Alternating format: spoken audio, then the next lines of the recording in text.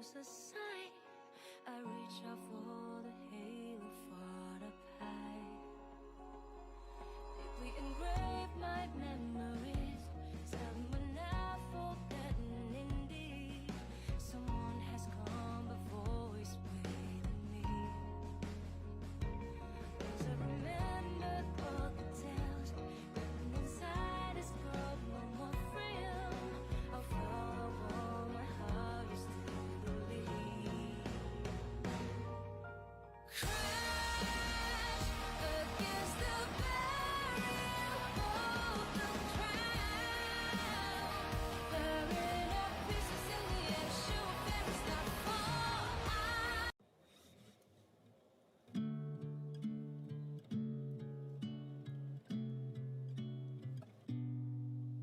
A fowl who's flying through the wind still needs a place to land. This world is a fragile thing, so darling, take my hand.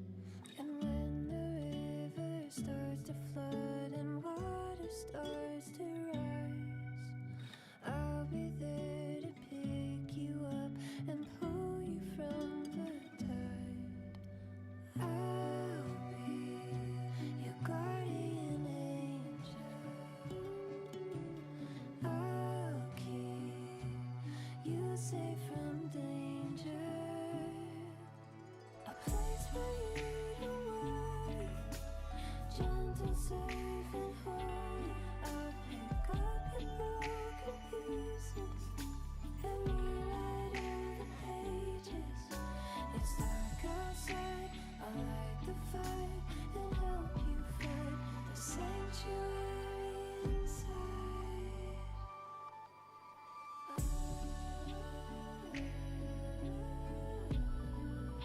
The sanctuary inside. The sanctuary inside.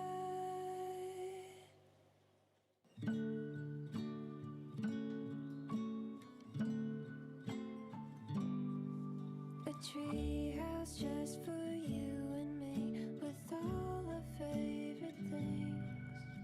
A secret magic melody that only we can sing. And outside when it's dark and rains, like a flashlight guide you home again. Lock our castle, toss the key, where we are queen and king. I'll be your guardian angel. I'll keep you safe from danger.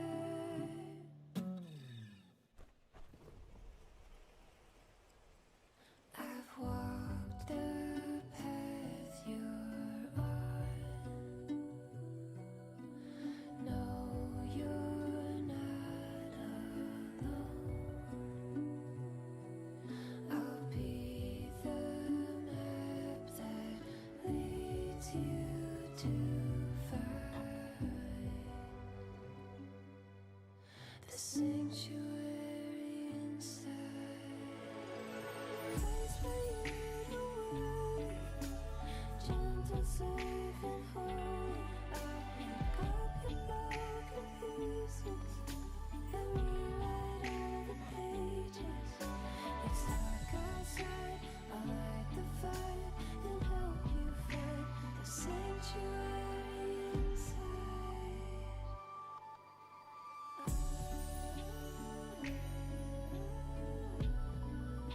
The sanctuary inside. The sanctuary inside.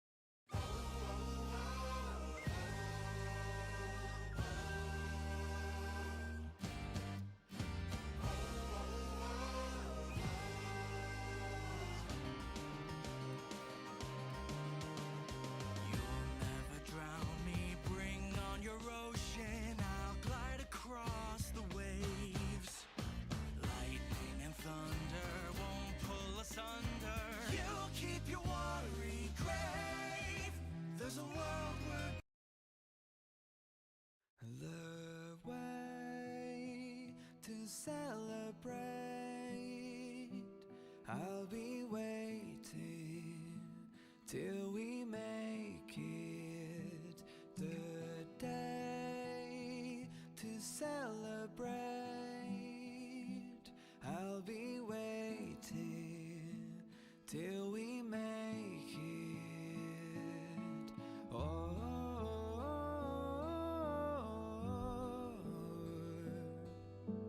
we will see. Come with me, take the journey.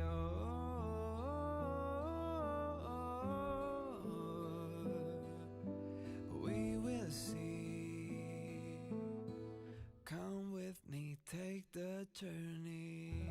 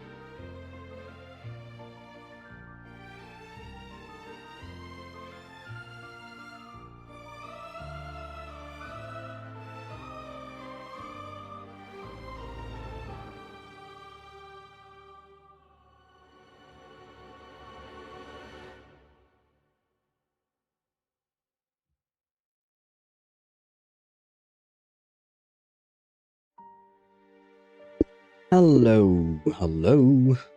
Can I hear myself somewhere?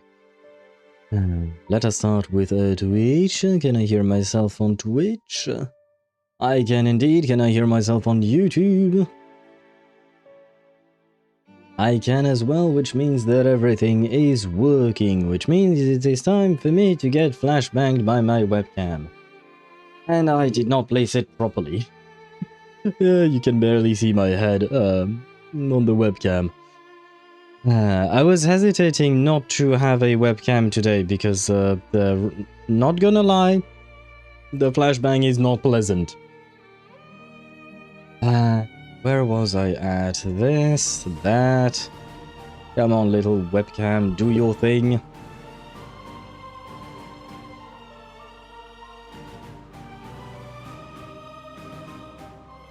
And okay, that thing is dead. Well, that's great. A great start. We are not late, by the way. This is an illusion of the mind. That is a trick from Mr. Roth. She was bored, so she decided to make up some things or something like that. I think probably. Do you work? Yes. Okay, that works. Good. And where are we? Switching the scene right now. There we go. Hello, hello, hello. Welcome in to the stream. Where am I at?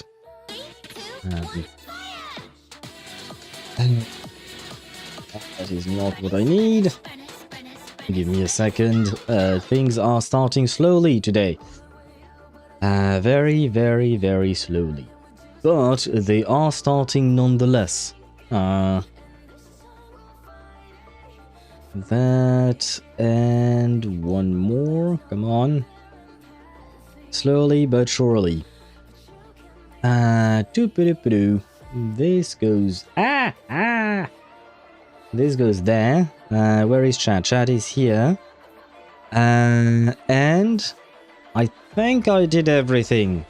Probably. I hope. We'll see. But let's say Let's start with messages. Who starts? And hello, Ktosh. How are you doing? Welcome to the stream. I hope you're doing well. Hi, Unkstackle. Well, that's a new one for certain. But hello to you, indeed. I hope you're doing well. Hello, Chip. I hope you're doing well as well. Good night. Good morning. No, this is the start of the stream, so for you it should be the night, more or less. But hello to you, and welcome to the stream. I hope you're doing well. Josh, I saw your character flexing. I shall get to it at some point before we get to the game. I just want to say hi to everyone first, but we shall take a look at your Tignari. You know what, let me copy your your Akasha thingy first, because otherwise I'm going to lose it before... because of more, you know, what do you call that? I'm gonna lose it in the messages that will come. There you go. I have it. We are going to take a look at your Tignari in just a moment. Hello, Swavy. How are you doing? Welcome to the stream. I hope you're doing well. And hello, Deidara. How are you? What is what I call timely time? What? Huh? What? That sentence was a sentence of all time that did not exactly, what? Are you okay? I hope you're doing well, but I do welcome to the stream.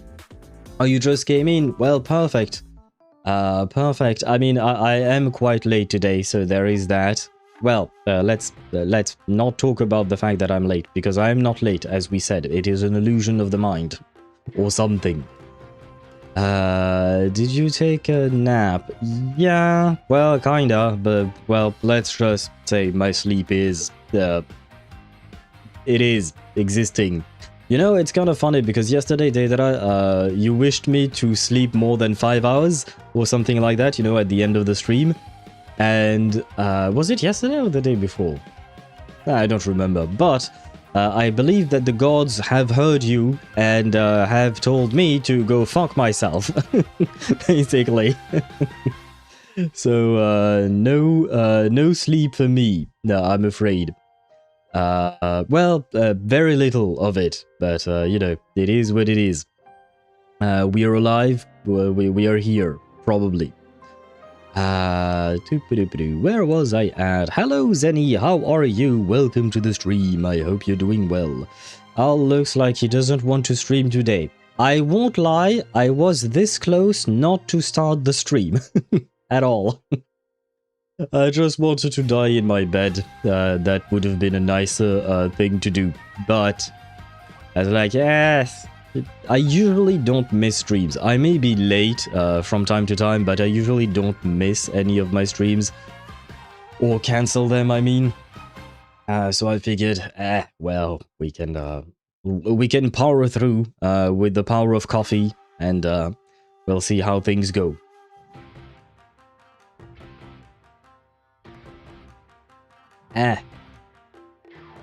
But hello to you, by the way, and welcome to the stream. A strange stream, but a stream nonetheless. 1 AM, I don't know if you call it night or morning. Yeah, I would still call it night, personally. Technically speaking, yeah, I see what you mean. I think 1 AM I would still call it night. When you get to like 4, I would call it the morning or something like that. And it doesn't really have any rhyme or reason, it's just how I feel about those times. But it is indeed quite late for you. I hope you're not too tired, Chip. And hello, Charo Master, how are you doing? I hope you're doing well. I'm checking out Columbina's JPVA on Behind the Voice Actors and noticed a Reverse 99 character there, Willow. Is it a playable character or not, and how important is it in the story? Willow is a playable character, though she was part of an event. I don't think we saw her in a main story chapter. I think I mean, the thing that is kind of complicated is that she is a character that appeared in the 2.x series of updates, and events in the 2.x series of updates were like, because we have main story chapters and then we have just events, but events had main storylines in them during the 2.x series of updates, so it kind of blurred the line between the two. But she was one of the two main characters of her patch. I will say that much. She was one of the two main characters of her patch, so she was important to her own story. But I don't think she appeared in the for the actual main chapters. Willow the Hag, I remember exactly. Well, she's not exactly a hag. She's basically your age, I think. If I recall correctly, she was supposed to be 25. Then we had the knocker-upper brat. She wasn't a brat. Flutterpage is not a brat. Come on. Flutterpage is not a brat. She's just she's a sweet kid. But she is like no, the brat was Freddy. Freddy was the asshole kid. But I mean, I suppose you could call Flutterpage a brat if you don't like people that wake you up. But it's kind of literally her job, so it's not really her fault, right? But wait, I missed a few messages. Does he mean that I responded to giving Expedition 33 a try, pirated, because still haven't paid for our thesis. Wait, you have to pay for your thesis? What do you mean? I don't know how that works in your country. Because I think, yeah, it was, as far as I know, we don't have to pay shit when we are writing a thesis in France, I mean. But anyway, how are you liking the game? And wait, you're giving Expedition 33 a try, but have you completed the Reverse 1999 story? That is more, well, perhaps not more important, but that is equally as important, isn't it? But I hope you enjoy the game, Expedition 33. I want to try it out as well. You know, I mentioned it on the Discord server. It's just that I don't know when I could do it. Given how praiseworthy the game seems to be and all the awards it won, I feel like it would be kind of nice to stream the game when I actually do try it. It's just like, when? You know, when can we do that? Because our schedule is kind of packed between the 5 gacha games that we already play and Baldur's Gate 3 trying to find its own place in the schedule and having a whole dedicated day for itself. I can't add more days of streaming during the week because I just simply cannot physically do that. So yeah. But I hope you enjoy it. Tell me what you think about it, Chip, once you actually play the game. I am now Equilibrium level 1. Oh god. What'd you call that? Good luck to you. But it is kind of funny that you talk about Equilibrium, because, you know, I think it was yesterday or the day before, when you mentioned the Equilibrium thingy, I was like, what the fuck is Equilibrium?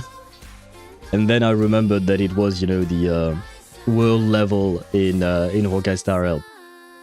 Yeah, because, you know, once you reach the maximum, you don't really think about that because, well, it's out of your mind, right?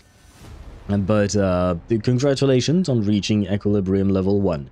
Enemies will become indeed harder. They will become harder and harder. I believe the maximum is Equilibrium, what, 7?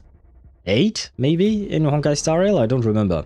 I know that nowadays in Genshin Impact we go up to level 9, I think, for world levels. But I don't remember for Honkai Star Rail. But why not sleep? I can't understand. Wait, what do you mean you can't understand? Well, sometimes your brain doesn't want you to sleep, and it just tells you to go fuck yourself. That's about it. That's about it. There isn't much more to the situation there. I'll passing out asleep on stream when? Sleep stream when? Probably never. I don't really find the prospect of a sleep stream interesting. I know that it's a thing. I've seen it. There is a whole goddamn category on Twitch for sleeping or something like that. I think it's called just sleeping or something like that, but I don't really get the point. Like, I mean, maybe it's useful when you're doing a subathon and and you're just, you know, and you need to sleep at some point because you can't just go on forever like that. It's a, yeah, I don't really see the point of it, at least not for myself, because I don't think I'll do something where I stream every day for X amount of time, because I physically can't. Like, it's not that I don't want to. Honestly, if I could stream more, I probably would. It's just I physically can't, so there is no need for me to even think about it. She's older than me. She's older than you by what, 1 year, if I recall correctly? Come on, she's not that much older than you. If you're talking about Willow being 25, of course. My brain is rotten again. I'm debating on starting another HSR account. Why would you... Oh my god. Why would you try... Why would you start another HSR account? What is the point? JP Duran is also Young Baz B from Bleach. 1000-Year Blood War. Well, it fits, cause they're both fire. I'll take your word for it. I don't know if you try to make a pun out of it or not, because I don't know who Baz B is. I haven't watched Bleach 1000-Year Blood War. I doubt I will. I know, I think it was Sparta who recommended it, but nah, I don't really feel like it. I mean, to be fair, I haven't watched animes in the past couple of weeks. I missed out on all the anime that I would have watched during this season, and I still have to catch up on others, so yeah, I kind of... right now, anime, no time for that. But speaking of Sparta, hello to you and welcome to the stream. I hope you're doing well. Just unlock the 25th hour, easy. That won't be enough. 1 hour is not enough. I would need another day in the week. I would need to unlock the 8th day of the week. It's just not...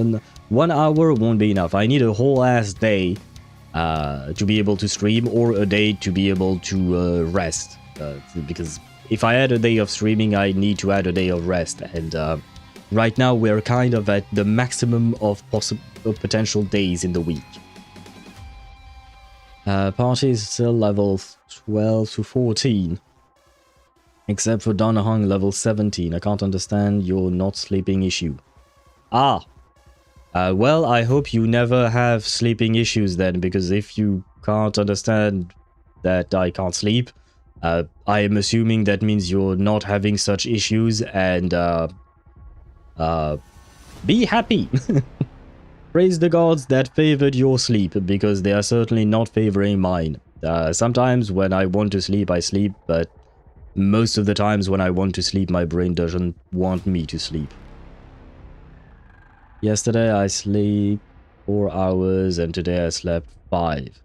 But that ain't good for your body, you do realize that. I mean, some people get by not sleeping that much. Kind of depends. I personally need at the very least 7 to 8 hours of sleep a night. Otherwise I will start feeling tired. But yeah, and on top of that, one of my issues is accumulating sleep debt, you know? When you do that for weeks and weeks and weeks, where you sleep in, what do you call that, where you don't sleep properly, it also accumulates, you know. Bed reveal when? My bed is right there, brother. You've already seen my bed. You don't really need a, what would you call that, a bed reveal. You've already seen, my bed, so it's already been revealed, is what I was trying to say. Subathon, just say begging for subs. I mean, I wouldn't call it exactly that. I understand why you would say that, but at the same time, streamers have to live, you know, and if they are doing that, what do you call that, professionally, I mean, if it's their main source of income, I can understand why they would want to do something like that, especially because, you know, like for instance, gacha streamers, oftentimes you see them spend a lot of money to pull for C6 characters or stuff like that. Where do you think the money comes from? It's either subs or sponsorships, because yeah, you know, that's how it works. So I don't like the way you phrased it, because like they do need to make a living somehow, right? They do provide you with entertainment, quite a lot of it, from what I can see from other streamers and big streamers, you know. So, you know, it's just one way for them to earn a living and continue to afford what they are providing, because basically people wouldn't stream as much as they do if they weren't able to earn something from it, because, you know, life is about money, basically. Without money, you don't live. So yeah, that's that's the way we live our lives nowadays. We don't really have a choice.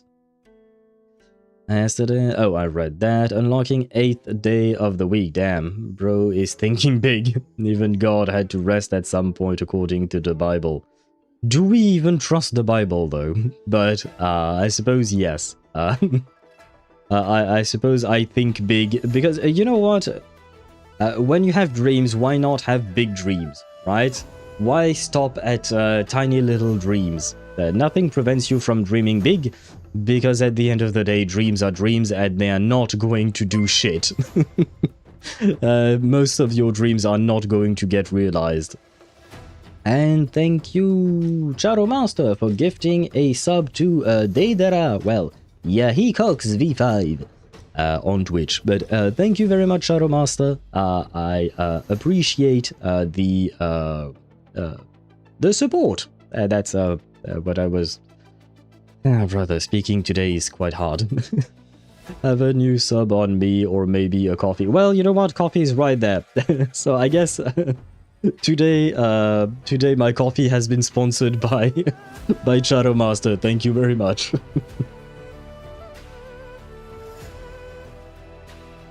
And I will actually drink. Thank you very much, Charo Master. Yeah, I have to say, today I do feel like shit right now, so it's kind of hard to... I will put on my streamer persona over time, I hope. But yeah, you know, like, I appreciate Charo Master's gifted sub, of course, but at the same time, I'm just like, I'm tired, man. You know? I'm just so tired today. But wait. Where was I at? What I mean to be is natural. You feel tired and then you sleep. Yes, but sometimes even when I feel tired, I don't sleep. Like my body feels tired, my brain refuses to allow me to sleep. So there is that. Even if I want to, but I lay awake. And I lay there on my bed waiting, waiting and waiting. I normally sleep for around 6 hours and I'm fine. Yeah, like I said, Shadow Master, some people can get by with 5-6 hours of sleep. Some others need more like 8 to 9 hours. I remember one of my exes, she needed like 9 to 10 hours of sleep. Like she really needed a shit ton of sleep, well, compared to the average and compared to people who don't need that much sleep. Like I said, need around 7 to 8 hours. I would say that'd be nice. 8 would probably be ideal for me, but that is absolutely not what I'm getting. Hence the fact that I am tired. Where was I at? I sleep like 8 hours, not gonna lie. Yeah, 8 hours is pretty good. It is the average for adults. I mean, kids, for instance, they tend to sleep way more, for instance. Hate the feeling of ending my day and going to bed. Well, I mean, you don't really have a choice, unfortunately. You do have to sleep at some point. Though there are times when I don't want to go to bed either, so I do understand what you mean. If I sleep 8 hours, I feel like I'm losing time. 6 is better. Well, I mean, if you can function without being tired with only 6 hours of sleep, that is good for you and your body. I cannot. I mean, I could, but it is not the ideal amount for me. So I have to go with whatever my body needs, regardless of whether I think I'm losing time or not. My dream is to afford a new hard disk. It's not exactly a big deal. I mean, it is a dream, right? And I hope you manage to save enough to afford a new hard disk, indeed. I mean, I suppose the dream is achievable, right? At the very least. Buying yourself a new hard disk, I think it is more achievable than me creating an 8th day of the week, you know? That's, between our two dreams, I believe yours is more achievable than mine. There is a chemical imbalance. Sparta_4 says I can't save €3 for a pack of cigarettes. Owl, LUL. Ah. Well, I mean, it is still more achievable than creating an entire day in our calendar, but eventually, hopefully, you'll be able to save, well, more than €3. And wait, packs of cigarettes in your country are €3? Holy cheapness. I mean, good for you. Because in France, they're like €15 nowadays, I think, maybe even more. It's been a while since I've bought a pack of actual cigarettes, but prices have gone up quite a lot over the past 15 years. But wait, I think... Oh, there is a chemical imbalance there when you can't sleep even when your body is on the verge of collapse. Yeah, no, I have issues. I have issues indeed. That is very weird. What if you try listening to some music? Oh, brother, I have tried many things. If my brain does not want to let me sleep, I will not sleep. That's about it. I mean the longer one. What is the longer one? Oh, that one, I think. A funny thing, it's not just... It's not for... Funny thing, it's not for it. But streamers misunderstood it and they're using it like that. Just Sleeping is a title of a game. Oh, I see. I'm assuming that's the message you're talking about. I didn't know that Just Sleeping was the title of a game. I guess. I mean, and what do you do in that game? Do you just sleep? I guess. I never knew that was a game. 6 hours of sleep and 2 small cans of energy drink per workday and I'm fine. That's good for you, I suppose. Keep, what do you call that? Keep counting your blessings, I suppose. I can smuggle you some. No. I stopped smoking, and I'm quite happy with that. But speaking of that, I'm going to vape because I haven't, since I woke up and, my nicotine receptors need some. One energy drink can make my legs move itself. Really, like auto like really? I don't really drink energy drinks. I mean, coffee, I suppose, would be considered a type of energy drink, but not really. But yeah, I don't usually drink them because I mean, I do like Red Bull. It is kind of nice in taste, I mean, and they have several flavors, but not exactly a fan. And why is my nostril so itchy today? God damn it. Takes me a while to actually fall asleep. Yeah, same. I mean, sometimes I fall asleep in like 5 minutes when my body is on the verge of collapse, like Sparta said. I can fall asleep in like 5 minutes. Sometimes it takes me 2 hours, 3 hours to fall asleep. So, yay for that. And wait, I just noticed, I think my... Yep, that's what I thought. My speakers were still were on, which they serve no purpose since, you know, I have the headset and all of that.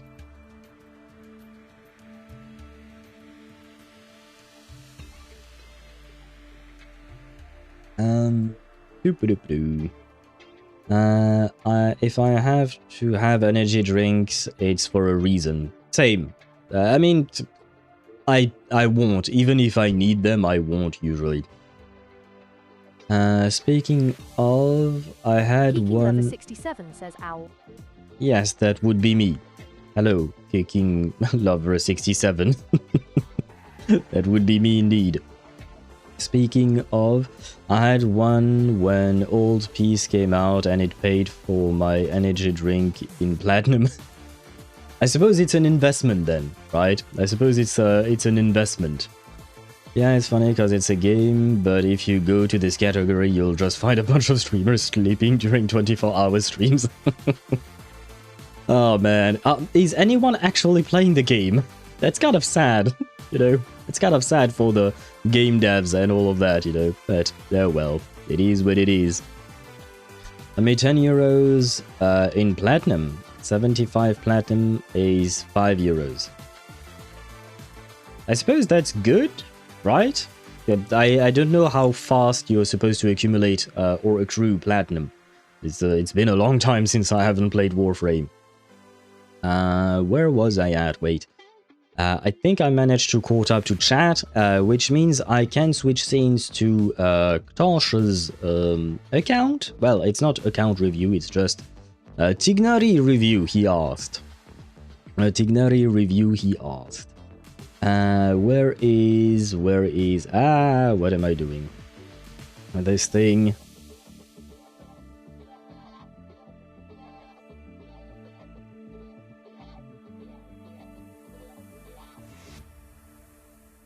And there. Now you should be able to see Ktosh's Tignari, because I have not forgotten about it. I was just trying to catch up to chat first. But there you go. Where is my chat? My chat is here. I also need my stream manager. There we go. I now have everything in my possession. So you have a Tignari level 80 out of 80. I do believe he would benefit from being level 90, right? Because he... yeah, with being Dendro, he does scale a bit with Elemental Mastery in terms of how his damage works, so he would benefit from being level 90. You're gonna need to farm. You're gonna need to farm. It is kind of expensive to level everyone to 90. At some point I kind of realized that, but I still need to do it myself. My energy drink was 50 cents. Well, I guess that means the investment paid off, right? The investment paid off. If you invested 50 cents for 10 euros of platinum.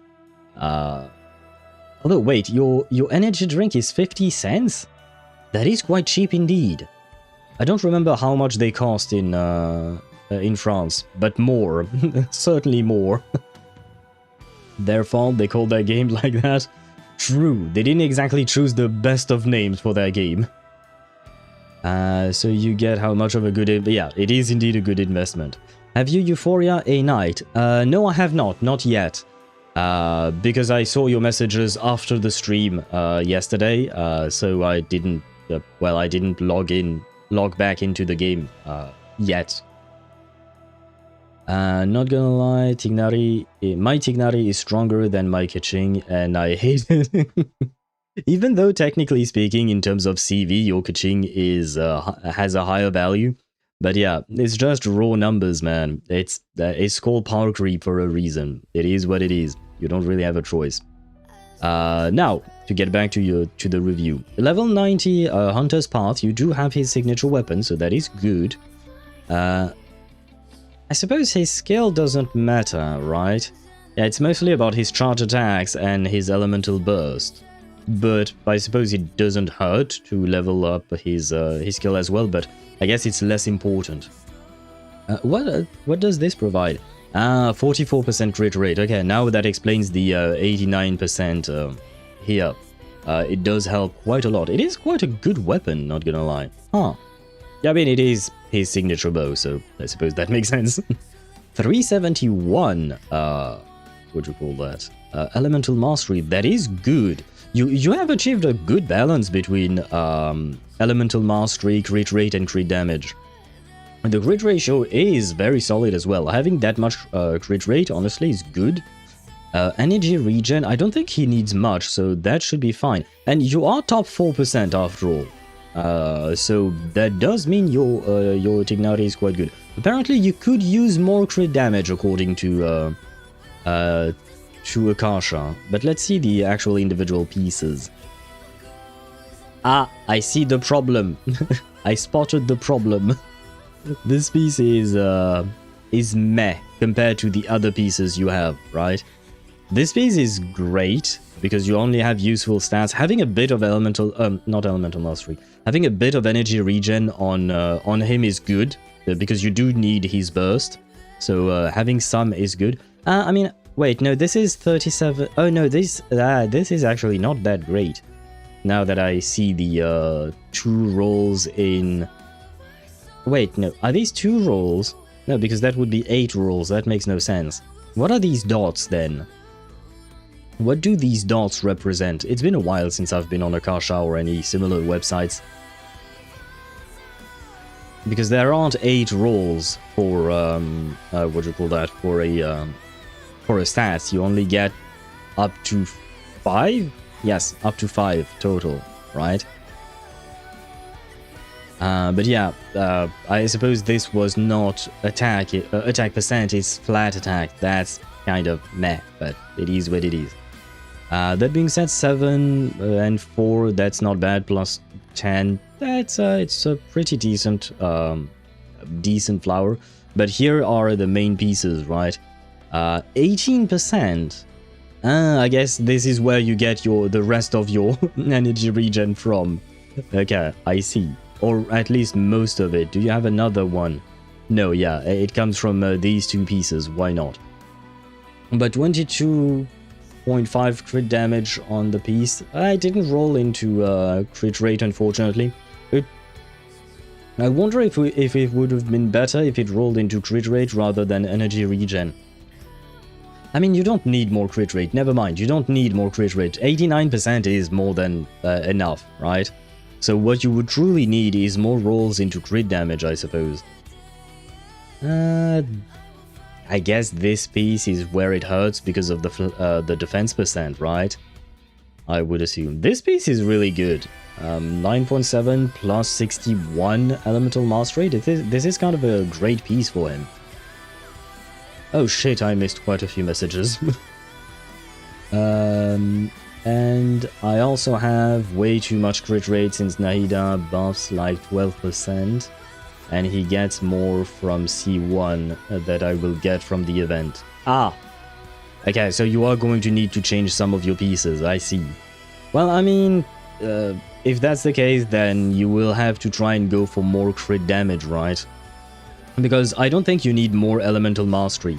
Usually, if I recall correctly, aside from characters that you play for Hyper Bloom where you need 1000 elemental mastery, characters like Tignari and Alhaitham and guys like that, they want to sit around 300 to 400 elemental mastery, if I recall correctly. Let me check.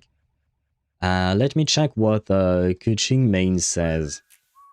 Because it's been a long ass time since I've built Tignari and kind of forgot about him.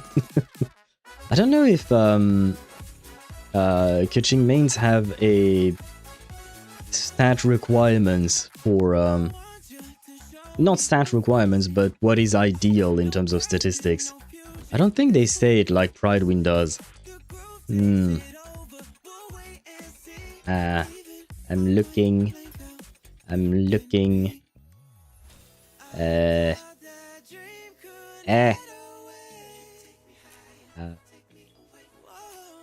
No, it doesn't really say.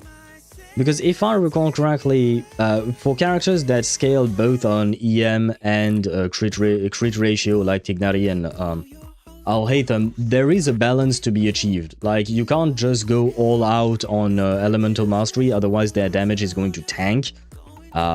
So yeah, I do think you're maybe on the upper level in terms of elemental mastery.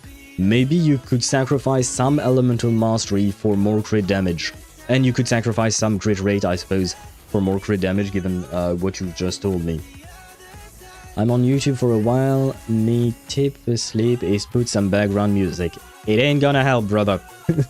Believe me, I've had sleeping issues for the last 14 years. I've tried most things that you could think of at this point. I've tried many things. And 99% of things don't work. If I get... Oh, by the way, I missed a message from Dan earlier. Shit. I saw the message from YouTube, but I was kind of focused on on responding to other things, so I was like, I will get to his message afterwards, but I forgot. Sorry, Dan. I hope you're doing well. I am dying here, but I am okay, kind of. But hello to you, and once again, my apologies for not reading your message sooner. But welcome to the stream. A bit late. Everything is a bit late today, I suppose. If I get him to level 90, I will also have a good amount of attack. Also, so I might get to 1 to 2%. Oh shit, I didn't even notice your attack being so low. Huh. It is very low, now that you mention it. Huh, how come? I guess you have no attack rolls whatsoever. I wonder, how does he perform in Abyss-like content and stuff like that? I mean, the content right now is not really meant for characters like Tignari, so I don't know if he will perform well. 1,000 attack on Tignari, for Tignari isn't that low though. Average is 1,100 to 1,200. Really? I mean, like I said, it's been a long ass time since I've built my own. I don't even remember what I have on my Tignari. Where is my Tignari? Holy shit. I can't even find my Tignari. Oh, did I never update him on Akasha? Oh shit. Tignari. I'm sorry, Tignari. I guess I forgot to put him on my Akasha. Oh well. Well, too bad. Too bad, I suppose. But wait, where was I?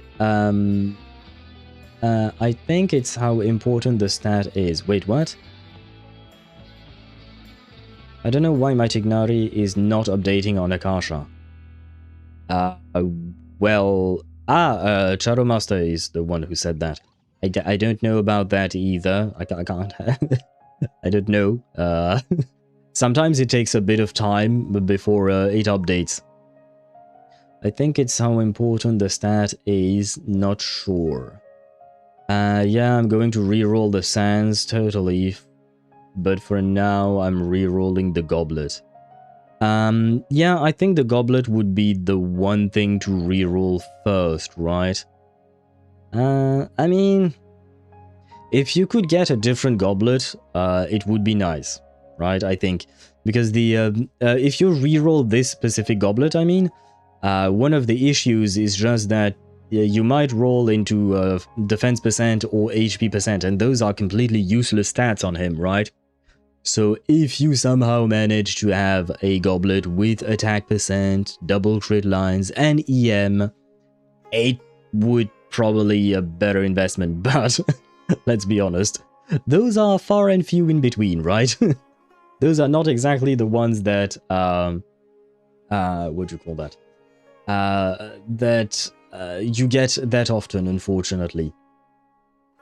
I mean, wait, so many messages. Where was I at? Yeah, yeah, I read that. I just need one more feather. Feather is decent, I would say. But I don't think replacing the feather is the priority, unless you just want to sacrifice some EM and some crit rate for the crit damage, as we mentioned before, I suppose. But otherwise, I'd say your feather is one of the better pieces. I mean, it's probably not worth it, but still, it's still an onset for Kinich. So it isn't that bad, and I just use it for Tignari. What? onset Kinich. Oh, do you mean the goblet? I wouldn't say it's the greatest. It is passable, I suppose. But the question is your who is more important to you? Is it Tignari or is it Kinich, right? Because at the end of the day, that's how you have to choose between who to give what piece, right? So you have to choose. 1000 attack for Tignari isn't that low. Oh, right, I read that. Sent you my Tignari DCTM. He's C6, by the way. But we are already doing Torch's review, and you have not redeemed the thingy, Shadow Master. I have to start using the thingy and not just grab whatever people send me. But I think I limited it to 1 per stream, if I'm not mistaken. I hope I did that. So no other, what do you call that? No other reviews will be done. And to be honest, just because of lack of time as well, that is one thing as well. Rubushka. Are you listening to the song, Deidara? Oh, I haven't. Maybe I should have added that song to the playlist. Which reminds me, I did not add. I did not look to the songs that Chip requested. I completely forgot. My bad. And I forgot to add the Colombina bonk.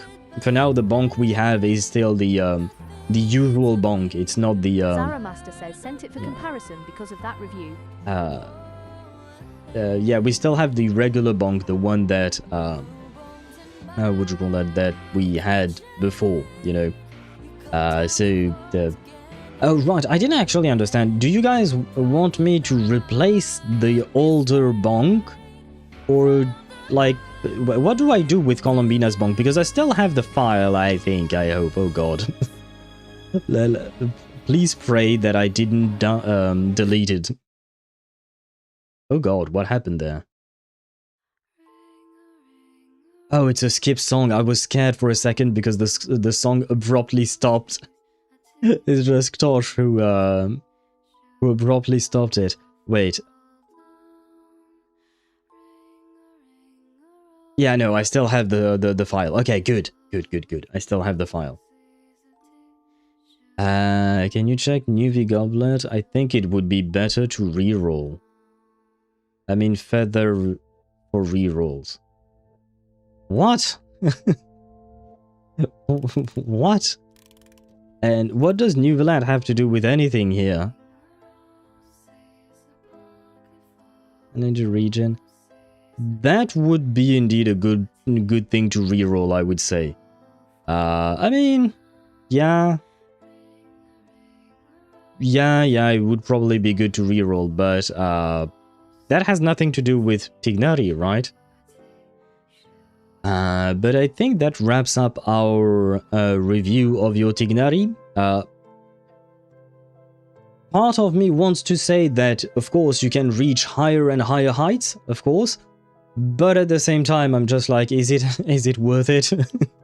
Is it really worth it to build up your Tignari? He's not a bad character, but he's an old character, you know, and he is, what do you call that?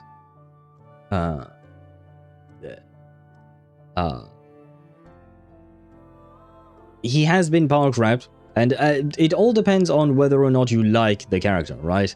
So only you can determine if it is worth it to invest in a specific character or not. But some ads are going to run. In the meantime, I shall switch scenes. There Zara you go. Master says, show him my Tignari so he can get inspired. I can share it with you on the Discord server if you're okay with that then. Because I don't want to have to... Because if I take a look at your Tignari, that means I'm gonna spend another 10 minutes having to talk about that as well. But we... yeah, you can just send him your Tignari directly. That way he can learn from that. Oh, and I just see that Charo Master has way less elemental mastery than you do. Ktosh, so maybe sacrificing some elemental mastery would be a good idea indeed. But in the meantime, I am going to trigger the ads on Twitch, and I am also going to launch the game, because we have to move on, and because ideally speaking, I wanted to be able to finish Reverse 1999 tomorrow. By the way, that reminds me, does anyone know how long, what you call that? How long it takes, like how many stages there are in Reverse 1999? Because that usually helps me plan, but I didn't look it up online. I kind of forgot. Has anyone finished the story already? 2 to 70. Yeah, thank you very much for the unhelpful answer, Ktosh. No, but yeah, because right now we are in node what? Node 5, if I recall correctly. Have the ads started? I guess the ads have started. You recently read an ad and you must wait to run another. I don't... Oh, okay, it hadn't started. Oh my god. Twitch is so freaking slow with those ads. And yet they are the ones who insist on ads being a thing. I mean, I suppose they don't really have a choice. They have to earn money as well. Maintaining their servers and everything is quite expensive after all. But here you go. Witness the beauty of Karen, if we can truly call him beautiful. I mean, I suppose beauty is in the eye of the beholder. While the ads run on Twitch, I shall do my dailies real quickly, and then we shall proceed with the story. But wait, if I recall correctly, we... Oh, okay. I was wondering what the heck that was, but I suppose it's just the way the game reintroduces you to the menu. Okay, so yeah, we did 5 stages yesterday. Good. Another thing... you know what? Wait. While my dailies are being done automatically, I will try to look up how many stages there are for this specific thingy. Where is that budget hog hiding? Let me find that. Verzeihen Sie mir. Who charged the Enemy star? case overloaded.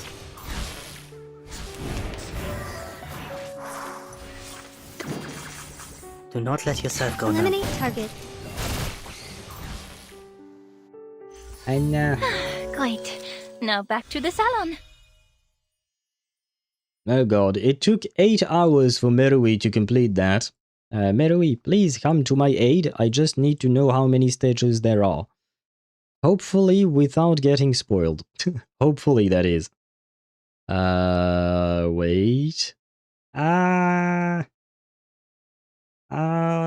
scrubbing through the time. Can I find it? No, I cannot. About here, no. Where is the timeline? And nah, this? No. Wait, no, wait. Aha! At least 21. I think 21 might be it. Yes. Yes, 21. Okay. That was kind of a pain to try and find it. But what would you call that? But we have found it. So we have 21 stages total. Okay. So if I'm able to do 5 stages today, we could do 11 tomorrow. That's kind of a big that's kind of a big ask. Okay. So maybe if we do like 7 today, that would leave us like what, 8 for tomorrow? Well, no, 7 today might be a big ask. Maybe 6 today, and tomorrow we can do... wait, how many would that be? That would be 11... Yeah, okay. Okay, I think there might be a shot where we... a possibility, I should say, where we manage to finish this tomorrow. I mean, we haven't started yet today, so we'll see. We might just be able to finish this... what do you call that? there is also the possibility that we only do 2 stages today, and that means tomorrow we're screwed. I know, I forgot about this thing. I didn't understand. There was a tutorial, by the way. I don't know if Dan is still here, but there was a tutorial. And then I didn't really fully understand what was happening. Salvage. Salvaging requires fluffy furry. Favorite. I suppose the initials of that the acronym would be fluffy, the FFF. But to me, the FFF stands for Fédération Française de Football. It's the French Federation of Football, basically. But anyway, one is provided daily for free. Okay. You can use Jig-Jog coins. Well, I have 5.9 million, so I might as well. Right, and you use these things to color your thingy. Yeah. I'm too tired to read. Leave me alone. I will read story-related stuff, but not tutorials. Not today. Check the Friends Discovery. I guess you guys have discovered stuff. Probably. Next discovery refresh in 15 hours.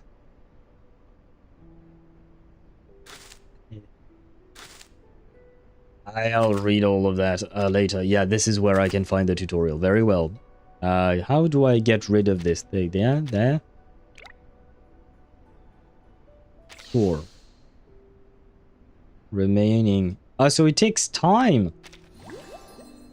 Okay, I see. What is this? Who is Weddy Sun? What is Weddy Sun?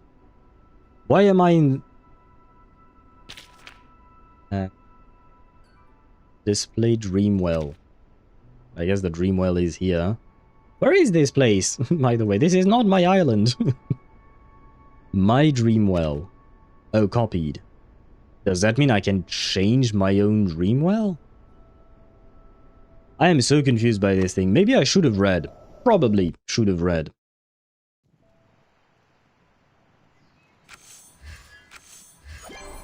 Sergeant Buddy Fairchild, at your service. Buy. Oh, maybe I should buy these things. Ooh, I kind of like this this shirt. But I'm not gonna lie, I'm a bit too lazy to redo everything. Holy shit, I need to buy these things as well. And wait. No, so I could... Wait, I thought they said we can use Jig-Jog coins to buy shit. I very clearly cannot buy the new things, I mean. Well, let me worry about that later.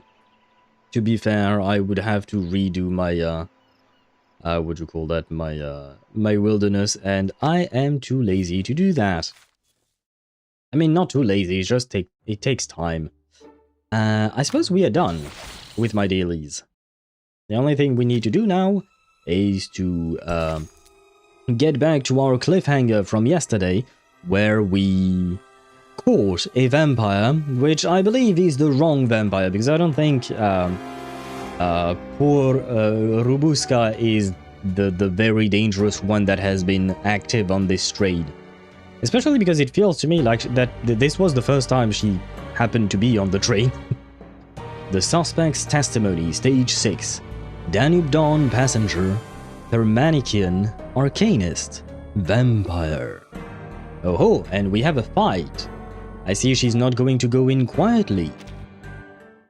I mean, I don't think Rubushka wants to fight both Semmelweis and Corvus at the same time.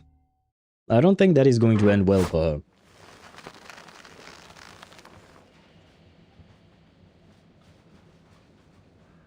So this is where the scene comes from. Well.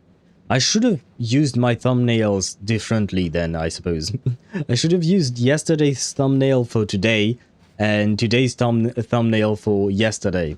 I suppose I could do I could make the change, but later, not now. Oh god, spoilers, need to dip out early now, au revoir. Oh, good night, Chip, yes. Spoiler alert, this is stage 6 of the story, for those of you who might not have completed it. But good night to you, Chip, thank you for being here, and I wish you a great rest of your night, because at this time, for you, it is night indeed.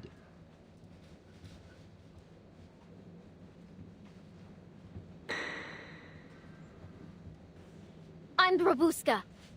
Question was, who are you? But I was drinking, so I couldn't read it. Are we done?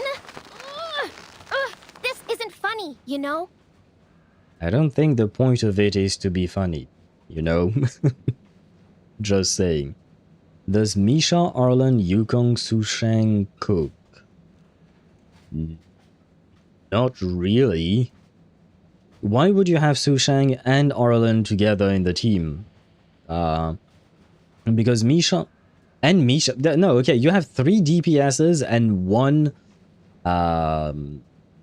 what'd you call that? 1 single target buffer. And you don't have a sustain.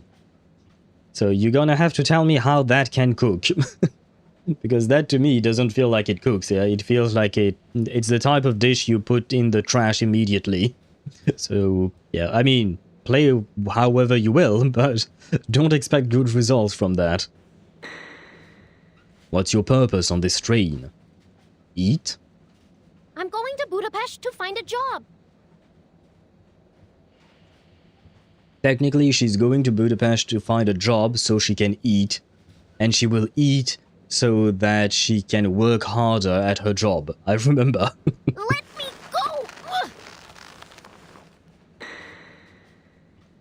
Do you have any companions aboard? Vampires don't team up. I wonder why not. People are too scared of me. Are you a vampire? Yeah, I'm a vampire, okay? But so what? I didn't do anything.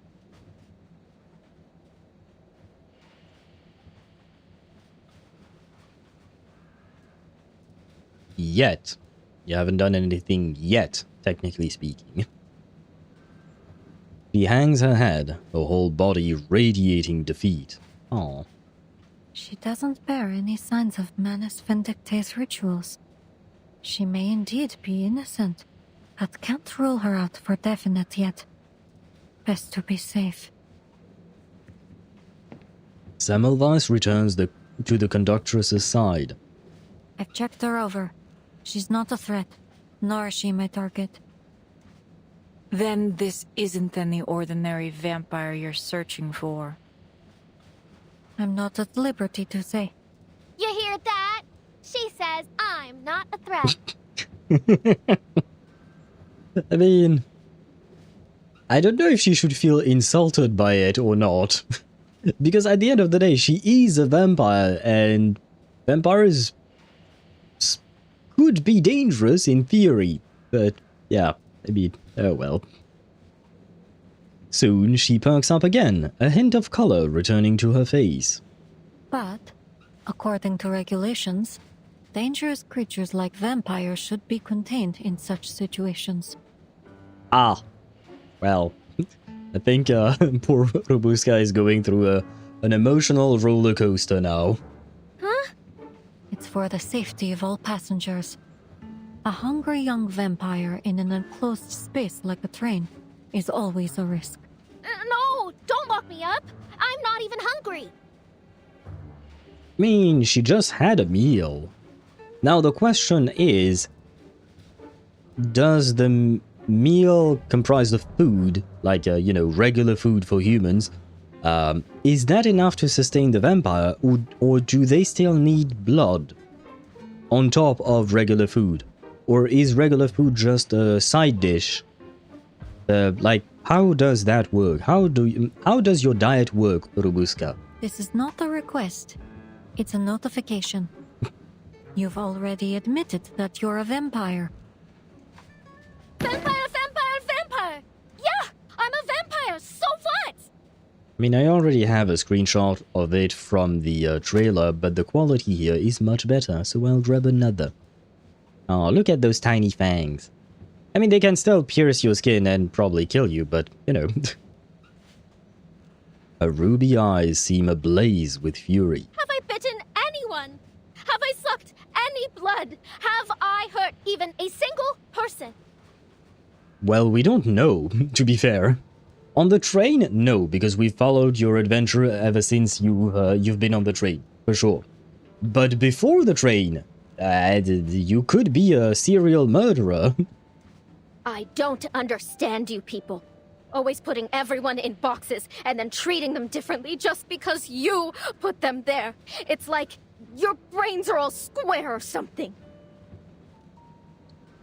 Square brains? How does that work? 1 minute we're friends, and then the next you're tying me up. All because of these boxes you're so obsessed with. Yeah, welcome to the world. We have discrimination. I hope you enjoy it. It's because of these boxes, these stupid labels, that this whole war started. Why, I have nowhere to go. And now you can't wait to do the same to me. Then fine, go ahead.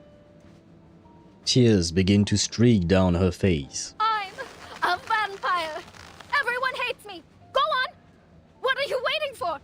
Follow your rules. Pierce me through with a stick! Oh, poor kid. Goodness, Rubushka. You... Have issues, yes. I mean, she has issues with the world, because the world has even bigger issues. The carriage is silent for a moment. The passengers stare at the girl as if seeing her anew. The conductress loosens the strings that bind her. Apologies. We had to tie you up to prevent you from... Aha! The weakness is revealed. Take this! How? I was wondering if this was all a ploy from her, and it was indeed. Okay, I see. Well, no Rubushka on my team, but do we have Semmelweis to fight against Rubushka, right? Yeah, perfect. We might as well. Stay behind me. I'll keep us safe. Not bad, assistant. You almost got me. Huh. You're not so bad yourself. Acting like you care, and then the next second, turning against me. Well, you want a problem? I'll give you a problem. Well, I think you're about to take That was certainly a choice. a jellyfish to the face. Easy. But Recycle and build the hidden. let's see how you deal with a jellyfish. Very well. Ah, she survived the jellyfish, I'm free. but not for All right, long. Rubushka. Calm down. Not for long indeed. Your struggle is pointless. I suggest you stop it. Pointless? Ha! Clearly you haven't met my teeth. I don't think she wants to. And I still don't know what's the deal with Corvus, because she is a patchwork character, right? At least that's what they call her, and all of that. But, like, is it merely scars from war? Or is it something else? Like, that I mean, I guess we need to dive more into Corvus' story to get to know her. Let me go! Battles have little meaning, save for the prizes to be won. I suppose that means Semmelweis was right. She's not much of a threat. I mean, we kind of two-shot her. And I used a team that is not that strong, to be fair. I didn't even get a good bite in! Resistance is futile. The conductress pins her down with ease. You're brave. Bold even. But you're not going anywhere. For now. Let me go! Let me... I leave her to you, investigator. The Danube Dawn is not a detention center. We have no obligation to take care of your travel companion. A minor nuisance, nothing more. If it were not for her missing teammates, the investigator wouldn't mind playing chaperone for a day. But perhaps we could offer a personal favor to Miss Semmelweis. The stewardess, silent until now, finally speaks with a strange note of eagerness. I'm sure I could find an empty room to take care of her. I mean, keep an eye on her. You're kind of betraying your sentiment there. The train will arrive at the border checkpoint later today. She can stay with us until then. Or does that mean they're ditching her at the border checkpoint? Semmelweis lets out a steady, meaningful breath, resigned to this course of action. I appreciate your cooperation. Wait, what about what I think? Where are you taking me? Sensing the girl's unease, Aima gently takes her hand. You can stay in my room, Ruby. Ruby? You're already giving your new friend a nickname when she's supposed to be detained. She's not supposed to be your friend for now. There's an extra sofa stuffed with goose feathers. It's ever so soft. You're welcome to have a rest there if you're tired. Ruby? Come to think of it, that sofa does sound tempting. You changed your tune so fast. Call it house arrest. Allow us to escort you. The two figures march down the narrow train corridor. One dangles by her collar, the other nearly scraping the roof. Together, an inseparable, uncanny whole. I can picture it. Watch it! You're pulling my hair! I'll fight you! All of you! I swear! If you ignore the faintness bit of noise, and that is. I misread that, but oh well. To begin, oh wow, that one was quite short. I was expecting more for some reason. Humans are known for their rationality. Yes, well, sometimes. Sometimes we're known for that. Not always. Did I miss anything to read, by the way, yesterday or the days before? Well, there was no days before, so... good grief. The Danube Dawn, Stage 7. Operations Manual 101. The Danube Dawn is designed to serve all members of the public in the Danube Basin. How is that part of the operations? Oh, it is the operations manual for the train itself, I guess. I was thinking this was the operations manual for, what do you call that? For, Semmelweis. But I guess not, never mind. Storyteller themselves roasting Ruby. Yes, they are indeed.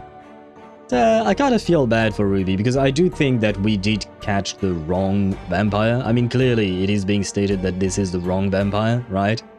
And she's kind of she's just there, right? She just exists, and just for existing, she's being mistreated. Well, mistreated. It could have been worse, honestly. It could have been worse. They could have put a stake through her heart. But I suppose now Ruby has a new friend. This is illegal, you know? Criminal! Let me out! Let me out! Oh. The girl shouts, pressing her right ear hard against the door, desperate to melt into it. Tap, tap, tap. The footsteps grow fainter, echoing down the empty hallway. Phew, finally gone. All right, Rubushka, what's next? Already scheming, she pulls a metal trinket from her rags and brings it to the Think something. this lock will stop me, eh? Lock.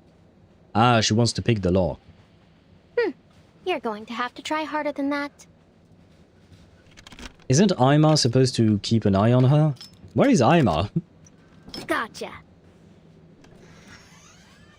The door opens only to a sliver, just wide enough for one ruby eye. Okay, coast is clear.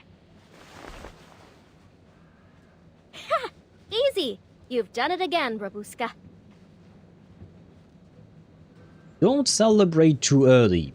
There isn't that much place in a train, you know, so they are bound to find you again, I'm afraid. Do you think 26 euros is too much for a Gengar plushie? Like the official plushie, not some Teemu slob. I guess it kind of depends on the size of the plushie, but I mean, it also depends on how much you love the Pokemon. Gengar is a Pokemon, right? If I recall correctly. I think I know which one it is, but let me check online because I'm curious. Gengar. Isn't it the purple one? Yeah, it is the purple one. The purple dude, I see. I mean, I just found it for 42 euros as well, so I feel like 26 is much better. 45 euros? Oh god, and that one is... the one I just found for 45 euros is actually not that cute. Not gonna lie. I will say that much. Holy... What the fuck? Wait.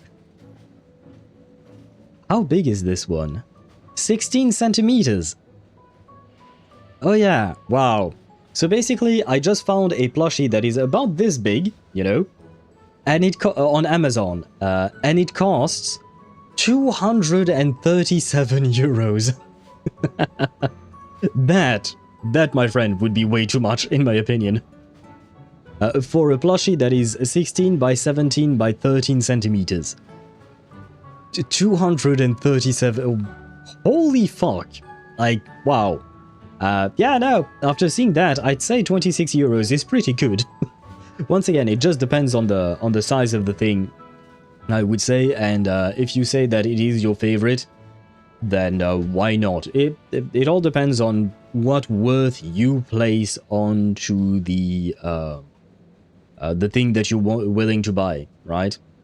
I mean, you don't have bills to pay because you live with your parents and you're quite young, Ktosh.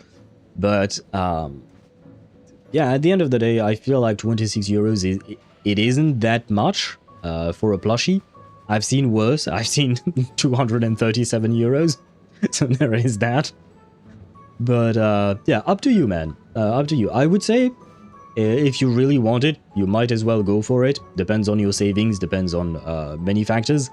But I wouldn't say that it is super expensive. Semmelweis did show a ticket for Rubushka, so technically our little vampire has a point with her complaints. True. True, but then which factor supersedes the other?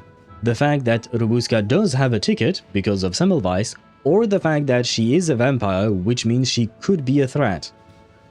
It's, I guess they chose that because she's a vampire, she represents a threat. So, she has no rights, basically. And let's be honest, I don't think in 1912, especially in the Balkan area, the Balkan region, I don't think they were really, what would you call that, respectful of people's rights. And even worse when considering this is Reverse 1999's world, where racism is a huge deal as well, you know, because humans are discriminating against arcanists, and arcanists might even be discriminating between each other. Vampires are a different breed altogether, and all of that. So she does have a point, but I'm afraid no one is going to hear her point. So that is kind of sad. What is the best piece to craft in HSR?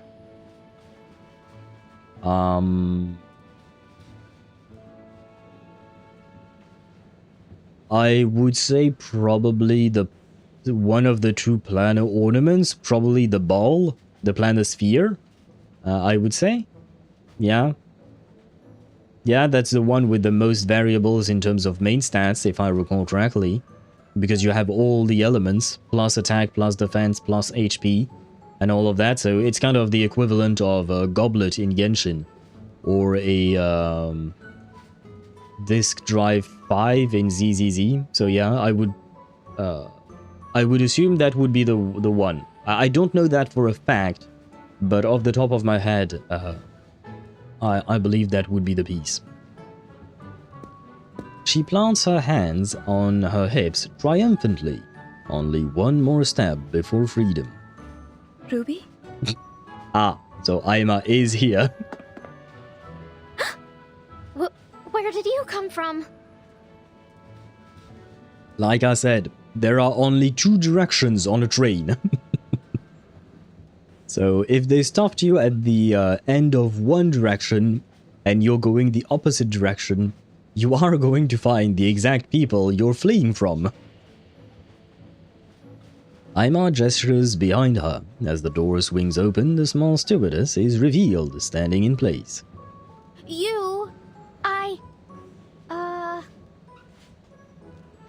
Caught off guard, Ruby freezes. She doubts her chances to talk her way out of this. All right, I'm caught. So what? You going to report me to your boss? Shh. The stewardess presses a finger to her lips and winks at Rubushka. Be quiet, or they'll hear you. Are you afraid? I can smell it on you. You can smell fear? Okay, I have questions for you, girl. I know, yeah, you could... I mean, humans can't smell fear from each other, right? So I'm assuming she's not entirely human. Maybe. Aima. Afraid? Clearly, you don't know me. So, are you going to tell them or not? As long as you don't go running off, I won't.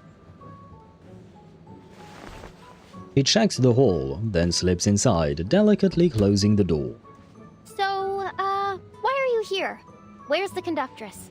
I mean, now that I think about it, while I understand that I wouldn't be happy if... Well, never mind. I might be happy if two very hot ladies were to tie me up. But that's a different context altogether, I think.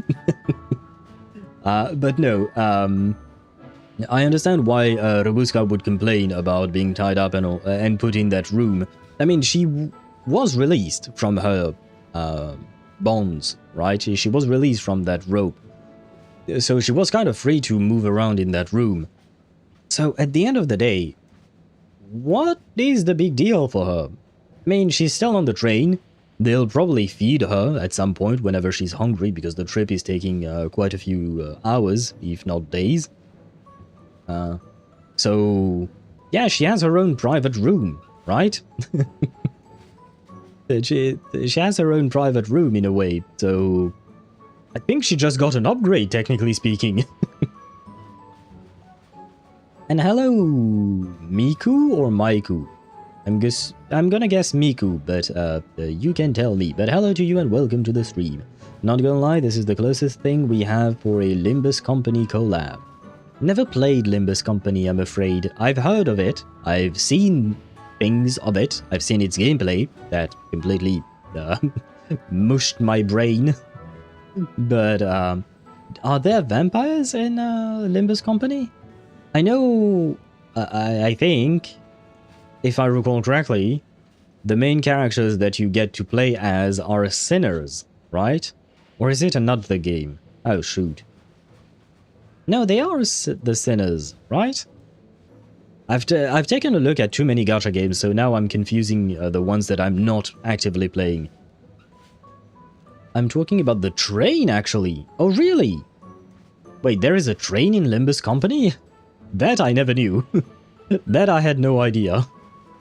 Just crafted 2 ropes and then proceeded to crash them because I didn't log them. Oh my god. Gosh. Well, sometimes shit happens. I am sorry for your loss. Sometimes we make mistakes like that. I don't know if I made such a mistake before. I might have. I don't think I remember. I choose not to remember, probably. They're in the break van. Miss Semmelweis needs to check over some files. Don't worry. Anyway, it's a bit dull all alone in here. Why don't we have a chat? Come. Sit next to me. She is kind of pushy, but I guess she's just lonely. Aima reclines on the sofa, patting the space beside her.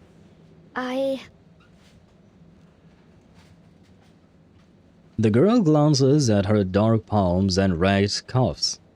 My clothes are kind of dirty. I don't want to mess up your sofa. Really, I don't mind. Warm words don't reach her. She stays rooted to the floor. Then how about...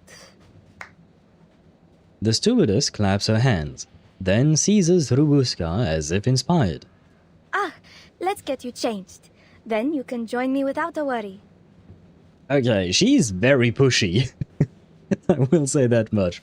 She is very pushy, but is this the start of a young, blossoming love between two teenagers? It is cute, though once again, she is pushy.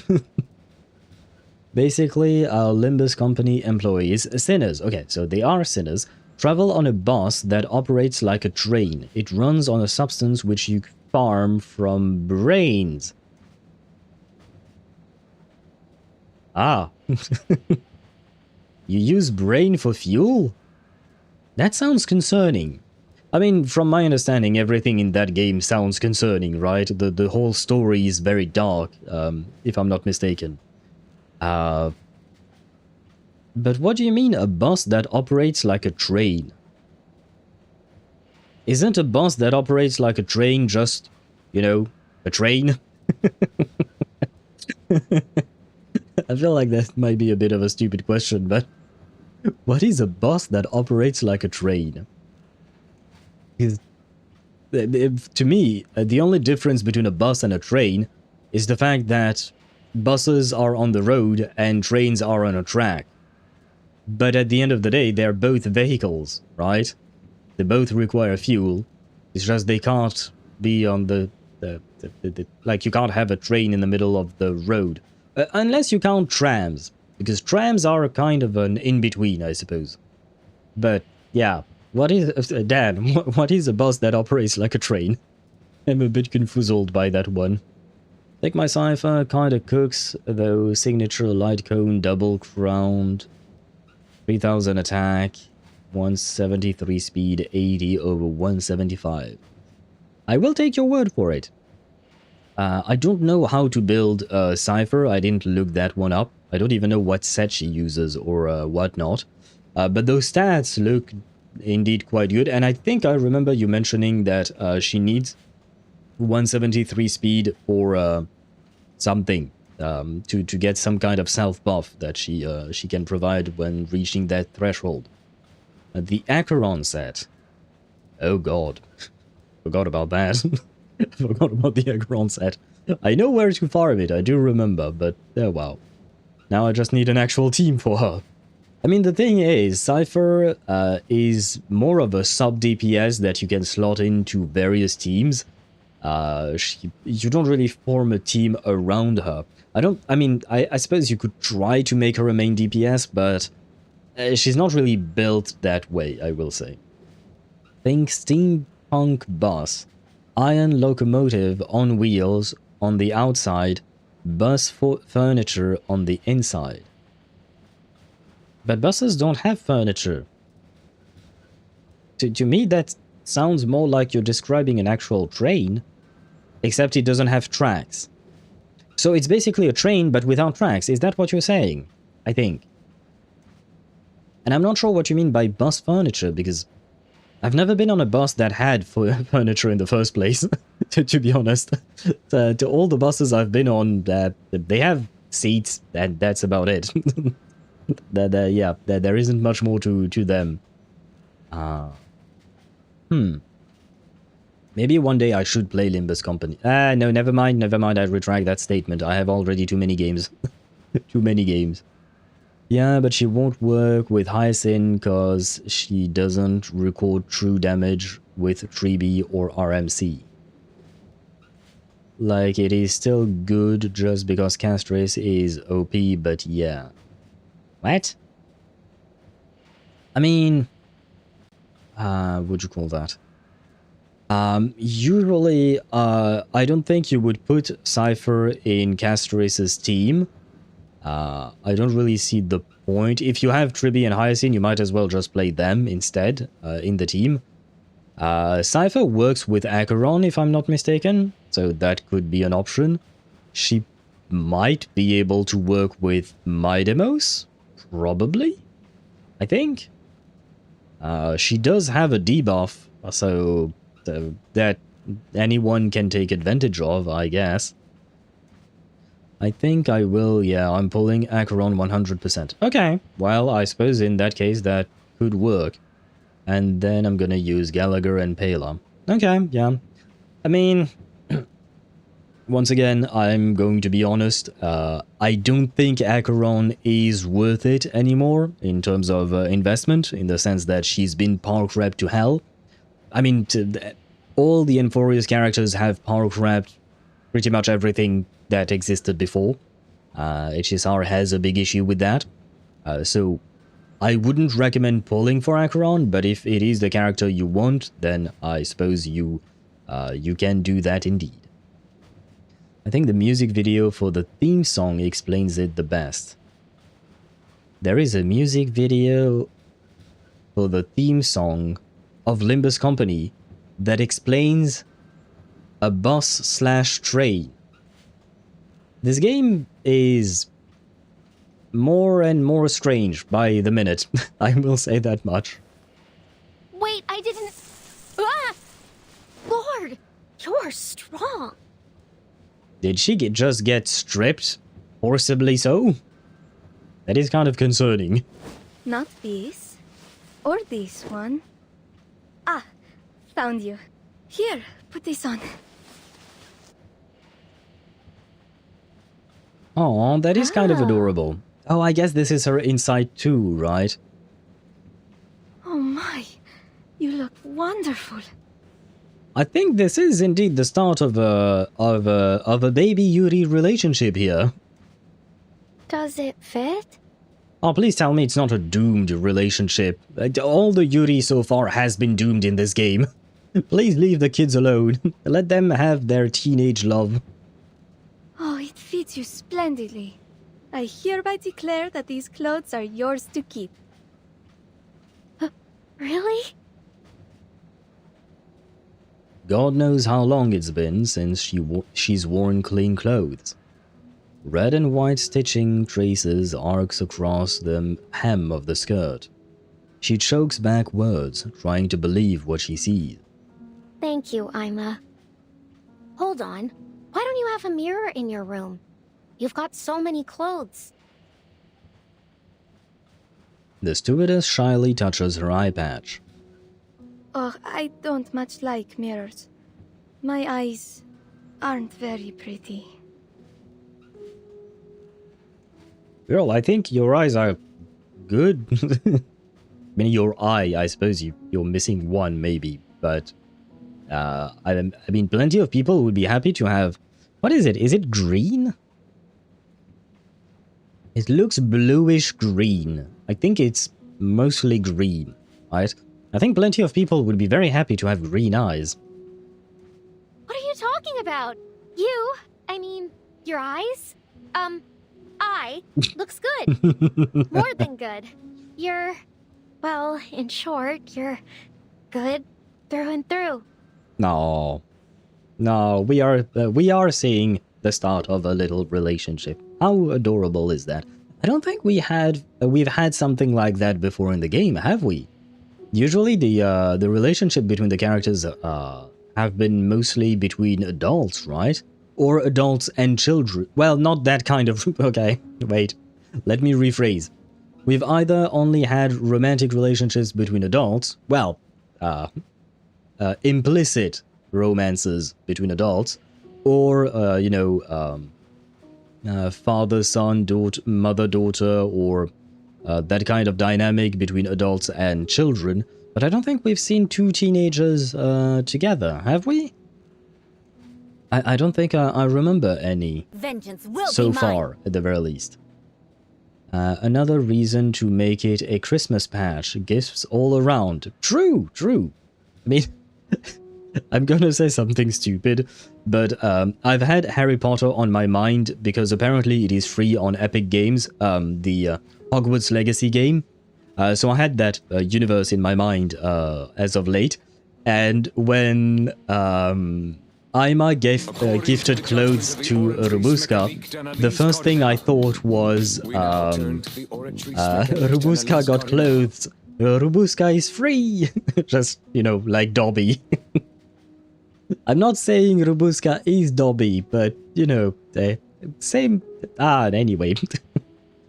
Is it just me, or Bronia's mom was kinda hot? Oh, Kokolia was hot, yes. She was definitely hot. Anna, wait.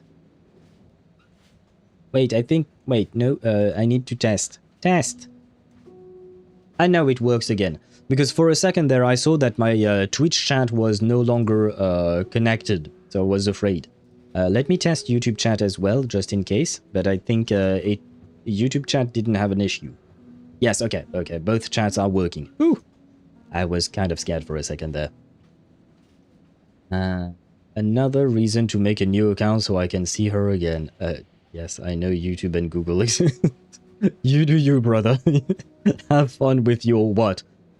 Third, fourth account on HSR at this point?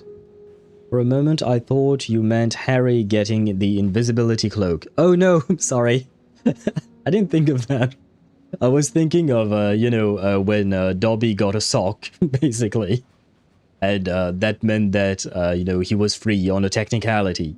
I honestly don't think that's how it should work, but, I mean, that is one hell of a loophole in the contract between, who was it? Daddy Malfoy, right? And Dobby, but, well, I'm not the one writing the, the story. But yeah, no, I was thinking of Dobby. I mean... No, she doesn't look like Dobby. Honestly, she's way cuter than Dobby. She scratches her head, gaze sliding to the pile of garments stacked nearby. I used to have a closet like yours, filled with silks, cashmere, corduroy, all kinds. And then the war happened, I'm assuming? Did you buy all these clothes yourself? Oh no. Most of them are from a family member. He said that life as a stewardess is as boring as our uniforms. So, whenever he goes off on a long trip, he buys me new clothes. That is kind of a harsh thing to say. Life as a stewardess is as boring as our uniforms. That's kind of judgmental, number one, and, you know, when the girl is actually a stewardess, don't tell her something like that. That's kind of mean.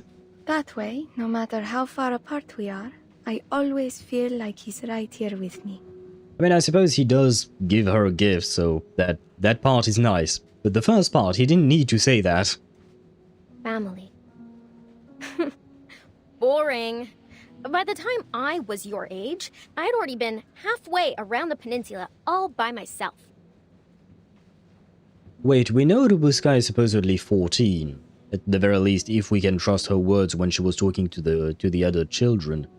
But how old is Aima? Because I don't think Aima is that much younger than Rubushka, is she? Goodness, that sounds wonderful. But I think my life is rather pleasant too. Every day, the train welcomes new passengers, all bringing their own stories. I can travel without ever having to leave. And the conductress looks after us. I know she seems stern and maybe a little angry, but she's truly lovely underneath. And a wonderful tailor, too. Hey, now that I think about it, she's actually just like a video game player. What did she say? Every day new, I can travel without ever having to leave. That's exactly what we're doing. I've never been on the Danube Dawn, I've never been in the region at all, I've never seen the Danube River or whatnot, and yet here I am on a beautiful train that I've never had to step foot on. Fourth, I wish that Bronia died. Oh god! I wish Bronia died instead of her mom and that she was playable. That's kind of a harsh thing to say. Poor Bronia. What did she ever do to you? She points to the row of matryoshkas by the window. See the clothes on the matryoshkas? She made every single one. Aren't they darling? The clothing is quite cute. Matryoshkas themselves, I've never been a fan of. I like the concept, I suppose, but not my cup of tea, I suppose. Yeah, I think I had some at some point when I was a kid at home. Each wears a colorful knit sweater. Their smiles stiff yet harmless. Why harmless? What? Why harmless? As a like, why describe them as being harmless? I mean, they are just, you know, wooden hollow statues, I guess. I don't really know what to call them. But yeah, of course they're harmless. I hope so. Huh? Wait, sorry. Are there 2 conductresses on this train? No, you know, people can be complex, Rubushka. They could seem cold from the outside, but actually very warm on the inside. I mean, No, I can't picture it at all. Understandable, but still. Rubushka jerks her head, attempting to banish the uncanny image. That conductress? Knitting little sweaters? Ugh. Just imagining it is giving me the creeps. Oh, come on, it's cute.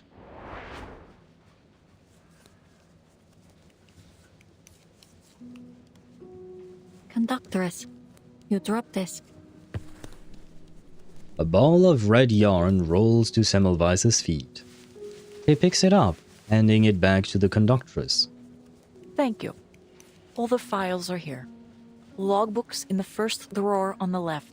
Shift handover logs are at the bottom of the second drawer on the right. Dispatch instructions are on the table. Much appreciated. Thank you again for your cooperation. Without a word, Corvus resumes her handiwork. The scarf bellows out with every stitch, keeping silent company. A rare moment of peace, perhaps a chance to understand each other. The stitching on this is immaculate. I'm surprised to see you're fond of needlework. Why not? It's a common skill. Nothing special. Wait a second. Are we seeing a double relationship here? One between Aima and Rubushka, and one between Semmelweis and Corvus. Are we being served double Yuri in this patch? Blunt words, blunt endings. The topic dies. Never mind. I mean, it's probably going to take some time. Corvus doesn't seem the type to talk a whole lot. The investigator returns to her file, scanning endless logs and numbers until she finds another opening. The name of this train is very intriguing to me. The Danube Dawn. Does it hold any special meaning? The carriage hums with the grinding of wheels. Another topic dies. Oh god. Sorry. I've never been much good at small talk or knowing when it's appropriate or with whom. Oh, poor Semmelweis. She's trying at least, To you know. unite all regions along the Danube. Huh? You asked if it meant something. She pauses her work to meet the investigator's eyes. It's simple. Unite all regions along the Danube and move forward into the new day as one. That is a beautiful meaning.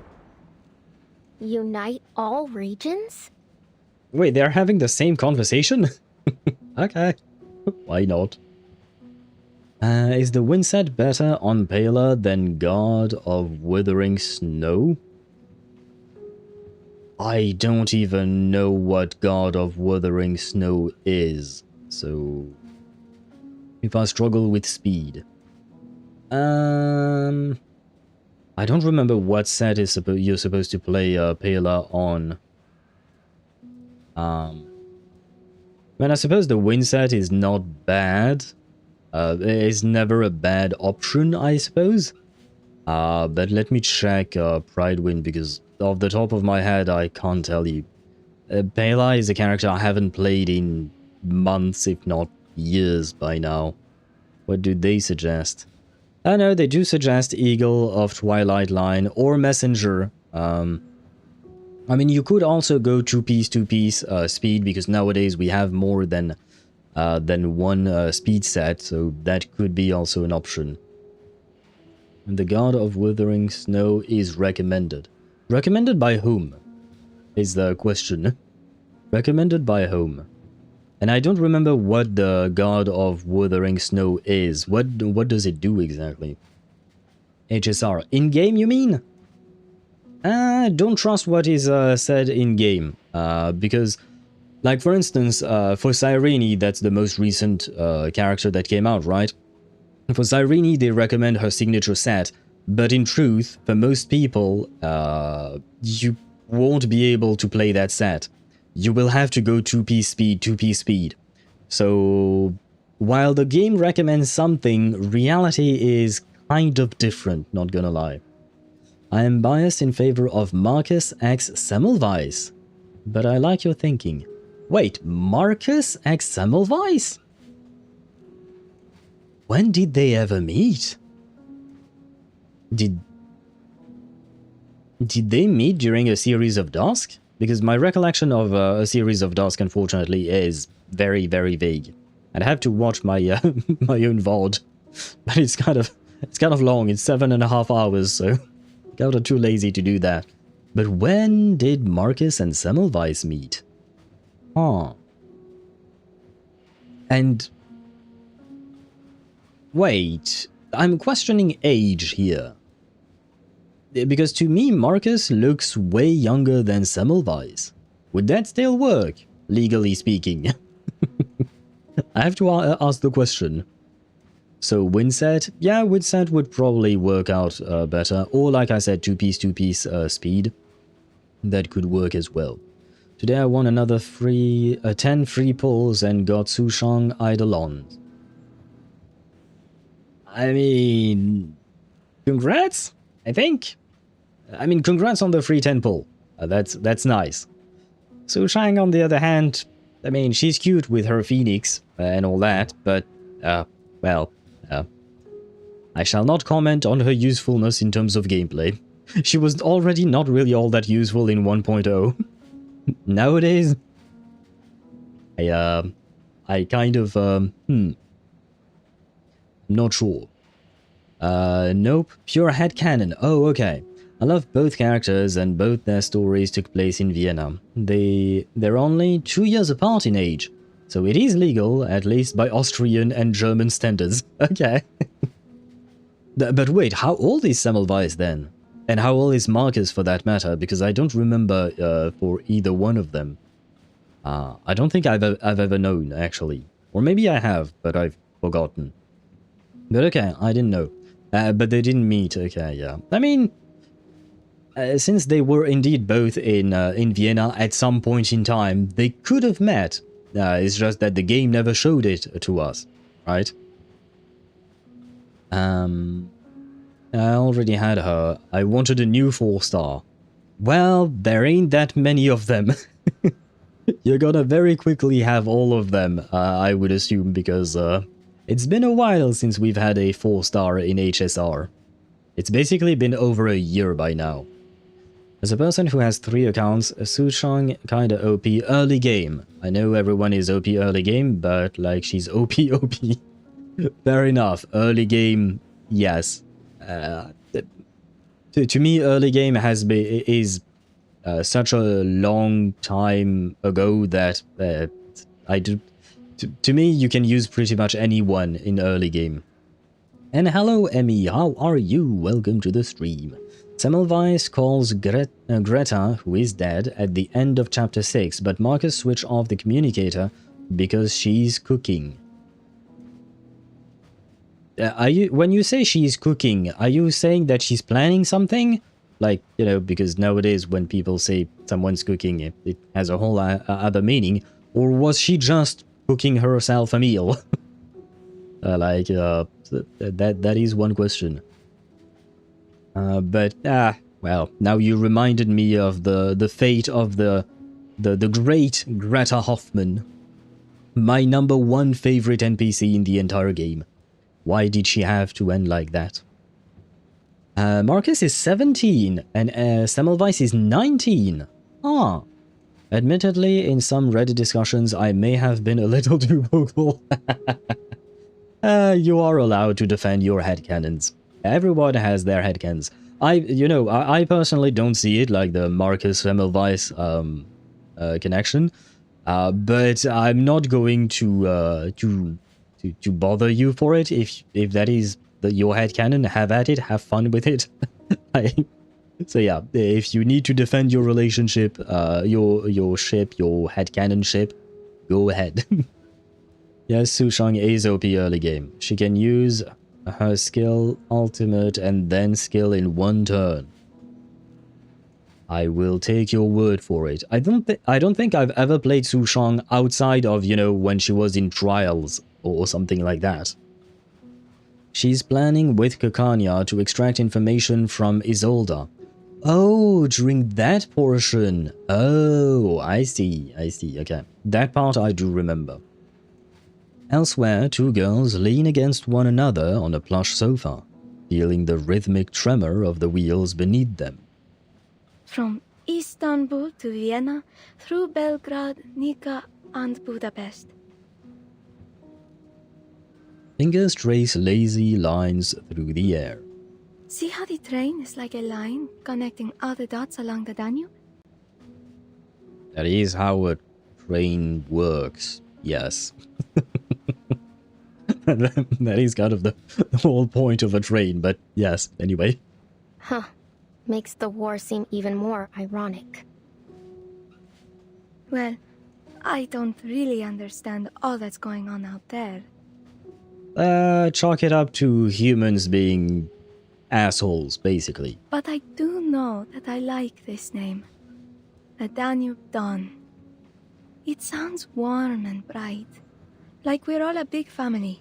What you said earlier about putting people in boxes, I feel the same way.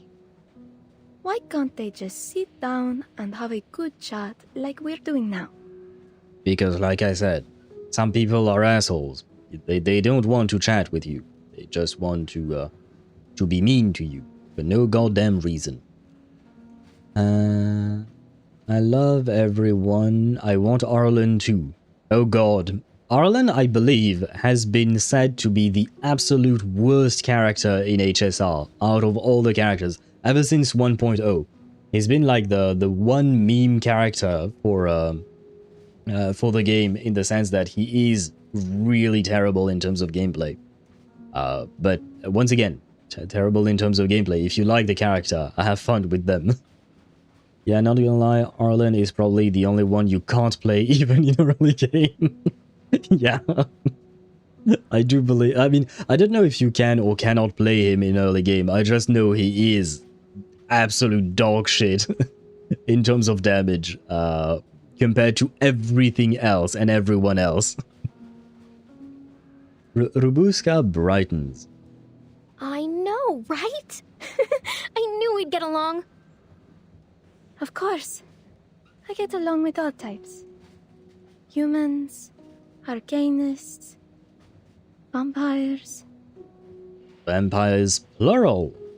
So Rubushka is not the only vampire you know.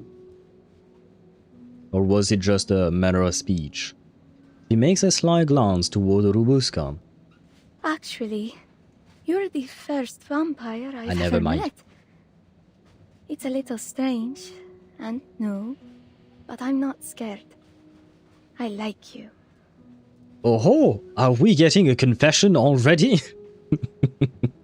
I'm just kidding. But as for being strange for vampires, I mean, aside from having red eyes and silver hair and fangs, they just look like human beings, right? So, is that really all that strange? I've seen people wearing Halloween costumes and such. I don't know. I think if I ever met a true vampire in real life, if they were a thing, I wouldn't find them all that strange. I might be scared though, depending on the... If they had the personality of Rubushka, I would be less scared, but, because it depends on the personality more than anything else, I suppose. Maybe if they removed losing HP mechanic, because why would he have that? I mean, losing HP mechanic can work. Look at Midemos. He works fine, right? It's just the conversion between the HP loss and the amount of damage he does is no, that is the part that is not working, I'm afraid. It is said that vampires having a natural attractiveness like Riz plus 20 passive. Yes. I mean, there is a whole seduction aspect to vampires, right?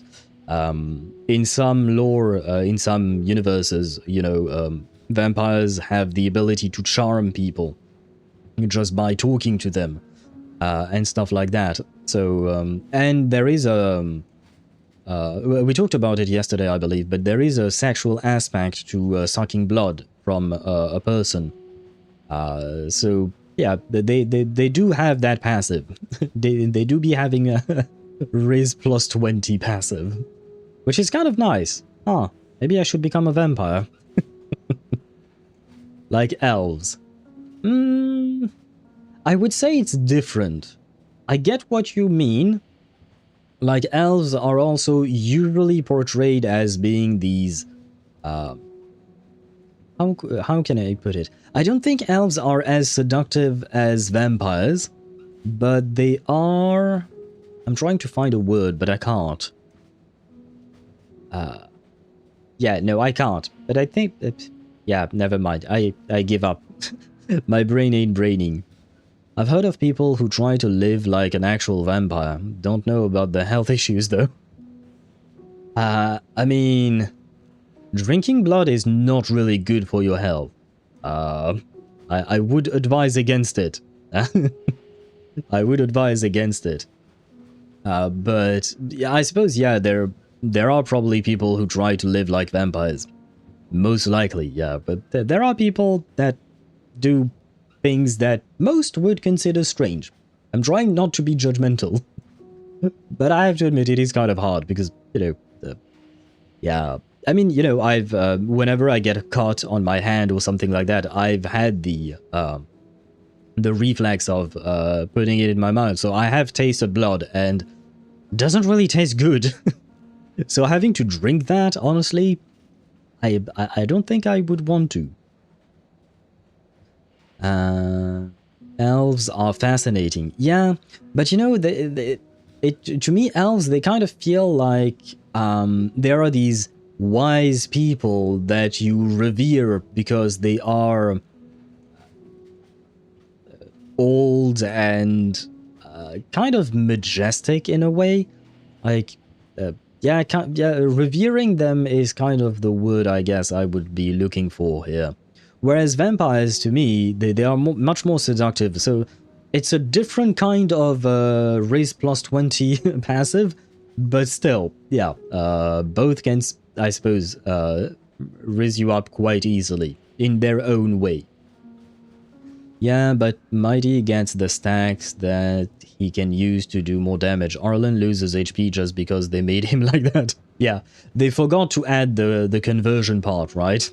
The convert HP loss into more damage. He was a prototype, okay? Don't be mean to poor Arlen. He was just a prototype. Am I in the wrong window? Oh, yes. Yeah, you're not so bad yourself. But is there actually anyone you don't like? The stewardess tilts her head back in deep thought. I can't think of anyone. Well, wait until you meet Freddy. Although you can't, because I yeeted him off a bridge. Huh, knew it. You like everyone, and everyone likes you. Like a happy little princess. The princess nods, graciously accepting her teasing. I'm grateful for the life I'm living, and I hope you are too. My only wish is that everyone could live together peacefully. Well, I mean, I share the wish. I don't expect it to happen.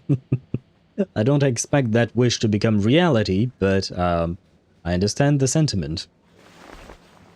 She clasped Rubushka's hand. Like this, see? Aha! We now have lewd hand-holding between two teenagers. Our fingers are born separate and alone. This is moving really fast, I will say. I will grab a screenshot because they are cute together. but this is moving really fast compared to but I do remember Kiwi and some other friends telling me that relationship between lesbians tend to move really fast. Never mind, okay, I retract my state. But I will say it does move faster than our typical relationships in Reverse 1999. Maybe it's because they are younger. Huh. I would have to ask Kiwi and my other lesbian friends if that's how it worked for them in their younger years. I never really did the math. Oh well. Solidified into blood sausage. It is pretty tasty though. Only had it as British breakfast and Spanish bar food at night though. Why not? But is it something that vampires can consume? Because I know of blood sausages, I've heard of them. I don't think I've... Oh no, I think I've eaten one. At some point, I think. One type of blood sausage, I mean. But I barely remember it. But what I was going to say is that I've never seen a universe where there were vampires talking about blood sausages, you know? So could that be a thing? Although wait, would they have to make blood sausages out of human blood? That's the other question, right? Because in some universes, vampires absolutely require human blood, whereas in others, they become vegan, like in Twilight, for instance, and they can eat, or drink, rather, the blood of animals to sustain themselves, even though it's not as good as humans, for instance. Like elves have charisma stat bonus, vampires seduction skills bonus. I think that's a good way to put it, Emmy. I think that's an accurate way of putting it. Arlen gets damage, losing HP up to plus 79%. I think the number itself is not that high, 79%, right? Because Mighty Mouse, just by existing, he gains 48% crit rate, if I recall correctly. Which is kind of insane. And I don't even remember the damage percent that he gains, but it is way higher than 79%. If I'm not mistaken. Like, way, way higher than that. But if we lock them together, they become one. Nothing can break them apart. No, I don't. I could break free anytime I want. The girl recoils slightly, but Aima's grip holds, gentle yet firm. Do you want to break free, Ruby? Her pale hands are nearly translucent, faint blue veins showing through. Palm to palm, those threads intertwine, binding them.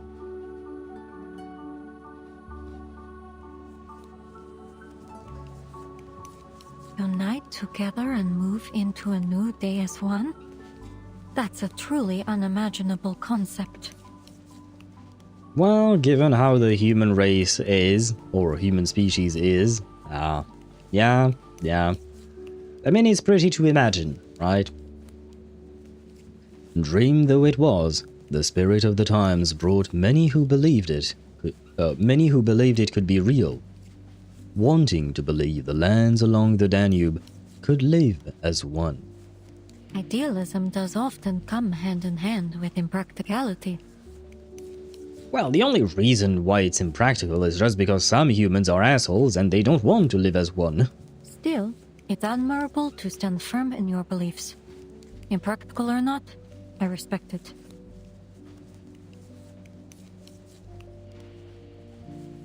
Her unexpected approval is met with an equally strange curiosity. Her needles continue their motion. With her left hand, she loops the yarn over the right needle's tip, then deftly draws it back down. Each pull tightens the fabric, fortress walls forming beneath her fingers. When she speaks again, her voice has softened. It's no difference to me. This is only a job. Deliver 13 carriages and our passengers from one point to another safely. That's it. 13 carriages? Are you sure? The investigator catches the crucial number. Seems unusual to choose an unlucky number for a train. The needle holds. I meant including the locomotive. Rolling stock, then? I didn't want to be too technical. It's fine, really. I suppose I should wish you luck, Conductress. After all, it is our common goal to have the train arrive safely, yes? I will say, at the very least, Semmelweis managed to strike up a conversation, right? I used to watch Tokyo Ghoul for a while and considered the peaceful ghoul's practice of only feeding on dead suicide victims interesting. Huh. Why not? It is indeed interesting. I've never watched Tokyo Ghoul because I have to admit I've been not scared off, that's not the right word, but I've heard that the first season is great and then it all turns to shit, slowly but surely. So I was like, because I kind of like having a complete series, you know? And I was like, okay, if I really enjoy the first season and then just get disappointment after disappointment with each passing seasons, do I really want to watch it, you know? So I've never actually watched it, but it is an interesting concept that you shared there, Dan. Yes, but Mighty is 3.0, come on, and 5-star. Have mercy. It's not about mercy, yes, I do realize that he is a 5-star and he is from 3.0. But even back then in 1.0 when the game first launched, compared to every other character, Arlen was at rock bottom. It's just the way he was. I can't help it. It's not about me or my feelings or anything like that. It's just facts, basically. Yeah, like Arlen's kit is garbage. They tried something, but it didn't work out. Is 70% effect hit rate good for Pela? Probably. I think with Pela, the more effect hit rate you can get, the better it is. Because she doesn't really need anything else, does she? She mostly wants speed and effect hit rate, right? Which is why you've been allowed access here. Now. The last stitch done, Corvus sets her work aside. A soft red scarf now rests on her lap. Oh. Oh wait, did she make it for Rubushka? It's a beautiful scarf. I'm sure Aima will appreciate it. Oh no, you're right, she was supposed to make it for Aima, but the color, you know? Thank you. A flicker of a smile. Or maybe Corvus is going to gift it to Aima, and Aima is going to gift it to Rubushka. Because I feel like red goes better with Rubushka than it does with Aima. Her gaze slips to the clock, checking the time. Have you made any progress? Not much, but I did find something helpful. The ticket reservation log could be useful to cross-check against what our passenger said. She nods. Good. We've been here long enough. If you'll excuse me, I have a job to do. It's been a pleasure working with you, Conductress. What does a conductor do exactly? Because she's been here sitting and knitting for a while now and talking to Semmelweis and before that talking to Aima and Rubushka. What does a conductress do? Like, what's her actual job? Aside from conducting... Oh, wait, no. What does conducting the train mean exactly? Together, they rise and step out. A blizzard rages outside, buffeting the train as it speeds into the night. To be continued? To be continued. You don't gift the gifts, you know. Oh, I know, but I know you're not supposed to, but some people do. I mean, if someone gifts you something, you will not gift it to another person right away. Yeah, no. I definitely agree with you. But some people do that. And I think I remember hearing, I think it was in a YouTube video, and some person was gifted something, and like a few months later, they forgot who gifted them the thing, and they wanted to gift they gifted back to the person who gifted it to them in the first place. They didn't take it too kindly. Well, they joked about it, but still, kind of a mess. News or rumor? Sometimes rigorous reports and alley whispers are one and the same. Oh. Notice of the Danube Dawn resumed service. Vienna Pannonian Railways. Vienna Pannonian Railways announced yesterday that after a full year of maintenance, the Danube Dawn will officially resume service next Wednesday. The new train is said to drastically reduce travel time between Istanbul and Vienna, strengthening connections through the Danube region. Rumors, of course, soon followed. An engineer, who wished to remain anonymous, claimed that the train's remarkable performance might not be entirely due to human work. He reported glimpsing peculiar critter-like entities near the engine room and wheel bearings, somewhere between a beetle and a firefly in size. Dark brown in color, with two slender antennae that glowed faintly red. The workers nicknamed them Scarlet Nightmares. They seem very fond of staying close to the engines, he said. When the machinery runs smoothly, they are lively. When it doesn't, they bunch together and start glowing bright red. Vienna Pannonian Railways declined to comment. However, several arcanobiology enthusiasts have suggested that these beings are far from ordinary critters. They might in fact be familiars of vampires, social, volatile creatures said to feed on the blood of laborers. This isn't a metaphor, they insisted. It is real. People have long said the disappearance of the Danube Dawn's former conductor was connected to a vampire. Now these creatures show up, and somehow it's the same story again. Maybe the train itself is a familiar of the vampire. If tickets weren't sold out, I'd get on board myself. Maybe even catch a few to show everyone. Don't joke about that. Whether the so-called vampire familiar theory holds any truth or not, the Danube Dawn will depart on schedule. Will it truly reshape the Danube region's transport network as promised by Vienna Pannonian Railways? Has it truly been touched by supernatural powers? Only time will tell. The Railway Cat. Vampire, where's the vampire has... Wait, what? Vampire, where's the vampire has he gone to stoke the fire? We must find him, or the train can't start. What does it have to do with a cat?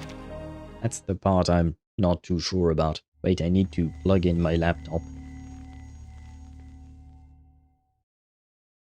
Fide Sage Jax when? Well, not in-game, that's for sure. You could search up Rule 34, I'm sure you could find something, probably. I wish that we got free daily pulls for logging in at during the first 7 days of the banner, like in HSR. Or even some standard, like in Wuwa. Greedy ass Hoyo. In Genshin, I mean. Oh, right. I mean, yeah, Genshin has a tendency not to offer up that many free pulls, you know, in at the start of a patch. Every patch we get a free 10 pull in HSR. We also get, technically speaking, it's one free 10 pull for characters, or, you know, limited 5-star units, and one free 10 pull for Bang Boos as well in ZZZ. Wuthering Waves has its 5+5, although next patch, since it will be 3.0, we will get an additional 10 pull. We'll get the usual 5+5 free pulls, but we'll also get an additional 10 pull for free just because 3.0, big update and all of that. I am preparing a YouTube short on the subject to give you guys a summarized version of the 1 hour long live stream, but I didn't have time to finish that. Hopefully it will come out tomorrow. But yeah, Genshin, unfortunately, is not as generous as the other games. At least it doesn't appear to be. One metric that you should really take into account is counting the number of pulls you get per patch. And I don't know which one comes ahead. I think in Hoyo games it would probably be ZZZ that comes out ahead. but unsure. That would be a metric that would be worth comparing against. Because, like for instance, despite the fact that ZZZ doesn't have an open world, it might still be able to give you more free pulls than Genshin or Honkai Star Rail, even though in Genshin, for instance, you have the opportunity to explore and shit, right? But at the end of the day, they do count the entirety of however many pulls they give out in a given patch, right? So I think we should take a look at that in order to properly compare the two, the three, or the four, or all of them. What about Insta Reels? Oh, technically I do post them on there as well. I mean, I've like ever since I restarted doing YouTube Shorts like a few weeks ago, I have posted them on Instagram as well. It's just I'm really not used to Instagram as a platform. I don't really know what to do on that thing. It's just, I mean, like I said, I do post my YouTube Short content on Instagram, but other than that, yeah. Technically speaking, I grew up with social media, and yet, I mean, my generation grew up with social media, but I didn't, not so much, yeah. If it is 2 more pulls, if it is only 1, but well, yes. I did not understand your sentence whatsoever, Deidara. Could you please reformulate? I'm kind of lost there. The hour is late and the lamps dim. Passengers return to their compartments one by one, the soft sway of the train soothing them to sleep like a lullaby. Only 2 passengers remain in the shared space, seated face to face, in silence. Oh ho! Oh ho! Hello there, Verity. He's very cute.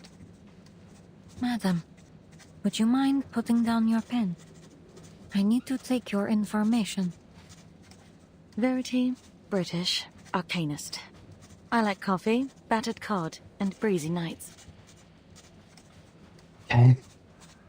At least she's efficient in the way she communicates information. I hate deadlines and rainy days. There. That's all there is to know about me. Now, it's my turn to ask the questions.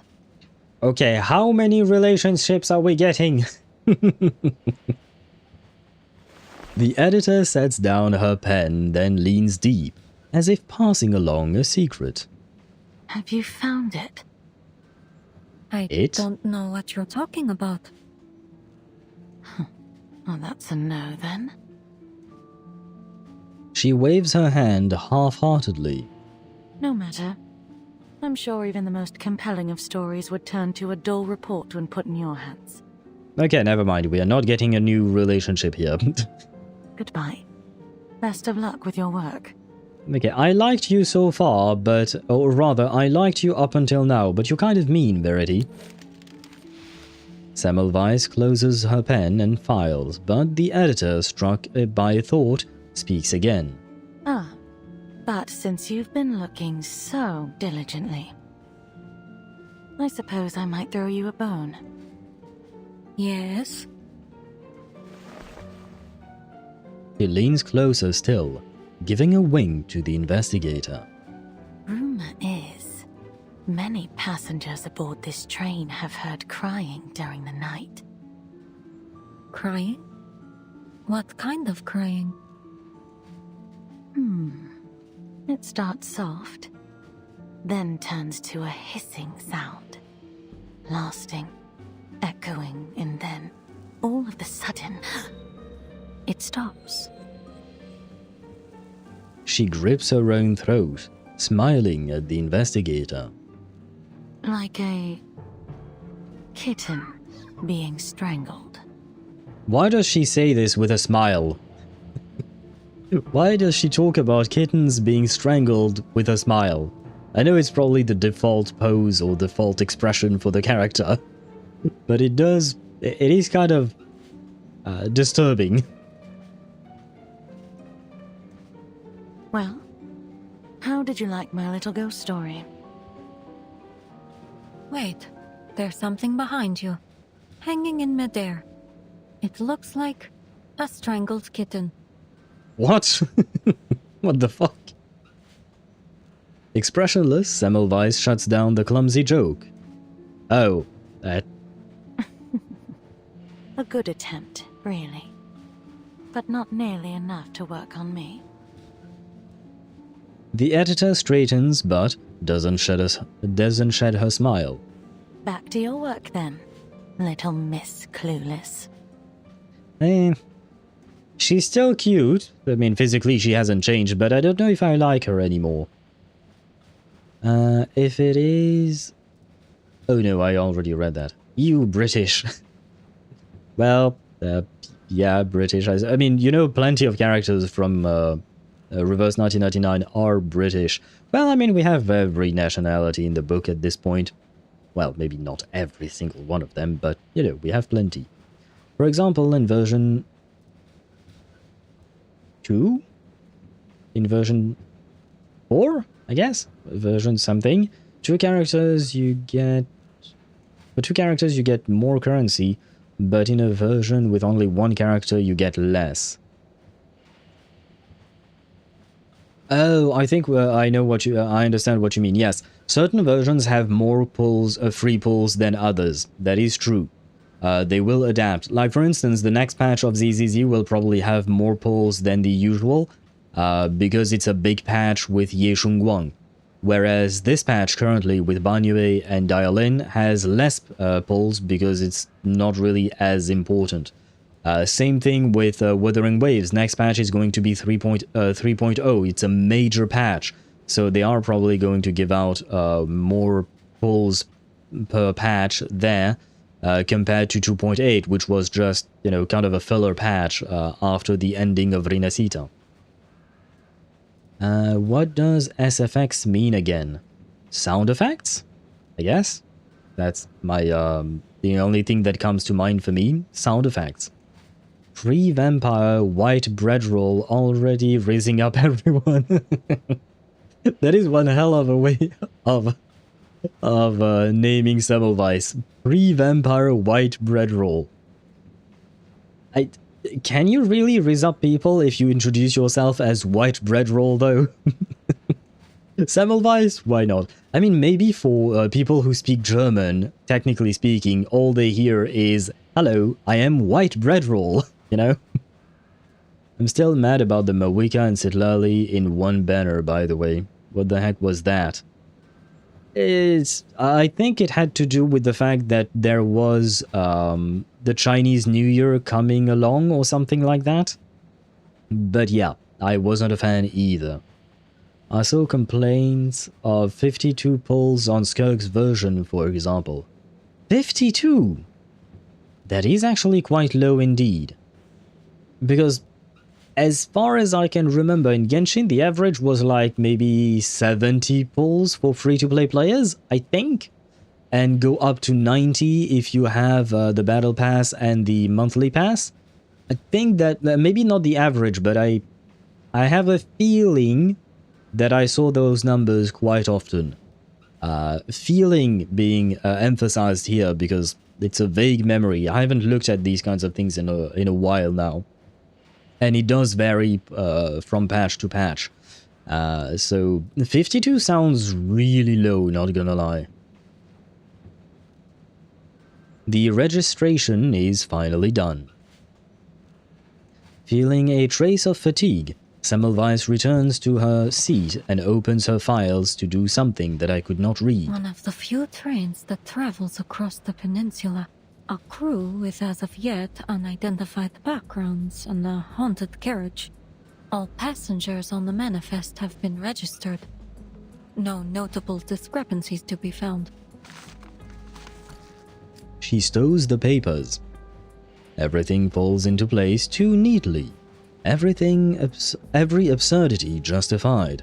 But something is off. And still no sign of the menace. It seems the key to all this lies with the conductress. What is she hiding?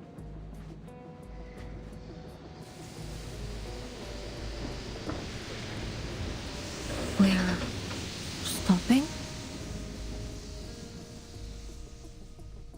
Oh. Excuse me, sir? Why is the train stopping? I just got into sleep. Have we already arrived at the border checkpoint? I thought that would take a few hours.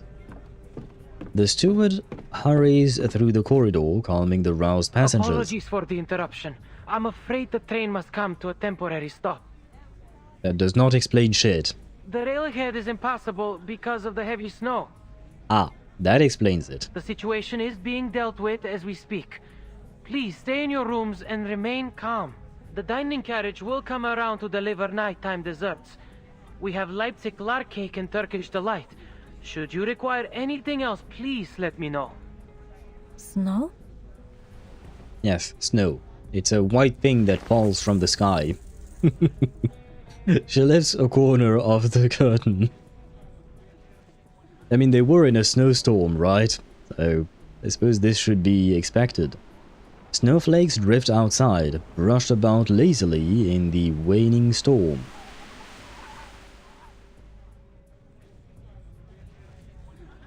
Snow indeed, but it hardly seems heavy enough to warrant a stop. Oh?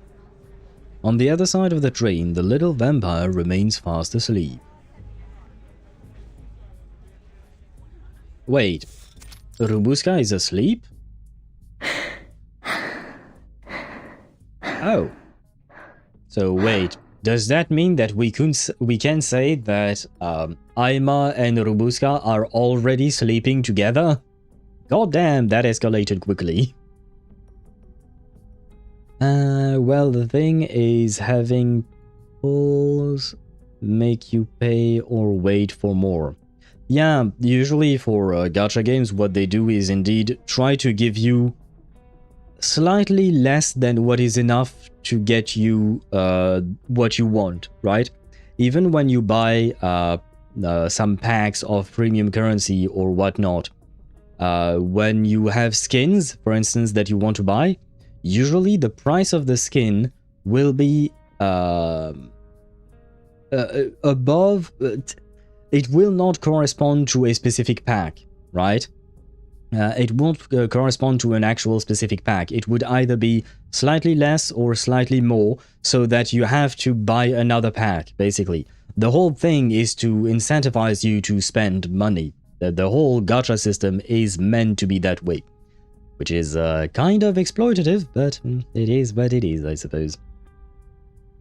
Not gonna lie, I was supposed to save for Al-Haytham's weapon, but now that I will have the BP weapon for Kaching, I think I will go back to pulling whenever I have 160 primos.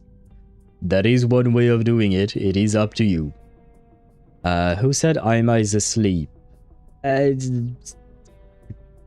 True, they did not mention it. But what is she doing while Rubushka is sleeping?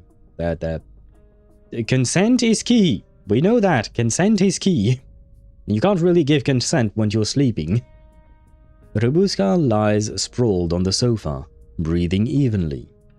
The day's turbulence has worn her down. A new friend's comfort was the best lullaby. How odd. I've never known a vampire to sleep at night.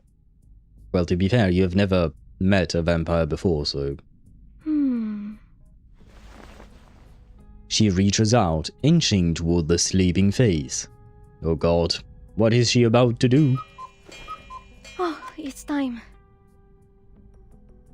The stewardess shakes her head, brushing the hair from the girl's cheek.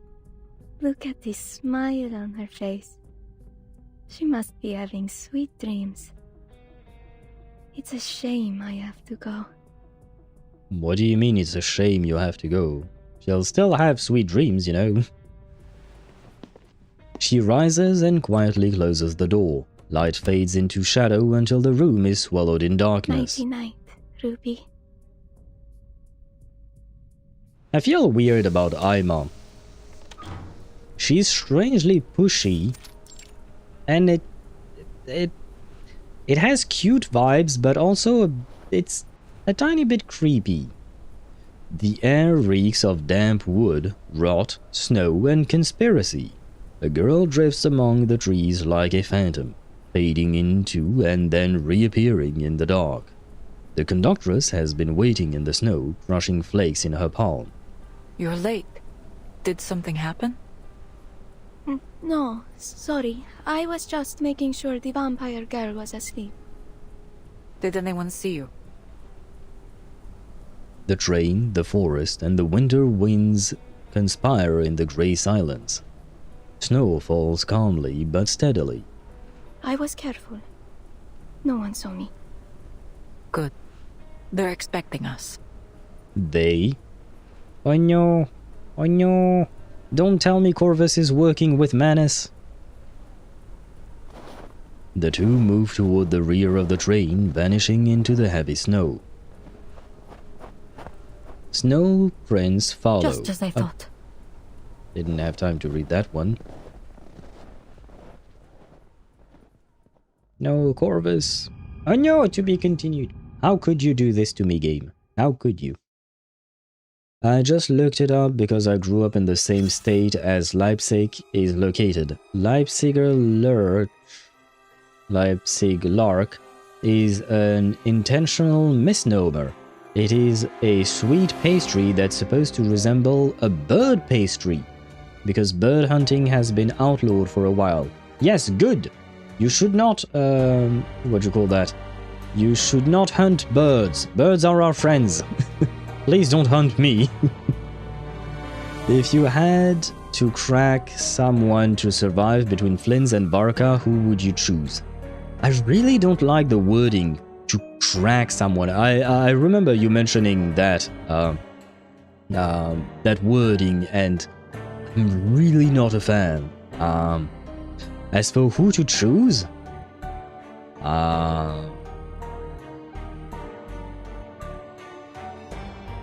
Probably Varka. He seems more fun. Flins is nice enough, and his VA is a menace.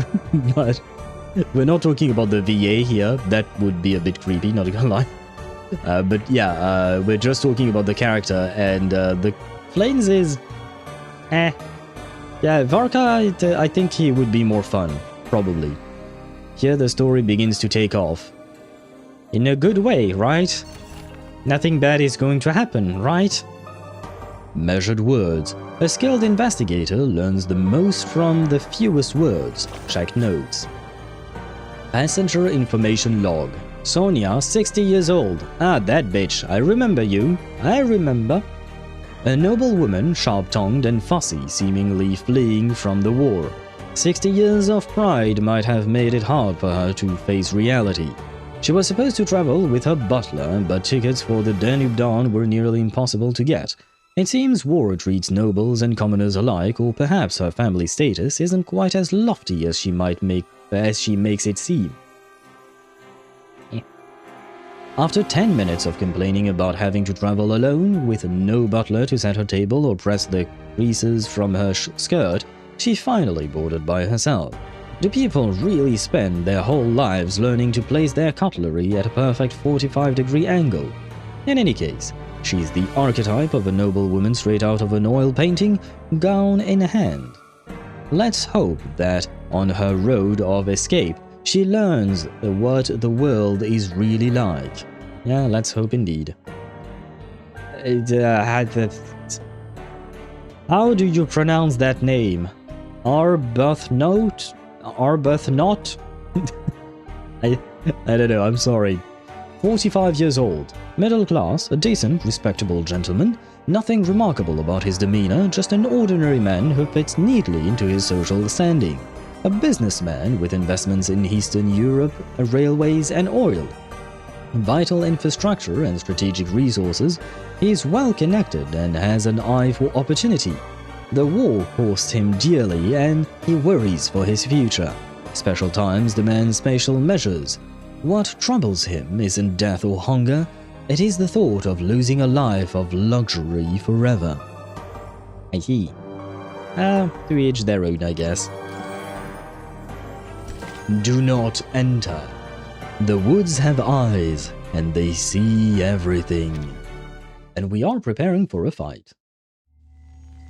We, hadn't been outlawed for that much time at this point. 12, less than 40 years. Yes, but it had been outlawed, right? So I'm still safe, right? If you Apologies think for the that I'm a wait. bird. No. No, I'm scared to press space and move on with the dialogue, because I'm afraid she's meeting with Manus Vindicte. Do we know who's Varka running with? I know Veresa is coming out soon, but I don't know when. Veresa might have a rerun, maybe, but she's already out, technically speaking. As for Varka, we have no idea when he's even releasing, so we don't... If we don't even know when he's releasing, we certainly don't know who he will be having a rerun with. Please tell me. your weapons. It's Iglika. Iglika? Oh, Iglika is her, okay. But who is she meeting with? Shadows part. Young men emerge, recognizing the conductress. They lower their rifles. I prefer Corvus. It's more familiar to me. Are they all our people? She checks their faces, easing only when she sees no strangers among them. Yes, no others. Just as planned. Pyrrhus' men are patrolling ahead. Good. Finish this quickly. The passengers believe we're clearing snow ahead of the train. Is Pyrrhus holding up his end? Yes, he'll let you through when the train arrives. Good. And the cargo? In the carriage over there. In the woods. We've got horses to pull it over. This way. It'll keep you out of sight. Is she a smuggler of some kind? At her word, the men hurry down the forked path by the tracks. Come on, follow us! She steps forward, but her coat hem is tugged. Conductress, I... Got it. Don't worry. I'll be back. The conductress drapes a newly made scarf over the girl's shoulders until it has all but buried her face. Okay, never mind. I retract my statement. It does look good on her. It does look cute. The color, I'm still not convinced though. And I am caught up to chat. Yes, I am. Ooh. So soft. Thank you, conductress. I don't want you to catch a chill. Iglika! Patting her shoulder, she walks alone into the shadows. What the heck is going on here? What about the vampires?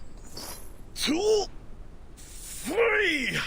Is the cargo a vampire? Whew. Done. That was a heavy one. All right. Time for an inventory check. Or is she not a She's vampire? added another carriage? Okay. So, wait, no, I was going to say not, she's not a vampire. Is Corvus not just a conductress, but is she using the cover of the train for military operations? Semmelweis blends into the dark shadows of the trees, examining the train. A new carriage is pulled up and secretly attached behind the rear cabin. What's it carrying? Guns? Ammunition? Controlled substances? Ah, yes, drugs. Nice. Those don't look like Serbian troops. She waits until the soldiers disperse, leaving only two behind. Ima lowers her head and clutches her scarf. Then she suddenly collapses to her knees. Ima. She okay?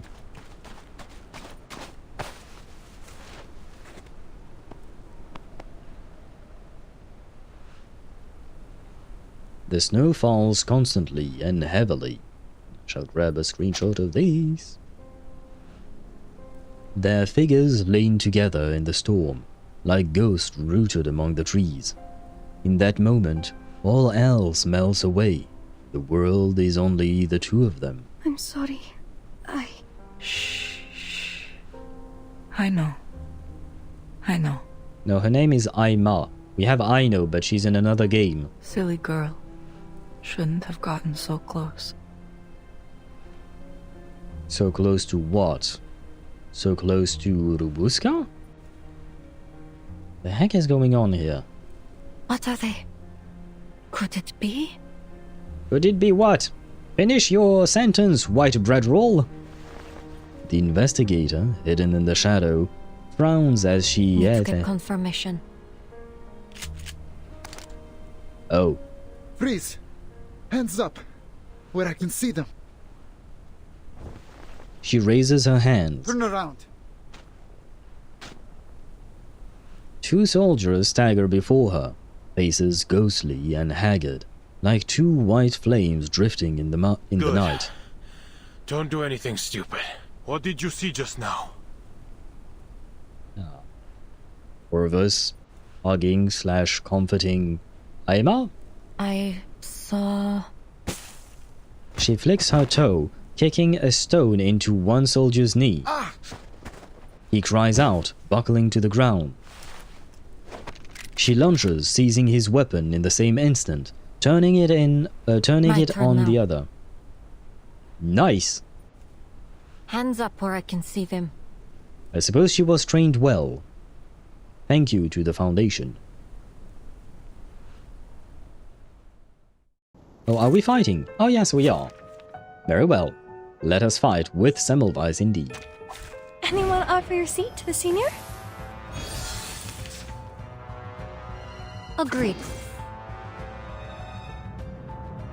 Sure. Take it. Target lockdown. I do believe we should be able to one-shot them. Well, not one-shot them, but kill them in this one round. Yep, okay. Hey! Yep. A worthy victory. Bruh. But the fight is far from over. Poor Sentinel, she has nothing to do in those fights, I mean. Because, you know, Sentinel really deals a lot of damage through her follow-up attacks that she does at the end of the round. Well, the enemies tend to die before she even has a chance to do shit. But I suppose that is the power of eternity. And she is a vampire. This team actually makes quite a lot of sense. You know, we have two vampires, one confirmed, one unconfirmed, sure, but we'll call Eternity a vampire until it is confirmed that she is not one. But we have two vampires and one gargoyle. I feel like the theme fits really well. The only one that is out of place is the fat tutu there. The fat tutu is, yeah. Oh, you guys said I could play Medicine Pocket in this team as well, right? Yeah, but... yeah, but she's just... sorry. The Medicine Pocket is just a dog. A dog/person. They're complicated. Oh.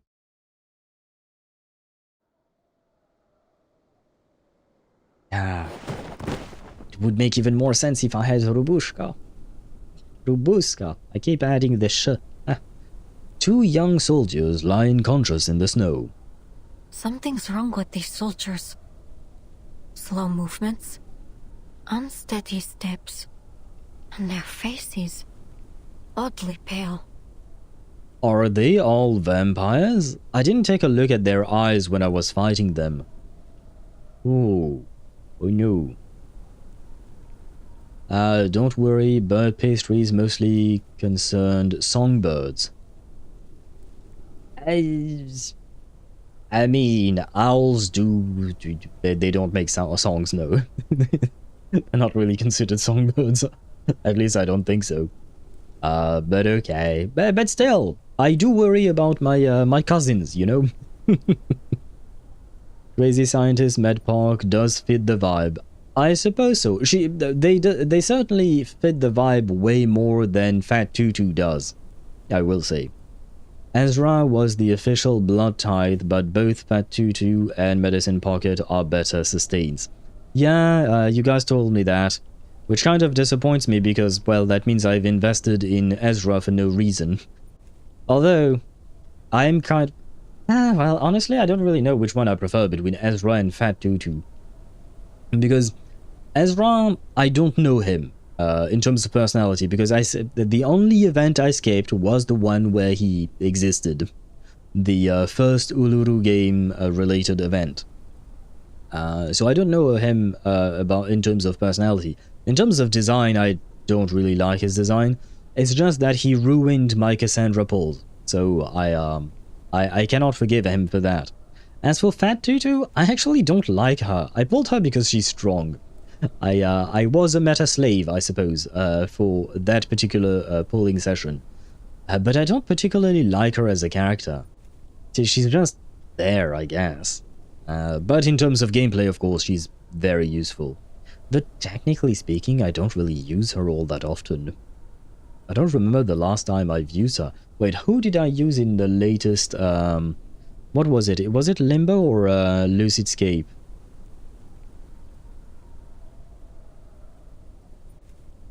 Oh yeah, okay, no. In the latest Lucidscape, I used Ezra, Semmelweis, Eternity Sentinel on one side, and Lucy, Ulrich, Karen, and Kakanya on the other side. What about Limbo? Limbo, I went, Lupera, Moldier, Recoleta, Medicine Pocket, but I just wanted Lupera and Moldier to play together. And it worked out quite well. And then I played Ezra, Semmelweis, Eternity, and Sentinel on the other hand. Well, I suppose up until you guys told me that Ezra was a useless bitch, I was playing him. Also, you are forgetting about the Eldritch Abomination, the main blood type. Yeah, but that's because I don't have her, I'm afraid. Which is kind of sad. I mean, I both regret and not regret pulling for her. But, well, it is what it is. But yes, the Eldritch Abomination, as you put it, she would fit really well with the rest of the team. With the two well, now 3 vampires. Oh, wait.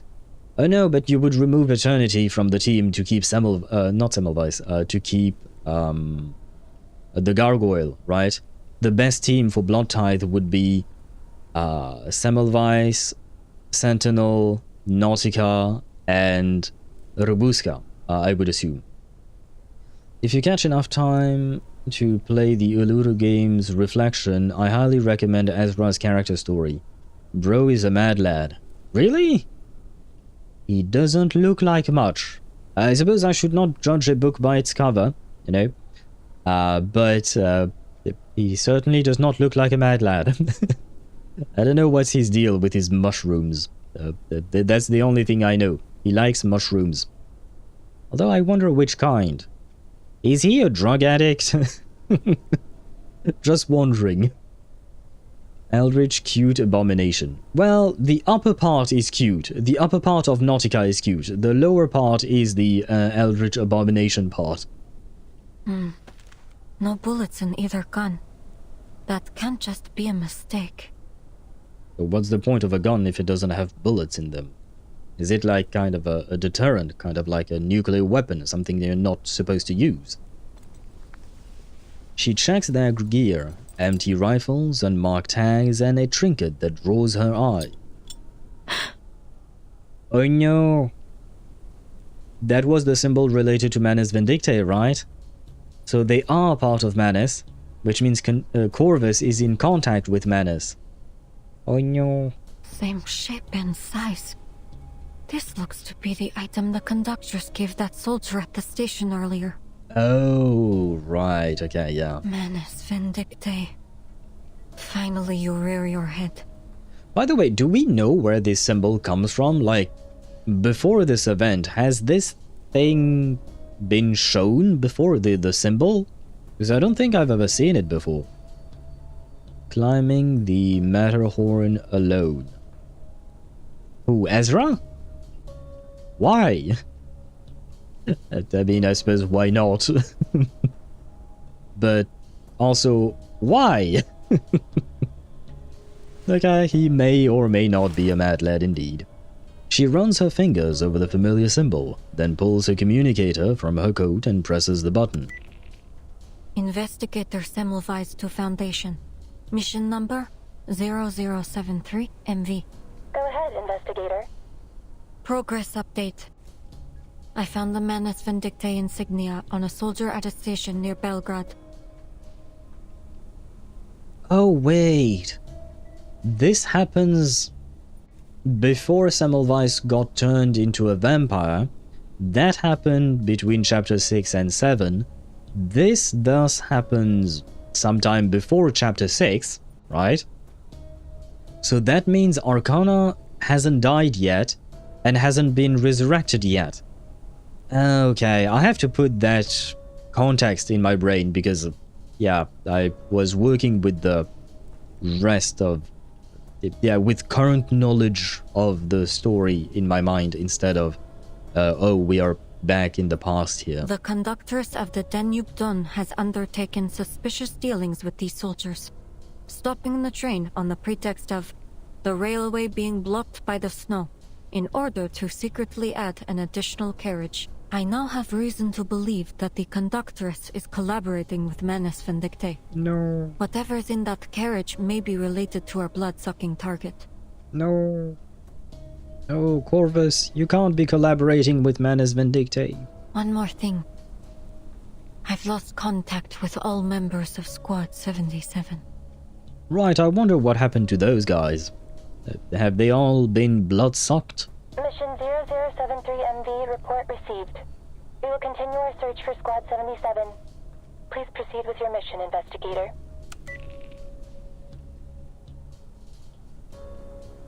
Report finished. She snaps the device shut. She looks up at the dark sky. The storm is easing. Been out here a while. Any longer, and I might start to raise suspicion. Time to head back.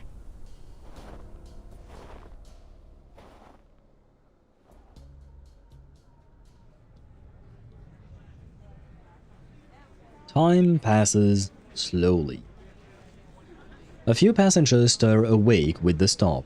Some step out of their cabins, whispering in the darkness. All passengers, please remain in your rooms. The train is about to depart and we will reach the border checkpoint soon.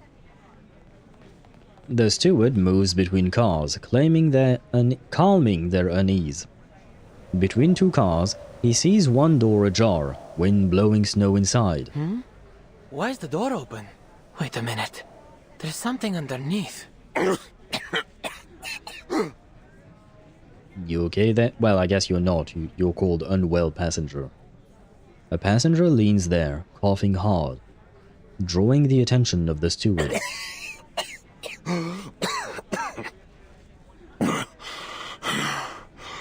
Excuse me. When is the train leaving? You don't sound too good, bro. Have you done a COVID test? Oh, apologies, sir. In about 10 minutes.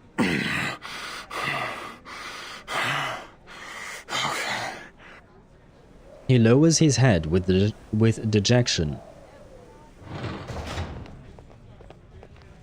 When the steward leaves, his eyes roll, lips twitching with a guttural rasp.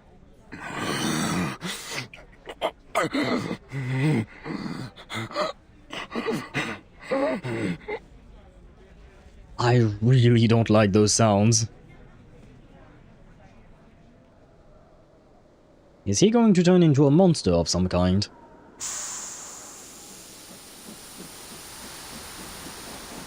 Okay, the train starts moving.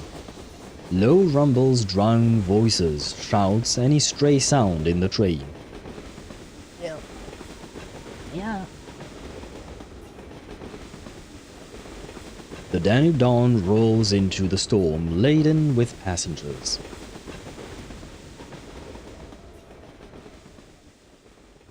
To be continued? To be continued indeed. Very well.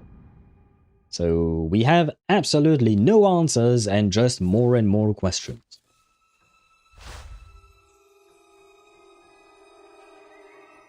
Oh no, next stage is called Among the Dead. Oh, on top of having vampire, well, I kind of screwed up my sentence there. But on top of having vampires, are we getting zombies here? The famous COVID-1912, and it is too early for the Spanish flu either. I mean... technically speaking, yeah, COVID is COVID-19 because it showed up in 2019, though its main consequences were mostly felt in 2020, right? So we do have the 19 in common, right? If you remove the 12 from what you wrote, we could not distinguish between COVID-19 from 1912 or COVID-19 from 2019, right? So who knows? Who knows indeed? And who's that? I see you up there on the train. This is Corvus? No, it doesn't have a scar. I think the previous ones. Where is the previous Corvus? That's Rubushka, I think. Oh no, okay, it is Corvus. Okay. So that was Corvus indeed. Go back, go back. Oh. Oh no, this one is where we have Corvus. And some soldier. I don't know who this is. And I certainly don't know who that is. I didn't see that being before. And now we're back with Rubushka. Among the dead, O child of shadow, within your mysterious tomb, I bid you to sleep in peace.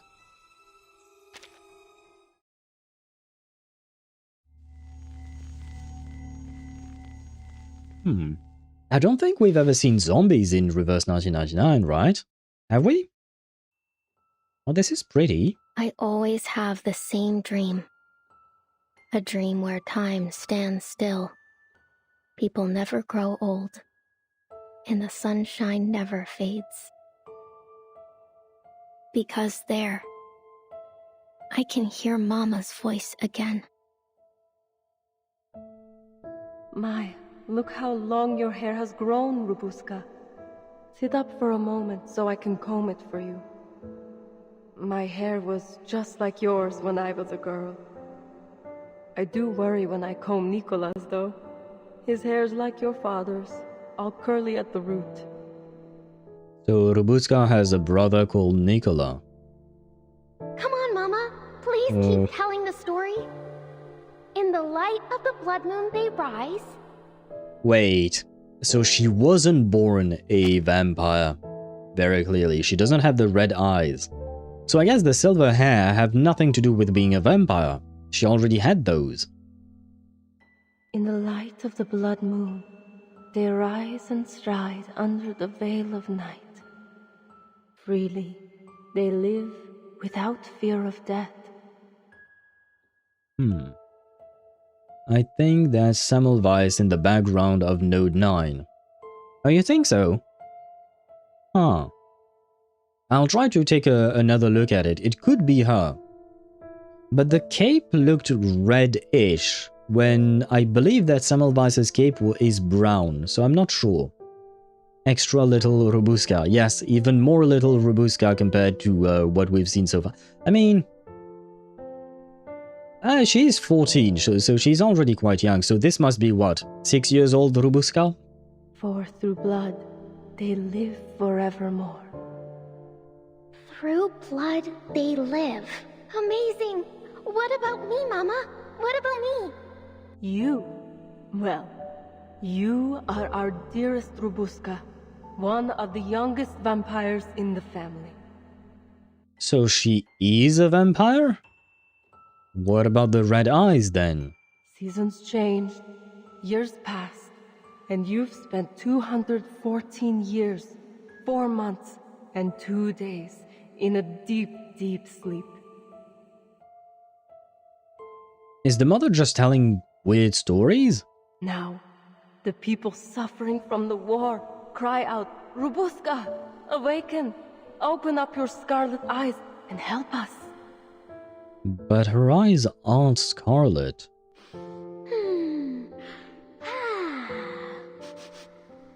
Is that blood I smell? I mean, she has tiny fangs, but fangs, unfortunately, in anime stuff, they don't always indicate vampires. Sometimes they put fangs on characters just to make them look cute. Although usually it's only one fang, you know, it's only a side fang that for some reason hangs out outside of the mouth of the character, which in reality is really strange. It works for anime, but whenever I see an anime character with a fang outside of their mouth. I'm just like, how the fuck would that look like in real life? Anyway, not the point. Now, the great vampire Rubushka has awoken from her endless sleep. Okay, I guess it's just a story to make the child happy. Does anyone dare hurt my family? Never fear, Mama. Rubushka's here to bite their necks and suck their blood. You silly thing. Have you forgotten? As vampires, we're not afraid of anything. Death.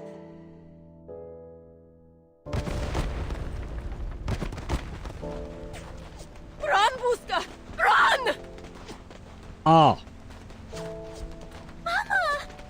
No! No! Buska! Run!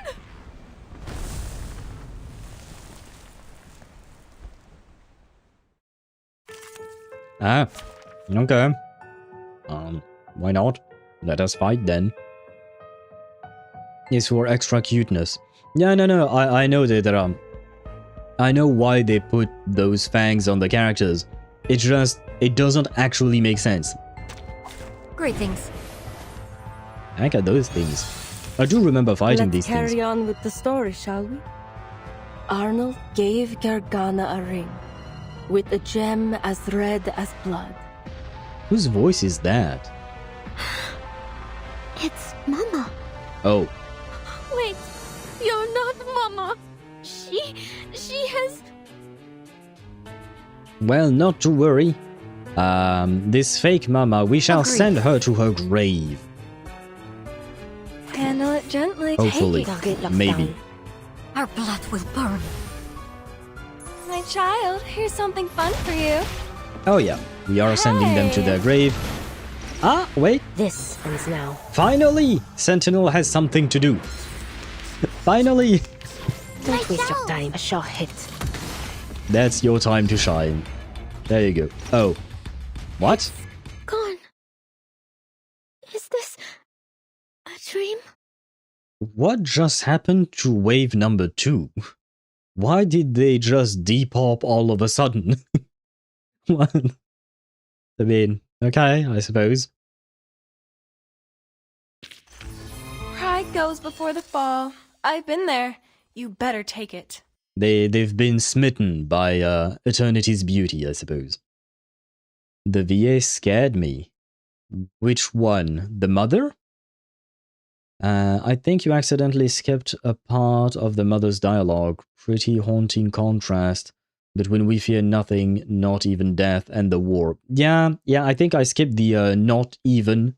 Well, maybe just the even. But yeah, I think I pressed too fast, I'm afraid. But yeah, one day they say they don't fear death, and then she's just screaming, run Rubushka, or run Bushka. Why do I keep adding a sh? Oh my god. What is wrong with my brain? Enemies, weird owl, big eyes, little nose, little mouths. Yeah, no, I know. Like, I think I remember someone trying to 3D model an anime character, but with realistic shadings, like taking the proportions of an anime character, but putting them on something that is more realistic as a model, and it looks really weird. Ah, I have to click.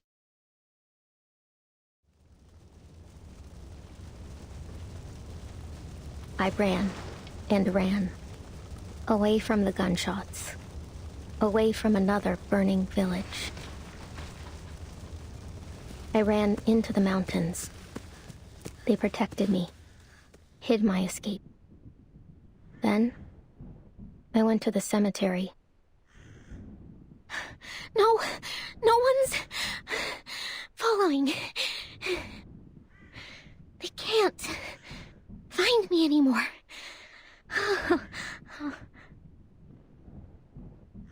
I found an old coffin, cast aside, forgotten, just there, abandoned by the whole world. I huddled up inside it, and I lived there. Lived with the worms. I mean, worms are useful. It smells like them. Like whom? Like the worms? I've never attempted to smell worms, so I don't remember what they smell like. Like my family. Wait, you mean worms smell like your family? Your family smell like worms? That ain't a nice thing to say. Mama once said that in this land, the dead never truly die. She said that our bodies merged with the earth, our blood seeping into the dirt and nourishing the tangled roots of the trees. I mean, that is what happens when you die and you're being buried.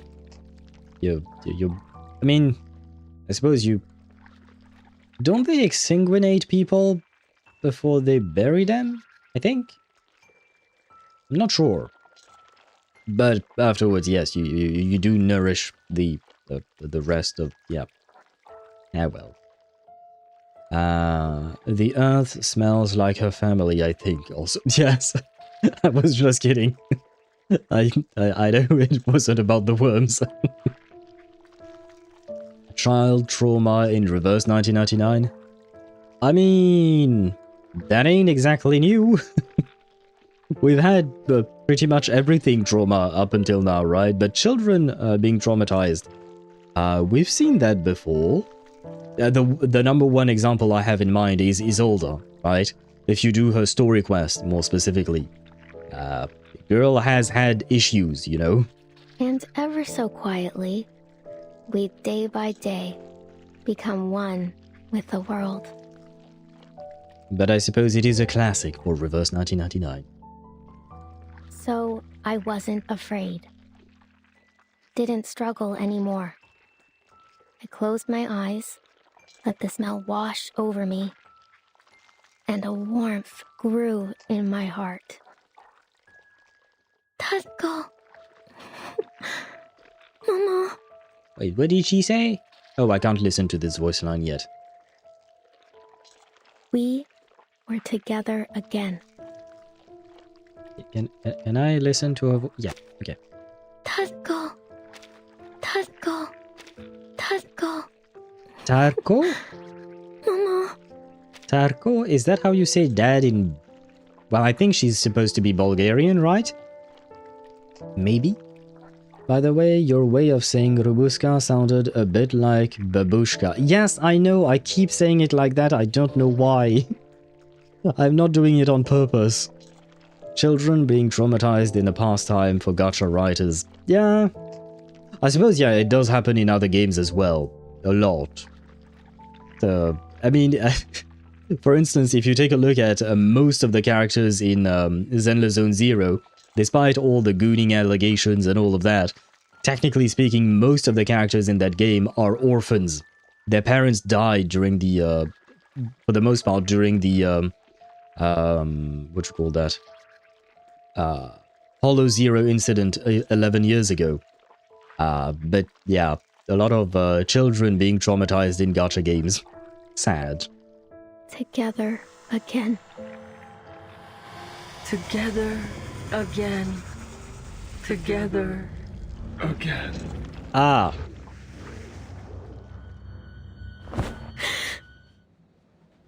Welcome back to the real world, where your parents have actually died indeed, but at least they have not turned into monsters. I think.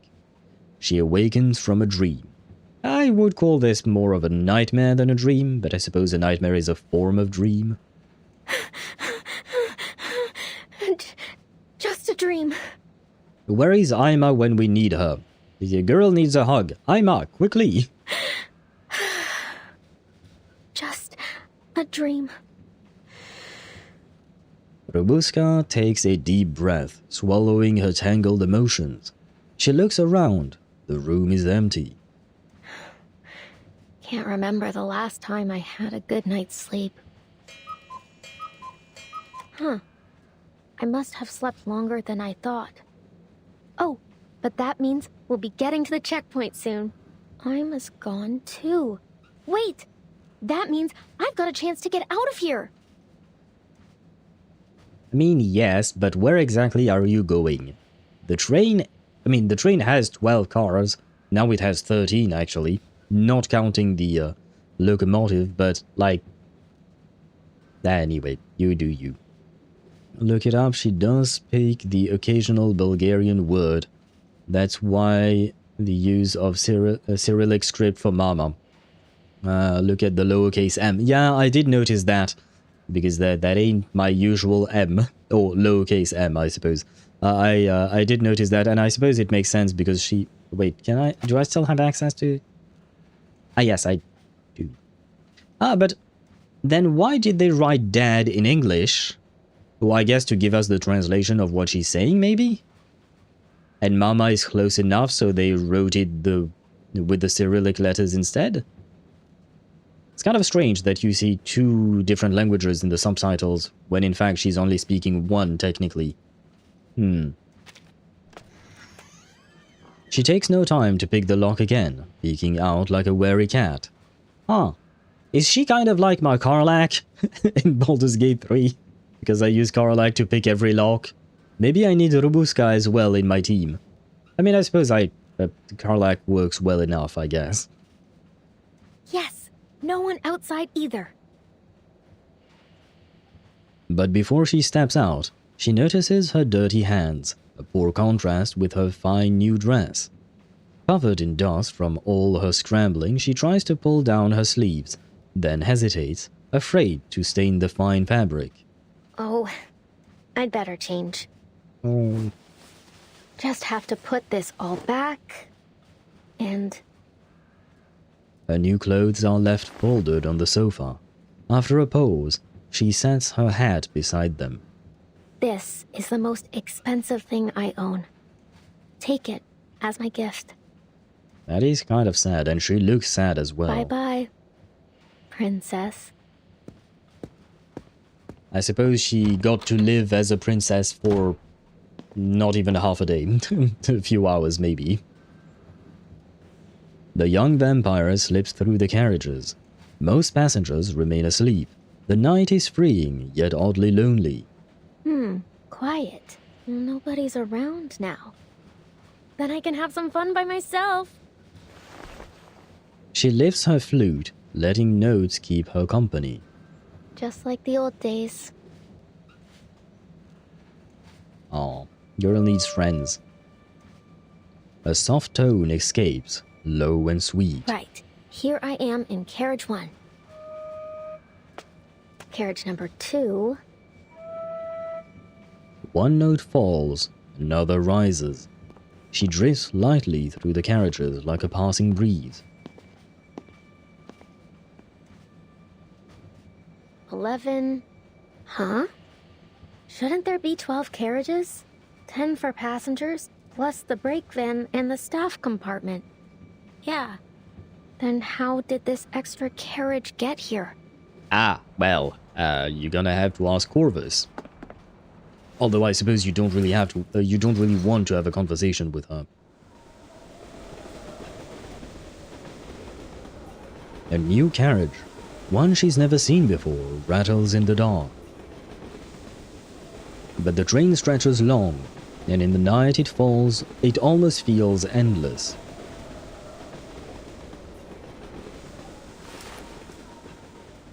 H is D. What a pretty song. I could almost applaud. What is H is D? Are you talking about the notes? I've never used the what you call that? The lettering system to name notes. The way I was taught notes in music classes when I was in junior high was only with the do, re, mi, fa, sol, etc. But later on I learned that people use letters to name the notes, and I was like, what? Why was I never taught that? But is that what you're saying, Dan? because I'm not too sure. I'm not really a musical person, not gonna lie. A voice cuts coldly from the shadows. Oh, you're that lady from before. I'm counting how many carriages there are. This helps me with it. An interesting little game. From your hometown, I presume? She shakes her head. No, I came up with it myself. My hometown's big, you see. So big you couldn't even imagine it. Climb one mountain, and another rises. Cross one river, and another follows. The sky stretches endless and grey, a road without end. Lucky for me, my mother gave me this caval. So it's not a flute, it's a caval. I did not even know that was a thing, but okay.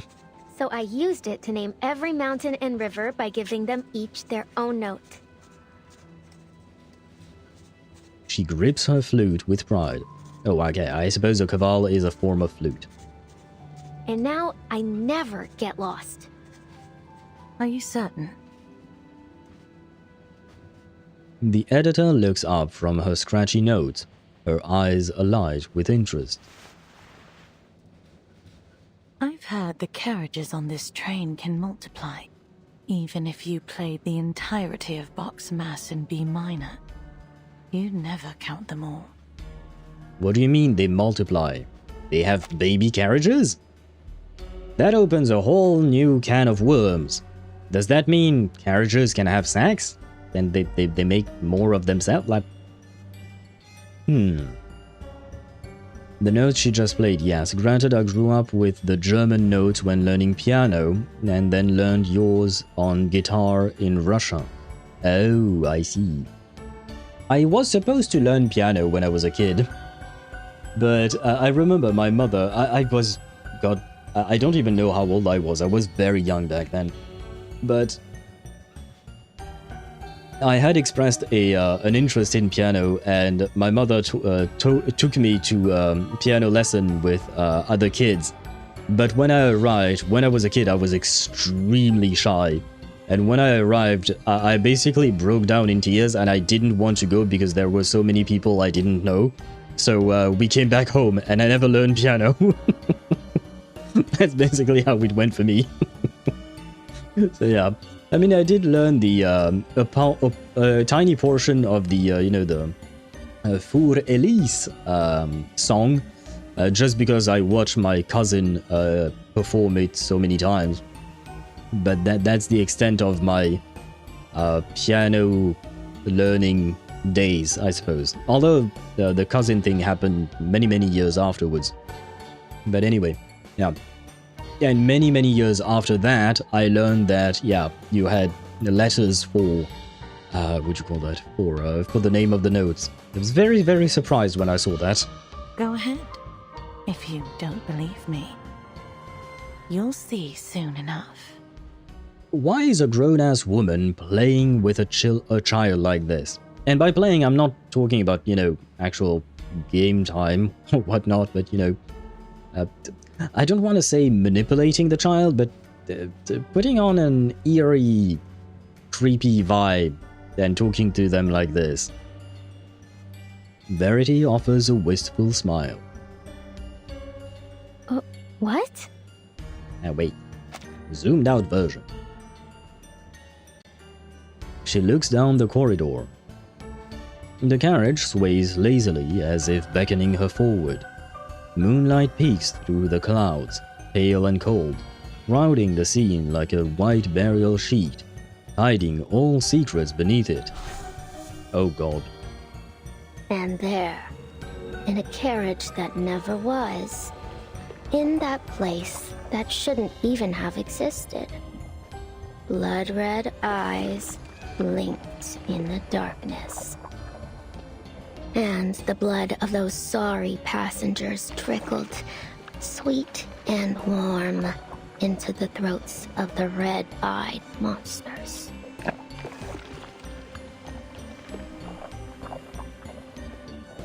So there are many vampires in this carriage, and they're feeding on the passengers?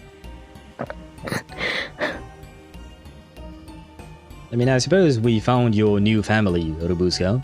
Ma'am, I think we'd better stick together. I think you better not. I don't trust Verity one bit. She steps back in fear, turning to find nothing there. Just an old iron door swaying by itself, its hinges groaning. Reek, reek. Ma'am? Oh. The girl has no choice but to face the darkness before her. Come on now. You're Rubushka, the blood-sucking vampire. You're not scared of anything. Well, okay, this is going to be a bit brutal, but your mother said the same thing. It didn't end well for her. You should not say the same thing. Be afraid. Being afraid is good. It's your survival instinct. So, flee. Sometimes fleeing is the best answer.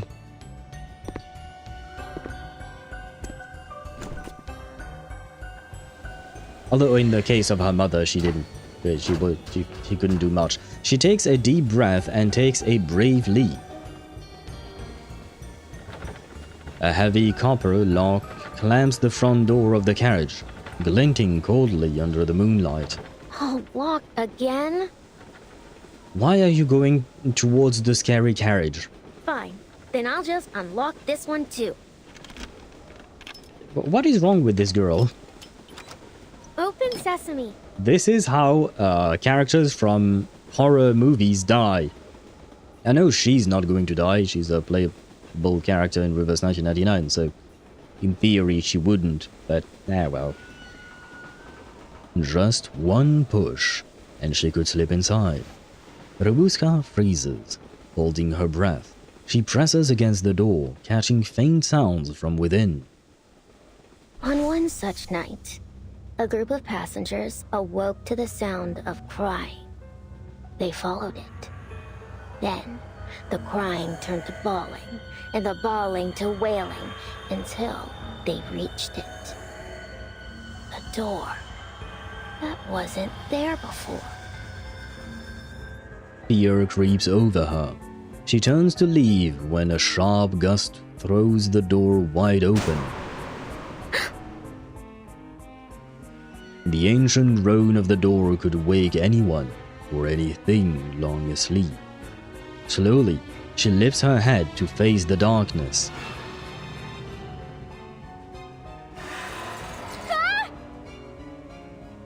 Are they just refugees? Eyes flicker in the dark like ghostly flames gather in the night. I think I have the secret. I know. Before she can scream, a hand clamps her mouth, dragging her into the... I know, not to be continued, not now. But I think they might be refugees. And that would explain... Wait, but no, why would she work with Manus Vindictae though? Because I'm trying to find a reason for Corvus not to be a bad guy. No? But maybe she's working with Manus Vindictae in order to smuggle some refugees out of the war zone. That could be a thing. Hopefully. Maybe. Why can't I... Can I not move? Wait, by the way, I wanted to look at this. It could be brown. It could be Semmelweis. Maybe. Not entirely convinced yet. Oh. I was confused there for a second because I saw a number 10 stage and then I saw number 13 and I was like, wait, what happened to 11 and 12? But never mind. Not what... never. Anyway. Not so fast. Technically, Nautica died. Yes, but she came back. Right? I was quite surprised when she passed away very horrifically. But she technically came back. So did she well, yes, she did really die. Fair. But, you know, she didn't stay dead, is what I meant to say. A song without an owner. Who hums a lullaby for the midnight train? Passengers from car number 3 often come to me with their troubles. the Danube Dawn Rumor 2, my bad. Not over the tasteless stew or the unbearably chilly night, but a sound. A crying that seeps through the partitions and burrows straight into the brain. It feels as if the train itself has come alive, endlessly recounting all the pain its body has endured through the years. And so, tonight at 11:51 p.m., I went to car number 3, sat by the window, and quietly waited for the cry to come. When the hour and minute hands aligned, I heard it, that delicate, indescribable rhythm. The tone rose and fell, turning in on itself, resonating at a frequency barely perceptible. To me, it was more like a song, one that no throat could ever produce, something primal, pure, flowing unconsciously from the soul. Once the word song took shape in my mind, it stirred a memory. Along the Danube, there is an old legend of the Song of Spirit. They say it is the most beautiful melody ever imagined by humankind, able to pass through any physical barrier and reach the listener's innermost consciousness. Could what I heard be that very song? Or was it the faint cry for help from the frail former conductor, Herman, his decayed vocal cords vibrating through some supernatural force? Then, without the slightest warning, the singing stopped. The carriage sank into an absolute suffocating silence, as though the Danube Dawn itself, along with every living and dead thing within its belly, was holding its breath, waiting for an unforeseen baton to fall again, or for whatever the song had briefly subdued to reawaken. Signed, Vertin. Call of the Blood Moon. The true madness lies elsewhere. Listen to the song. I can't sing, but okay. Nameless nursery rhyme. Listen, the wind is wailing in the distance. Look, the crimson moon is rising into the sky.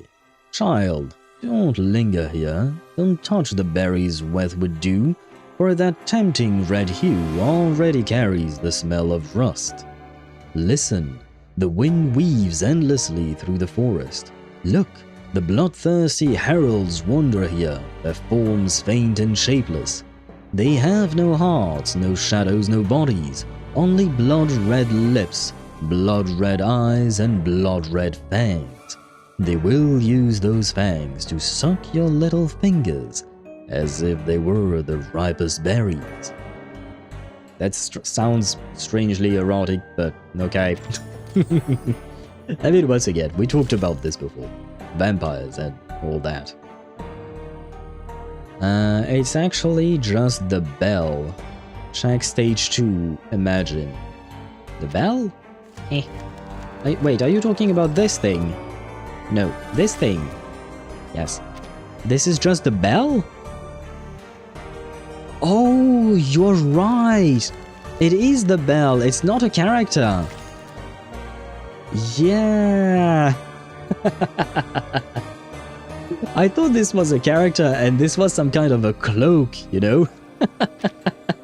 But you're absolutely right. This is just the bell of the train. I can't believe we thought it was a character. Oh well. Thank you, Amy, for pointing it out. I missed that too, yeah. My bad. Our bad, I suppose. And died in a horrible way. She did die in a horrible way, but like I said, she came back, at the very least. Not everyone... Well, I suppose Arcana died and came back as well. Do we have actual characters that died and never came back? I mean, playable characters. Because Hoffman, for instance, she died, but she never came back. So NPCs, we've seen die and never come back. But for characters? Do you think Lorelei could be connected to this Song of the Spirit? She is inspired by a siren of the nearby river Rhine. I was thinking about her as well. Well, once again, unfortunately, my memories of a song, or not a song, of a series of Dusk is very vague. But I was thinking about her as well, because she is connected to vampires because of, you know, the whole story with Valentina and Lorelei and Semmelweis. And yeah, she does sing. And I think in the story, in a series of Dusk, does she even speak or does she always sing? I don't remember. But yeah, I did think of her, and I don't know for a fact, but maybe she does have something to do with that. Carriage number 13. 1 carriage, 2 carriages. Don't look too closely at the 13.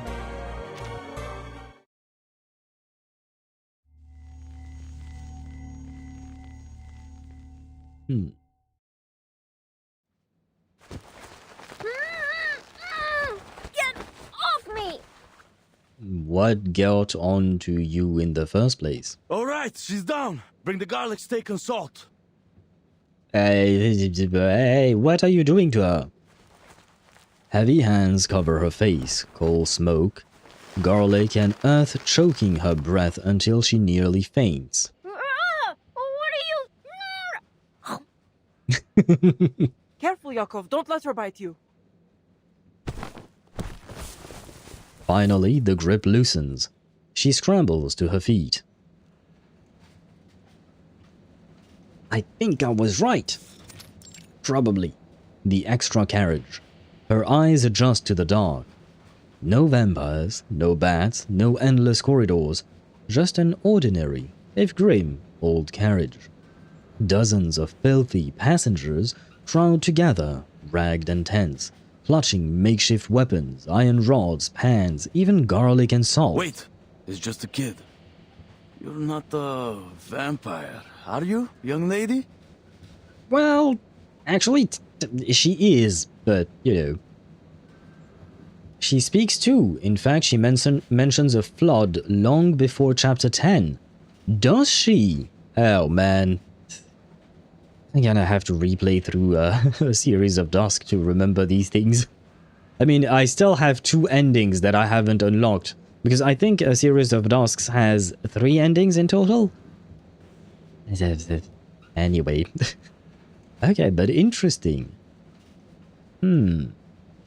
So she knew about the flood before we did. 4! It has 4 and... that means I need to unlock 3 more endings. Oh, man. Of course I am. You're doomed. Looking at the heir of Dracula, the Impaler himself. They raise their weapons once more. Did you What a dumbass. Come on, Rubushka. Whoa. Let's not be too hasty. This vampire's already got a full belly. For now. Then tell us why you broke in here. And don't go telling lies. I was curious. Rubushka tries to step back, but the cold iron door blocks her retreat. Cut her some slack, Yakov. I don't think she meant any harm. A woman's voice calls out, gentle but firm. Rayhan, every time we try to act tough, you go soft on us. Maybe so, but what other option do we have? If anyone hears us and comes looking, we're done for. So I guess these guys are trying to act tough, and Rubushka is also trying to act tough. Sort of. Semmel, Lorelei, Bella, and Valentina. Do you mean like each has their own ending? Or a different ending for themselves? She's right. Let me go, and I won't say a word. I didn't see a thing. Promise. More or less. Okay, I see. I mean, I still have to unlock those. A child whimpers in her arms, and Rubushka hesitates. The woman hugs him closer, soothing him. It's all right, Ivanushka. No need to be afraid. We've got our eyes on her. I'm not afraid. She isn't half as scary as those whiz-bangs. Whiz-bangs? Never heard that word before. The boy leans against the woman. one sleeve hanging empty. How much longer will we be stuck here, Ray? Will we really go to Budapest? Reyhan lowers her head, stroking his hair softly. Of course we will, Lufakluk. Luflakluk? What did she say? Oh, I can't listen to it yet. Budapest? Then you're also... Wait. Of course we will, Lufakluk. Lufakluk, I think. Of course we will, Lufakluk. Luflak... Of course we will, Lufakluk. Lufakluk? Of course we will, Lufakluk. Yeah, Lufakluk. That means little guy. I am learning well, probably Bulgarian, maybe, I don't know. I'm assuming Bulgarian, but I don't actually know which language that is. No words are needed. The scene says it all. That scent, too familiar. The nightmare returns, always chasing her. Koyo, don't fall asleep, okay? Who's Koyo? Gunfire still echoes. A village burns behind her. She clutches her brother, unable to look back at the ruins. Oh, is that a nickname for Nikola, her brother? Oh, I had never heard of that nickname before. Rubushka, I can't feel my legs. Ah. Do you still have legs? It's a genuine question because, you know, with bombs flying and all that, he could have been amputated or something. Maybe, or has he been shot in the back or something as well? They're just a bit numb. It'll pass. You'll be fine. Get us out of here. Flames tear across the sky. A shell bursts overhead. I think my legs are gone. Ah, so I was right to ask whether he still had legs. Oh god. It hurts, Rubushka. It hurts so bad I can't. You'll be fine, Koyo. All right. Your big sister's here. You're safe. You'll feel better tomorrow. You'll be better. Yeah, not so sure about that. Miss Vampire, what happened to your eyes? They've gone all red and watery, like white rabbits. That is called crying, bro. You goddamn idiot. I'm sorry, but... It's one thing that Rubushka's eyes, her irises being red, you know, that's because she's a vampire and all that. But has this kid never seen someone cry?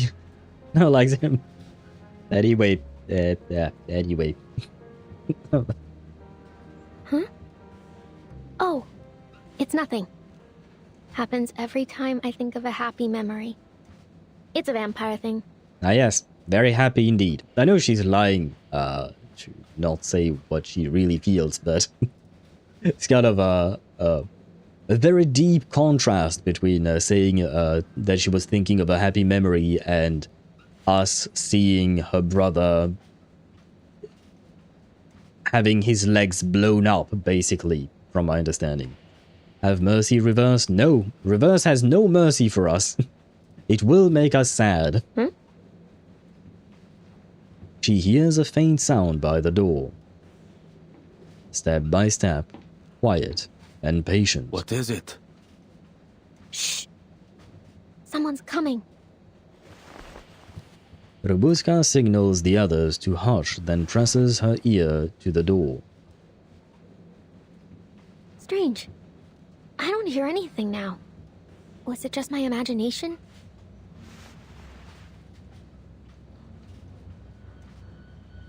She lowers her head and sees a dim yellow glow seeping through the crack. A shadow blocks the light, swaying with the train.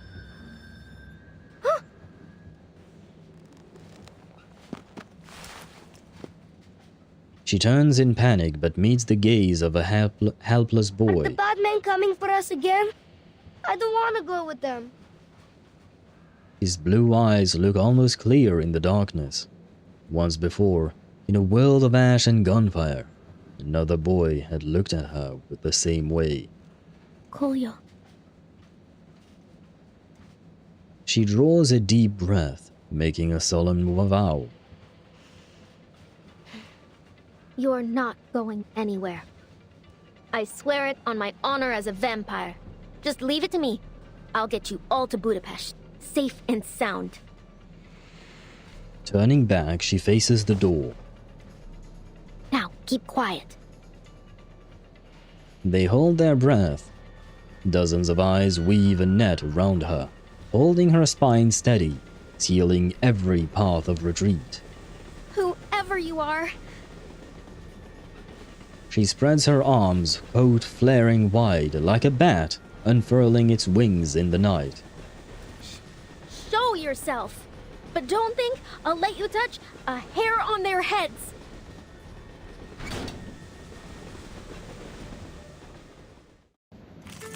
Oh wait, we're actually fighting? Okay. Reduce looming crises HP below 50%. Oh. Okay. I mean, I would have seen it anyways, but... Okay. Stay behind me. I'll keep us safe. I kind of know who that might or...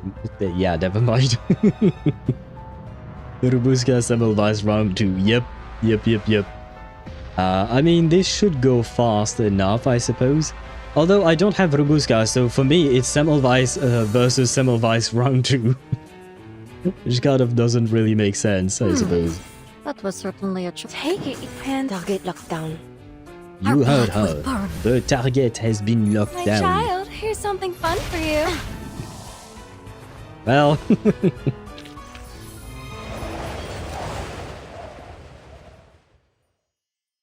We did it! We made it through another storm! I was waiting for her to say her piece, but...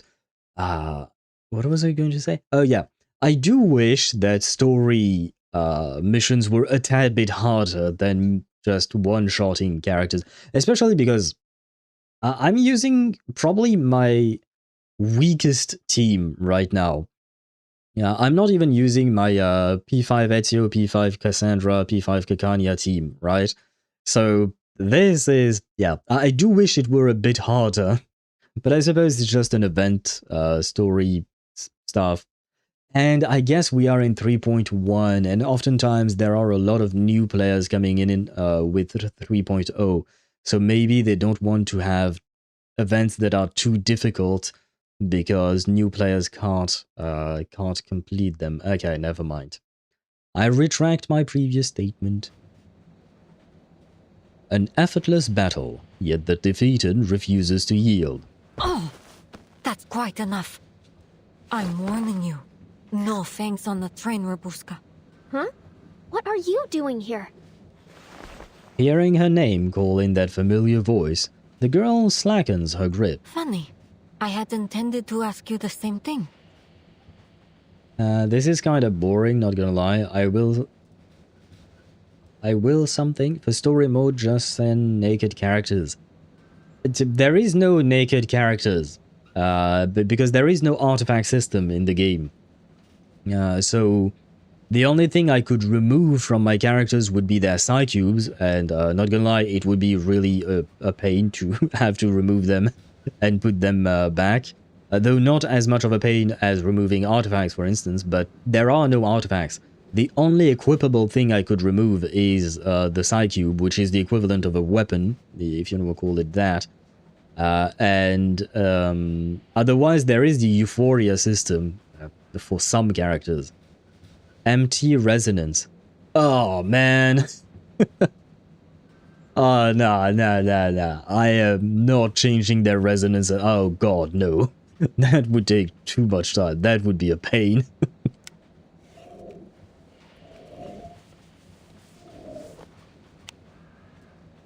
Oh, now that I think about it, I don't have to remove the resonance. I can just switch to a resonance plans that is empty, right? I suppose there is that, but I'm not messing around with my characters. I am lazy. Because after that, I will forget to put everything together on them again, and yeah. The yellow beam falls across wary, half-wild faces. No one speaks, her speed and skill intimidating the onlookers. No sign of Squad 77. And these people don't look like menace either. Could they be the cargo she was talking about? And wait.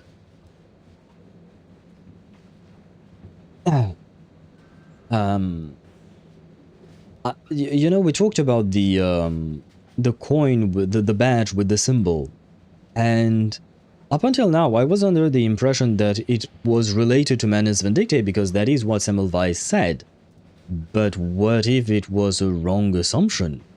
What if the coin has nothing to do with Manus Vindictae and is just a badge? Sorry, not a coin, a badge. But what if the badge is just an identifying badge for people who were in the military, like Corvus and her companions, former soldiers or something like that? Maybe they were all part of her squad. And this has nothing to do with the menace. Huh. I remember there was a game where in level 60 you became super strong because a fail of a decision of the owners. But for each piece there was, not for your class, you lost 10% of all stats.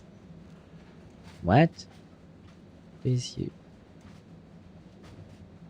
There, for your class, you lost 10%. Okay, so you became too strong at level 60, but if you removed pieces of your equipment, each piece equals 10% of your stats. So you could get to 0% if you could remove 10 pieces, I assume, maybe. Are they civilians? She pauses for a moment, then speaks again. Who brought you on board? The conductress? Think before you answer. I know more than you think. Why are you on this train? To flee the war, I would assume. Silence. Eyes filled with unease and suspicions fix on her. She knows only sincerity will break through the wall between them. Just listen, please. I don't work for the Border Patrol, the Army, nor the Railway. If it's war, famine, or death you're running from, well, who could blame you? In times like these, anyone would do the same. She's got a point. I know very few people who would willingly rush towards war, death, and famine. My business here is with a vampire. If you don't have anything to do with one, then your purpose here is of no concern to me. A vampire? All at once, they turn to Rubushka. Well, yes, but not that vampire. Huh? Could she mean me? Did you come here looking for me? No, I don't think so, because it wouldn't make sense, because Rubushka would probably not even be on the train if it weren't for Semmelweis, right? What white bread roll is the one who brought the tiny babushka on the train. So it has to be another vampire. I can see what you're all thinking, but it's not her. I thought perhaps it could be hiding in this carriage, but it appears I was wrong. Oh. She sounds almost disappointed. No, the other vampire. Yeah, but who could that one be? My only guess would be Verity. Although, I will say I am a bit suspicious of Aima, because she's apparently very strong. Stronger than Rubushka, it seems, you know, because when they were holding hands, Rubushka tried to free herself from Aima, and yet she couldn't. I don't know if they went full strength, the both of us. I kind of doubt it. But Aima's strength is, what do you call that? Not concerning, not worrying, suspicious. Suspicious is the word. Though she would be a very tiny vampire, and she doesn't have red eyes and all of that, so not entirely sure with that. That being said, we suspect Eternity to be a vampire, but she doesn't have red eyes. Her eyes are golden. She does have the silver hair, though. But we saw earlier that Rubushka had silver hair when she was a kid, but she didn't have the red eyes. But her mother said that she was a vampire, but I don't know if it was just a story to make the kid feel better. And they are obfuscating what vampires are and how they come to be. It's kind of hard to follow everything there. She nods, unsure whether in relief or regret. So the stories are true. Good thing we came prepared. That vampire, it won't find us, will it? Worried murmurs ripple through the carriage. Look, I'm willing to help you, but only if you give me some information about yourselves. After all, trust is a two-way street, right? I understand. Yakov surveys the faces, sighing under his breath.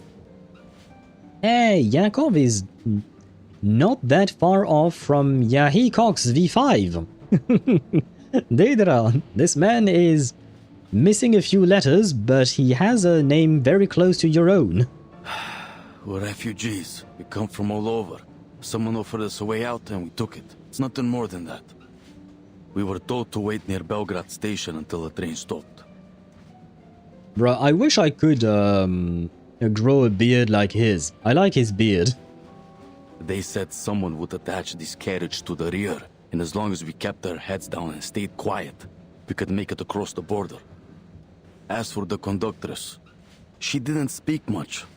She said there'd be people on the other side, people who'd feed us, give us medicine, help us start a new life in Budapest.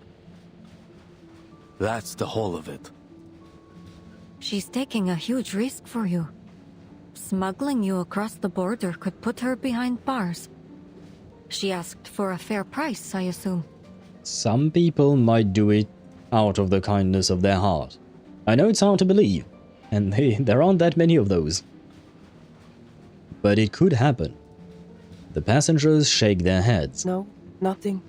Only that we keep quiet and never speak a word about it to anyone who doesn't need to know. Whoa. I never would have figured her for something like that. You didn't have to say something like that. You could have said someone. But that menace insignia. How did she get it? And why did she give it to those soldiers? But is it actually from the menace? And I can't forget that the rest of my squad has vanished without a trace. But maybe that has nothing to do with what's going on here. Semmelweis takes a glance outside, an unyielding screen of white snow. She checks her watch. We'll be reaching the checkpoint any minute now. Their time is short. As if to confirm her calculation, the train begins to slow.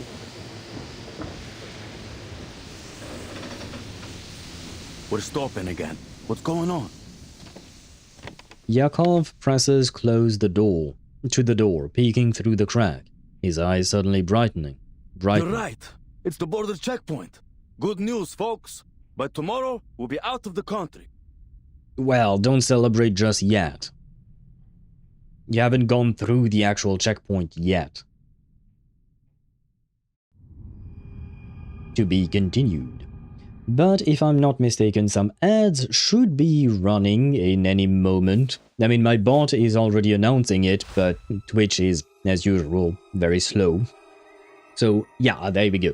The ads have started. I'm going to take a short break because I need to go to the restroom and refill my water. And afterwards, I shall be right back and we shall continue with Creinero? Whatever the fuck that means.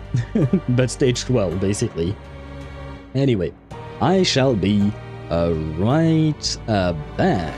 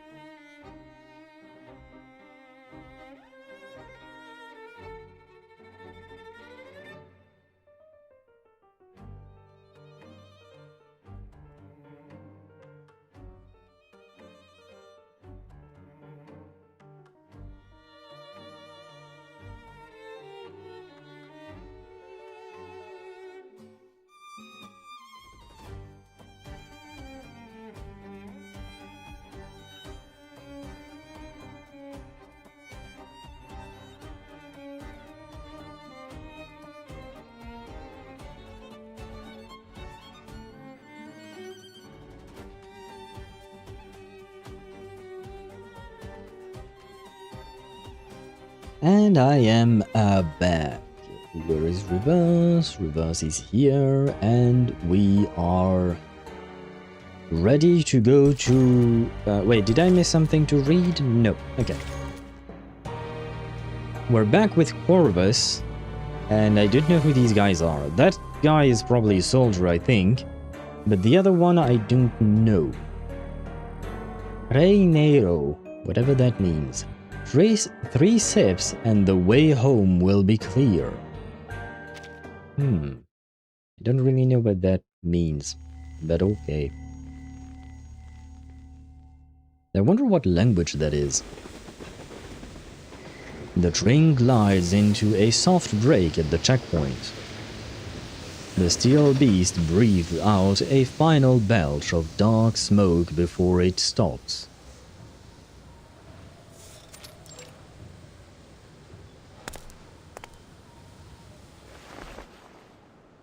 The Danube Dawn. I'm trying to read what's written, but I can't. I give up. Operated by Vienna Pannonian Railways. 12 carriages. If brother starts counting, we might have a problem. Date of arrival, November 30th, 1912. Location, Nika border checkpoint. Persons on board, 250. 50. The sound grows faint, looping over and over, as if trapped in a prison of numbers. Sir?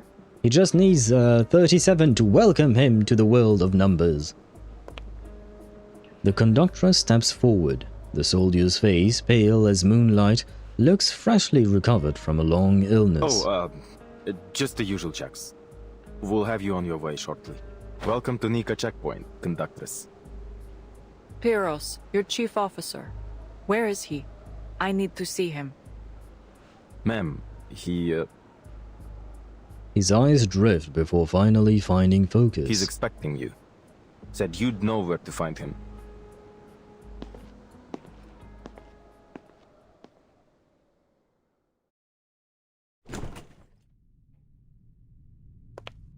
Iglika!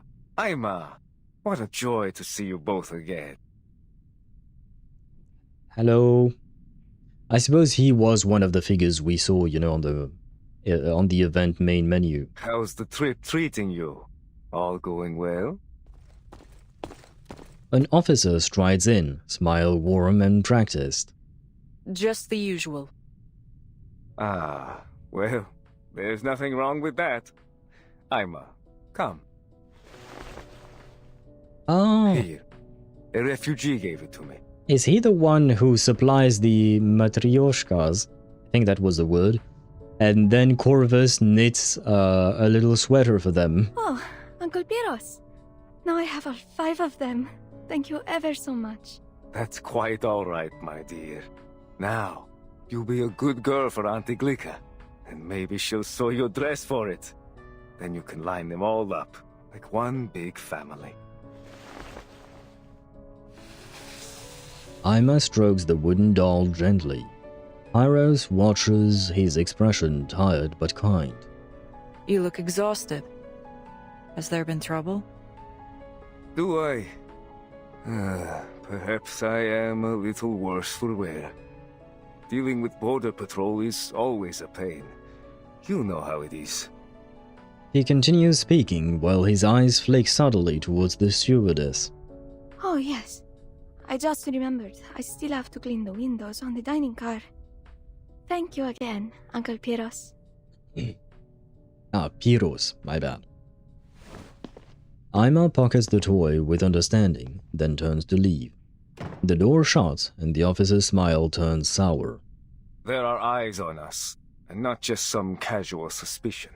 I believe they may be professionals. I just received word that 2 of my men were knocked out while on patrol. Somehow, without alerting anyone. Whoever did it was well trained. Oh, that is to say, someone's sniffing us out, my friend.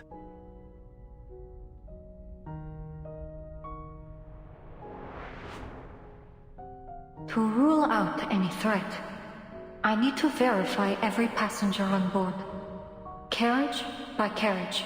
I am fully within my authority to stop this train at any time to conduct an investigation. What's wrong?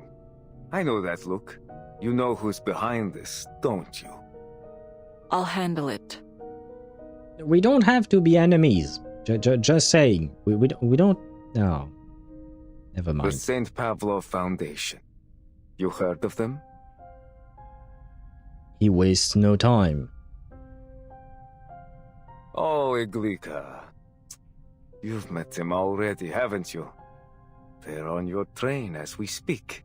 How else could my men have been ambushed in such an isolated location? You're harboring a snake, my friend, whether you know it or not. She's not after the cargo. As for the assault, I will handle it. I won't allow anything to jeopardize the mission. This train must reach Budapest. She dismisses his concern with a sharp wave. Makes me miss it. I'll never forget the day you stood up for me. It's thanks to you that they even allowed me to stay with the guerrilla unit. The officer narrows his eyes, mind slipping back to a faraway summer. Things were simpler back then.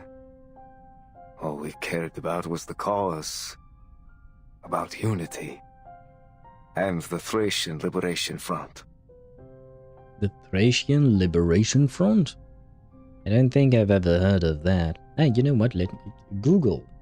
Let us have a little history lesson. Sorry, I bumped into my mic. Thracian Liberation Front. Aha. Internal Thracian Revolutionary Organization.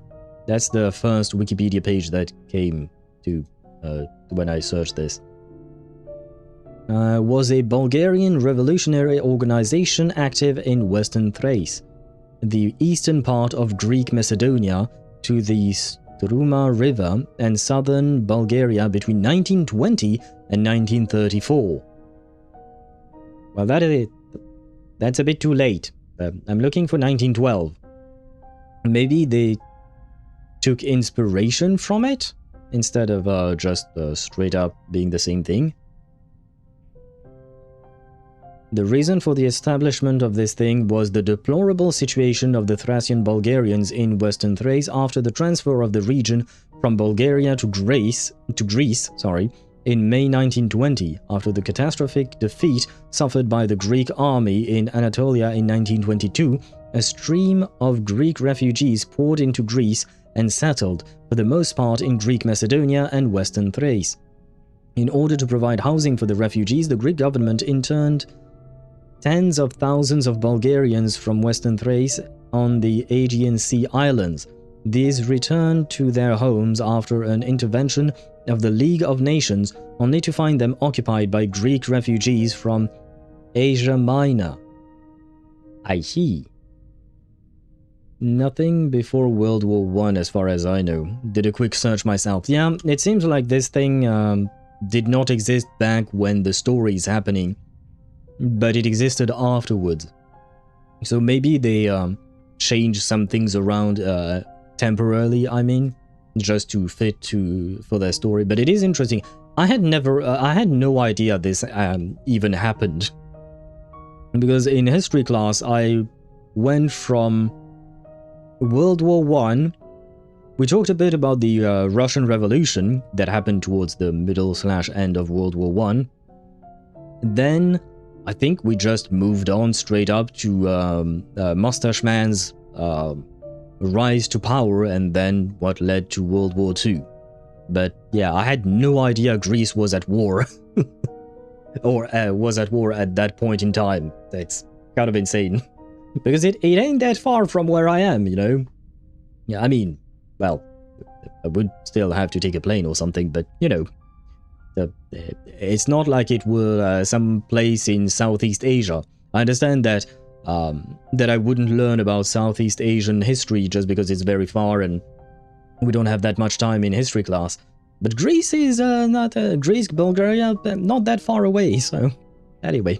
Fighting for a world where, regardless of race or bloodline, we'd all live as one great family. We crossed forests, trudged through the snow over the mountains, and turned the enemy's supply lines to dust. We scared those cavalrymen half to death. Well, it should mean that the independent spirit / demands at least were there. No, you mean that what we're seeing right now, even though the actual organization did not exist in 1912, the sentiment was still there? Probably?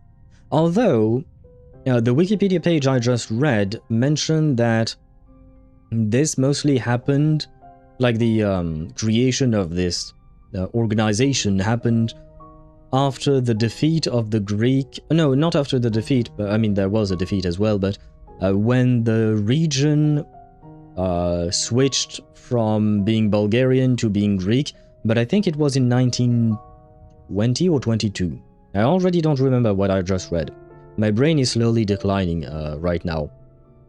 So I'm guessing they just advanced everything, you know, this whole portion of history, instead of happening in 1920, between 1920 and 1934, I think it was. They're moving it slightly before that. And when night fell, we'd gather around the fire, break bread, clean our sights, and sing those songs of war and liberation, like brothers and sisters. You remember, don't you, Iglika? It was a good life. What a shame that not everyone shared our vision. Betrayal, bloodshed, comrades parting ways. We went through all of it together. In the end, even we chose to walk away. And now, after all these years, I have a second chance to fight for what we believe in. The Danube Dawn. His voice softens as he leans against the window. As he turns, the scar on his temple shows raw and red like burnt vines. I've always felt we were kindred minds, you and I. I trusted you then, and I trust you now. I won't take any action against the Foundation. He pauses. On 2 conditions. First, the train mustn't leave until morning. We need it here long enough to go through some procedures and put together a justifiable account of the assault. Procedures? You mean... I'm getting there. Second, I need to conduct a full search of the train. Why though? Oh, because of the assault? Same old talk. Stops, papers, inspections. It never ends. The train's already been searched. You'd only raise more concern with the passengers. I can provide you the passenger list if you must check. Heroes shakes his head. Believe me, my people don't enjoy this any more than yours do. But word has gotten out. It's only a matter of time until people start asking questions about the attack. Besides, better that I do it, rather than getting the government or the company involved. We wouldn't want their prying eyes looking any closer now, would we? His point is made. The conductress carefully chooses her next words. One of my crew members will be with you at all times. And tell your men to stay clear of the cargo. As for the time we're losing, I need compensation. Food, medicine, and priority clearance when we reach Budapest. The paperwork there is cumbersome, and each minute the train is stopped risks our cargo being exposed. It's give and take. Do we have a deal? His expression blanks, then yields a faint resignation. Iglika. I know you wouldn't make this easy. You never do. This is a fair negotiation, Pyros. For both of us. We both have responsibilities to attend to, yes?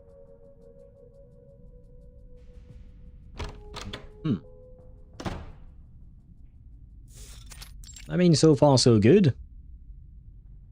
I think.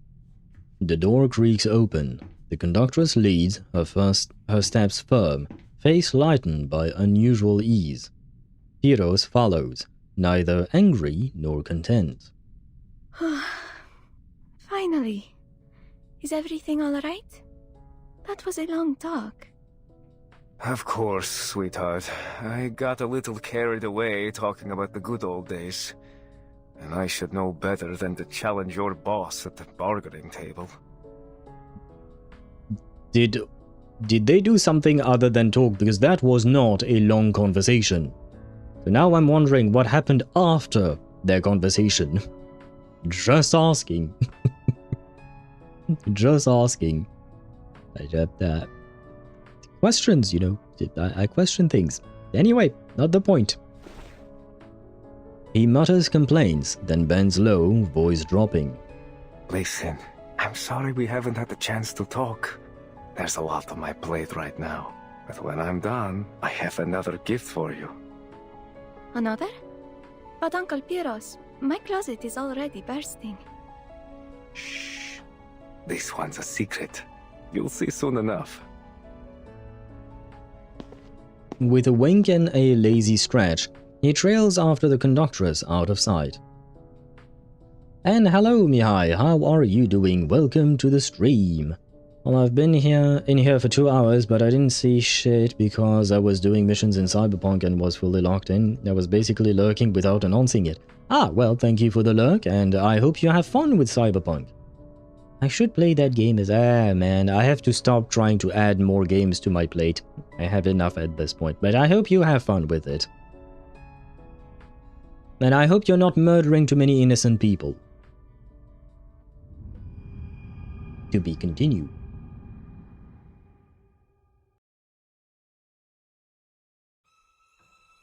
It is my favorite game of all time. Ah, to that degree. Interesting. I mean, I've said it before, I have watched a playthrough of that game, not in its entirety, but I have watched some, a lot of it, and it does seem like a very good game. If you can run it on your PC. I mean, I suppose you're on console probably, right? But for us PC users, the launch of the game was rough. I mean, I haven't had the opportunity to play it or anything like that because I knew for a fact that my previous computer could barely handle it. So I decided, might as well wait until I change computers. Now I have! Ah, shit. That gives me a reason to actually play the game now. Echoes of the past. Recalling the past is the simplest way to hurt yourself, so I never do. Listen to the past. So, where are you from? Trying to gather some basic information on the new recruits? Just curious. You've been with the guerrillas for some time now. Well, to answer your question, I suppose I forgot. Or perhaps I never knew. I've been a wanderer ever since I can remember. That is when I heard a song drifting on the wind. It guided me here. I don't know where my home is either, but I have always wanted to find one. Or create one. Does she want to create a home with him? Are we getting a straight relationship now? Just anyway. So this guerrilla band is the home you're trying to build? Yes, the guerrillas welcome anyone who longs for a place to return to, just like they welcomed you. I see. What? In hope we stand as one. Isn't that the Liberation Front's goal? Iglika, this will be our vision. You brought me into this home, and here every part of me has been embraced. That is suspicious. We have to live on, together as one.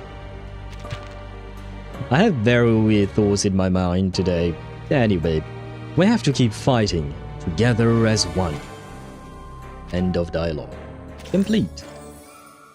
I got so much cyberware, I'm glad you can't go cyber psycho in the game, but I'm acting like it. I walk and drive until I see a gang and go on a murder spree. Basically, more machine than human. I see. Well, I mean, it is a way of playing the game after all. It is a choice. And you can't go cyber psycho yourself. I know that other NPCs, the NPCs can, and you have sometimes contracts to take care of them. But you yourself, it can't happen to you. Oh, it's kind of, not disappointing, but it could have been an interesting thing if it had happened. What about Corvus / Semmelweis? I mean, no one ever said that Corvus was monogamous, you know? No one ever said that, so who knows?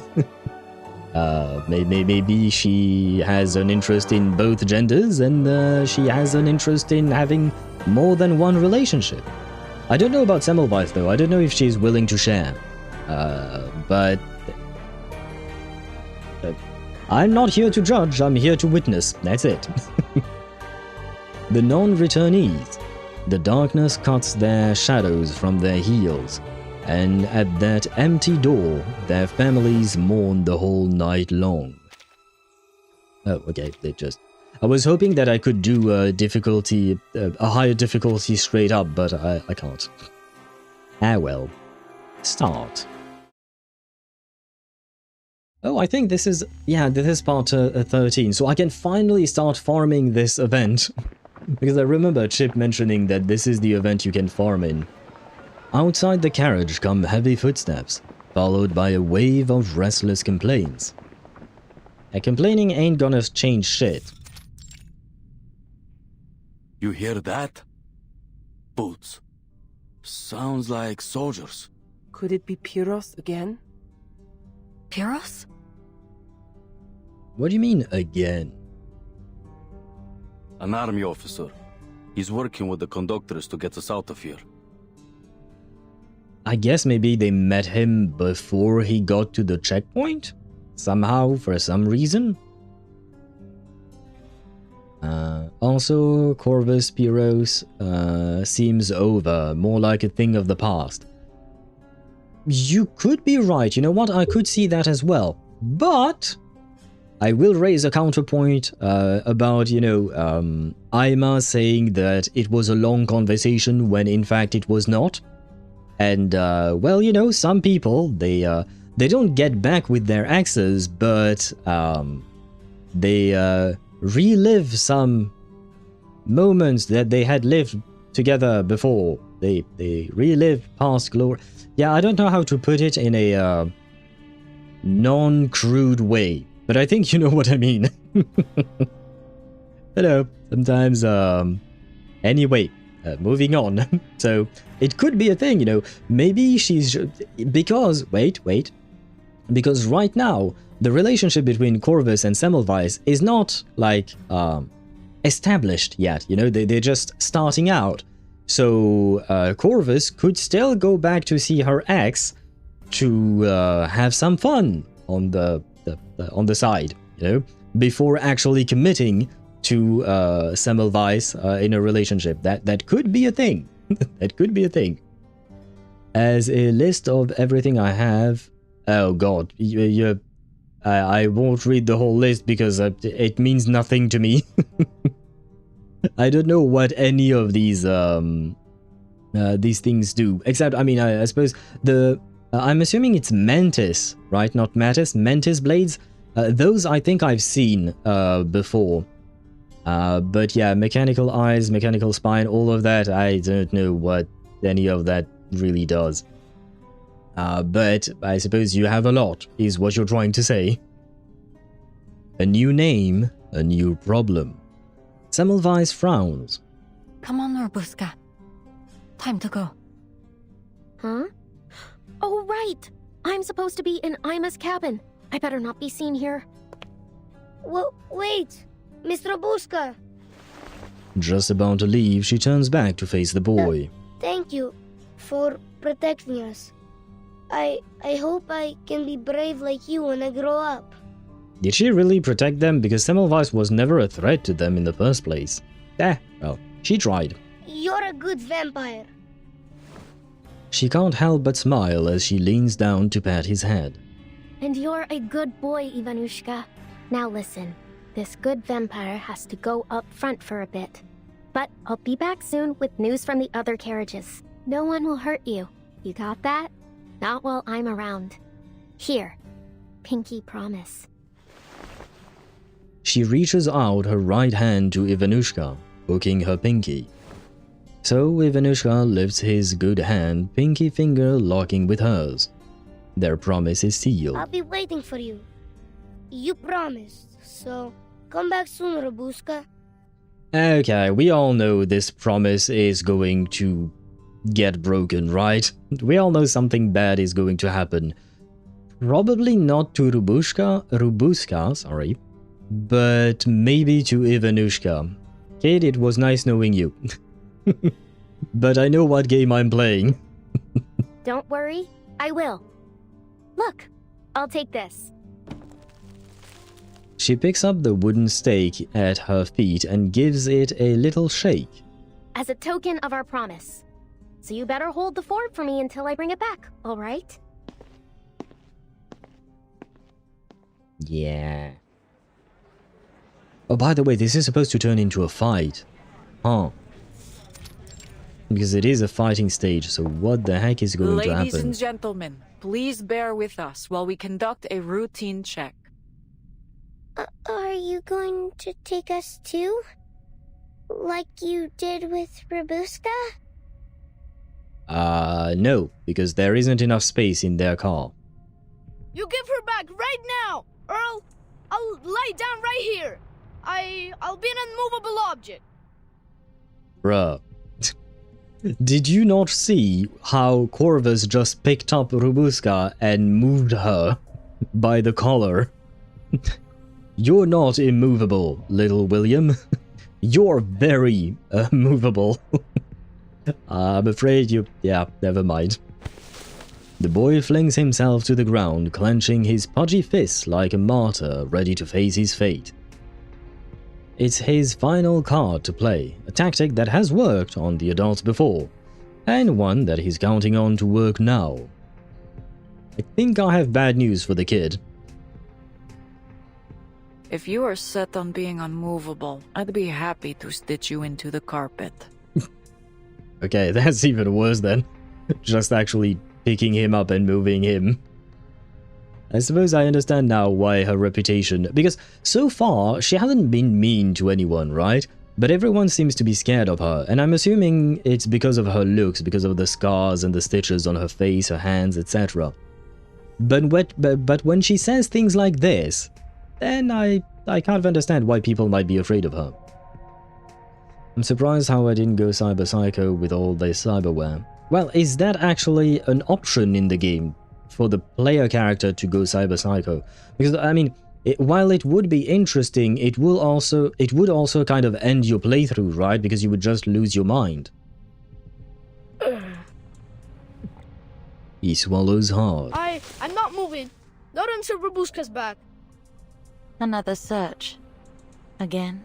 I suppose you can never be too sure whether someone's transformed into a beast over lunchtime. I'm still very suspicious of Verity as a character. I don't know what's her deal, I don't know what's her story, or why is she here, more importantly. We're ever so sorry for the inconvenience, but this is for your safety. We just have to check whether... Oh, I have something to check too, young lady. Namely, whether anyone on this crew actually has a brain knocking around in their heads. I hope that the first victim of this vampire on the train is Sonia.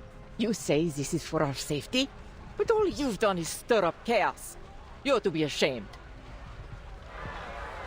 The carriage is in chaos. People leave their seats, crowding and shouting. The tension seems about to erupt into fresh turmoil. Did someone get shot? Oh, please tell me it's Sonia. That's quite enough commotion, everyone. Please tell me, Pyros, you shot Sonia. If you shot Sonia, I will try my damnedest and my hardest to get you to get back together with Corvus instead of Semmelweis, even though I like Semmelweis more than I like you because I don't know you. But I promise you, I will try my best. The officer slides his pistol back into his belt as if it were nothing more than a pen, just a tool. In the uneasy silence, another sound breaks through. Is it the sick dude? I'm assuming this is the sick dude, right? A slow, irregular churning, like the rumbling stomach of some terrible creature. The noise dips, then rise again into a cat-like whimper.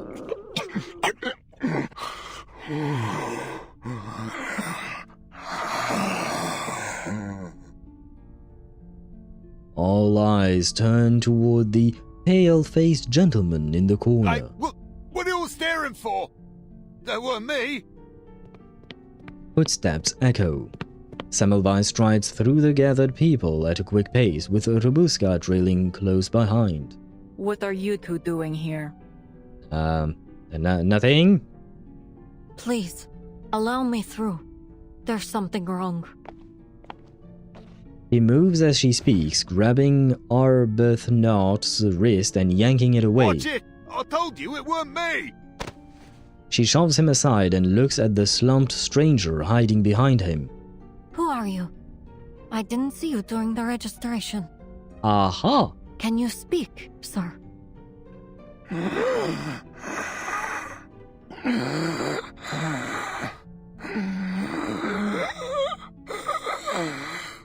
That's not really what I would call, what do you call that? Speaking.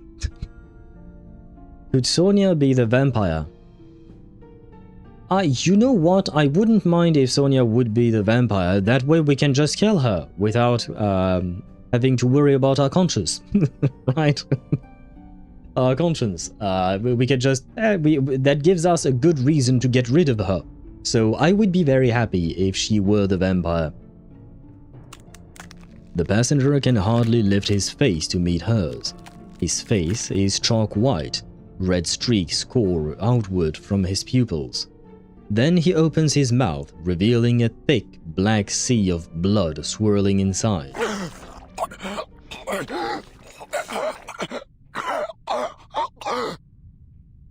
That sounded disgusting.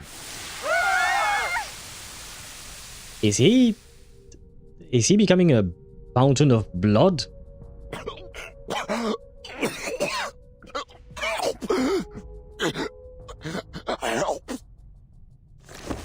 He collapses, choking on the blood, gurgling as he swallows it back down.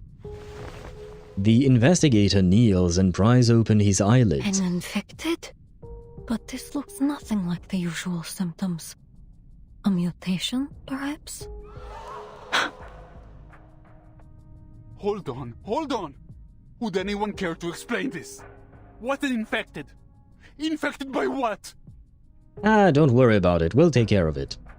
A pinch of cold, a dash of salmonella, and a spoonful of tuberculosis. What do you think? That would be kind of problematic. I mean, cold is okay. Salmonella and tuberculosis, not so great. He's been bitten by a vampire. Oh, girl, you shouldn't have said that. Now they're all going to panic, and Sonia is going to be even more insufferable than she was before. Vampire! Overwhelmed with shock, the passenger faints. My goodness! A vampire? On this train? I figured those were just old stories. He fainted just because he heard the word vampire? Why not? Oh dear. Looks like we've got an unwelcome guest aboard. Iglika, did that strange girl do this? He looks toward Rubushka. I overheard the children talking about some shadowless vampire boss. Oh my! I thought it was just a silly game.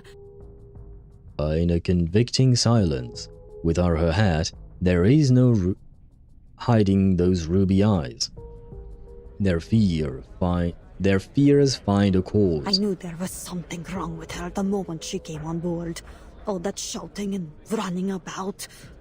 Oh, shut the fuck up. She was just acting like a kid. You knew nothing. And look, she's awfully pale too. Yeah, some people are pale. I mean, she is a vampire, there is no denying that, but the things that they are mentioning, no. No, it wasn't me. This isn't a courtroom. There's no use pleading your case. You're going to have to leave the train. But why? You have zero proof that she's the one who did... I mean, I suppose you did say this wasn't a courtroom, but... This is pointless. After all, we can't have a vampire wandering free on the train full of ordinary people now, can we? Why not? So far she hasn't done shit. You'll have to find your next bite elsewhere, kid. But we already fed her. Oh my god. Do you not even have the facts, heroes? Bruh. I'm moving on. I mean, number one, I believe that you didn't shoot Sonia, so my promise of helping you does not stand anymore. But more importantly, I will actively root for Corvus to get with Semmelweis. You're not getting back with your ex, Piros. Now I'm mad at you. Piro signals to his men. Take her away. No, you won't. Yes, sir. Heavy boots stomp closer as two soldiers seize Rubushka by the arms. Don't touch me! Let me go! You've got it all wrong! She said don't touch her! Thank you, William. In the next instant, several children rush from the crowd, tugging at the soldiers and shouting. I have a feeling this is not going to end well. What do you think of Piros? He seems more mild-mannered than expected. Anthracian rang a bell, I just don't know much about them. Neither do I. For that last part. As for Piros, yeah, he is very mild-mannered as you put it. He's very neutral, you know? Very expressionless, very calm. It is kind of weird, but at the same time, I like characters like him. That being said, I don't like his decision about Rubushka. Is he really the axe of Corvus? No. I mean, I don't know, but that's just my headcanon. That's just me saying it. But he could be. There is no reason indicating that he, like, absolutely cannot be. I wouldn't say there is an explicit reason for him to actually be her ex. But I still feel like there are some very subtle little points that you could take to interpret it as him being her ex. But it's really not much. And it's just me choosing to interpret it that way. Please, sir, please listen. Maybe it's a mistake. You could very well interpret it in a very different way if you want to. Hey, back off! Whose kids are these? They're interfering with the military operation. What, so you're gonna shoot kids? Nah, I suppose I shouldn't put it past them. One soldier raises... Oh, wow, okay. One soldier raises his rifle in irritation. Yes, raise your rifle towards kids. That is the greatest idea of all time. They're with me. For crying out loud, you two, come back here. Annabelle! This is grown-up stuff, okay? You've got to stay out of it. The children don't budge. Annabelle clutches a coat hem, looking up at Rubushka in panic. In all the chaos, hers is the only face sharp and clear. Run, boss.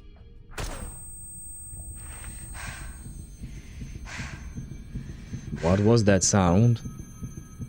Run, Bushka. Oh.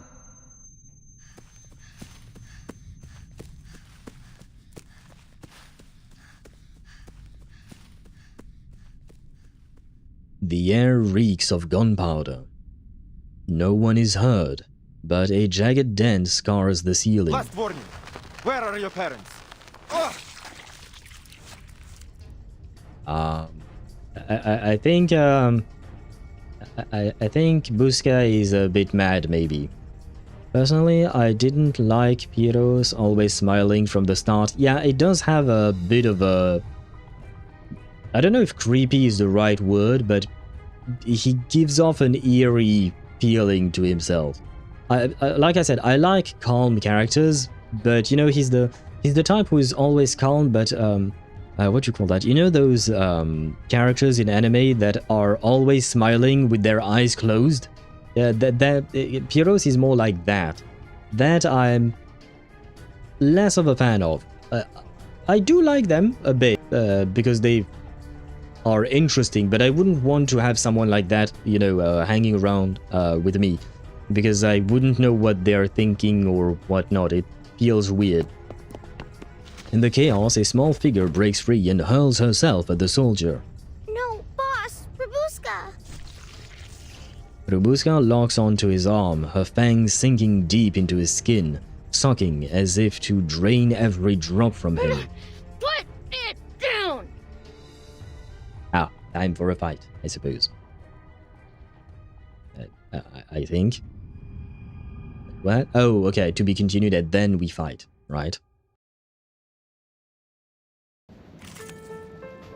Yes. Okay. I wonder why we keep facing spirit enemies instead of, what is Rubushka? Isn't she a beast, I think? In terms of afflatus. Can I well, no, I can't. I don't have a... I'm a dumbass. But I suppose Nautica is spirit and the rest of the team is mineral, so it doesn't really matter, does it? Ah well. Suppose I can play with these. Oh man. I hate gunshots! My ears! Right. Time to run! As far as my legs will carry me. Well, like I've said many times before, there ain't much place to run in on a train. Just saying. No, I shouldn't. Sorry, Mama. But I'm not running again. Something's seriously wrong with her. Well, yeah, she's mad at you, kid. What is this? Dodges non-ultimate attacks, dispels the effect after attacking. Ah, you're a pain. Okay. How can I do this? That was I mean, I know it doesn't really matter, but... Gently. Take it easy. Yeah, well. Huh. Very well. At least one of them will die. Two of them will die. Free. My child, here's something fun for you. Wait, what? I have seen to the heart of you. I thought an attack would... The enemies of peace shall be stamped out. Well, I guess that there is that. Now is the time for repentance. Oh, and I can't read the little thingy anymore. Okay, well. Semmelweis, have your vengeance. And then... well, I guess this will be it, so who cares? That was certainly a choke. Close your eyes. It will all be over soon. Semmelweis, protect your newfound daughter. The enemies of peace shall be stamped out.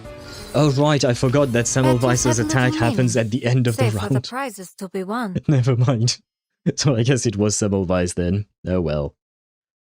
Mineral Corvus, I think, is intelligence. Oh wait, Rubushka is mineral? Oh. Corvus, I think, is intelligence. Yeah, Corvus is intelligence if I remember correctly. I switched to Ultimate Team from my standard impromptu. They keep the dodge until they attack. I see. I see. I am going to bring my P5 Ezio against them. They are not going to be laughing all that much. But wait, I want to check. Quiet. She's... Oh yeah, she is mineral. Anya, I can't pull. No. We saw nothing. We can't pull. No. Go back. Read. Reading is good. Reading is life. Before the end, 10,000 paths. Discuss. How have you been lately? Not good or bad. Just drifting. Since the Liberation Front's disbandment, I have had plenty of time to wander. But wandering is all I could do. You need to move. You're not the kind for rest. None of us are. Is that why you invited me to Istanbul? Not exactly. The refugees. That's right. They never miss a train. Always here waiting, hoping to get on.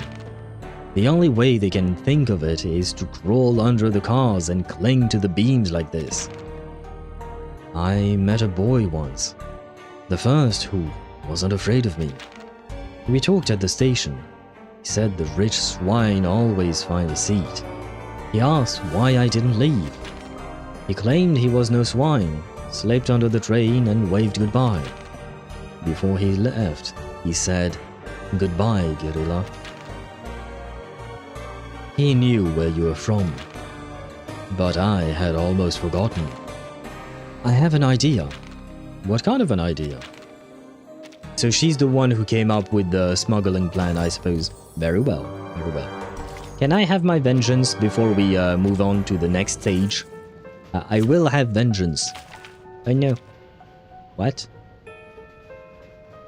Oh, is this how it works now? Oh, I see.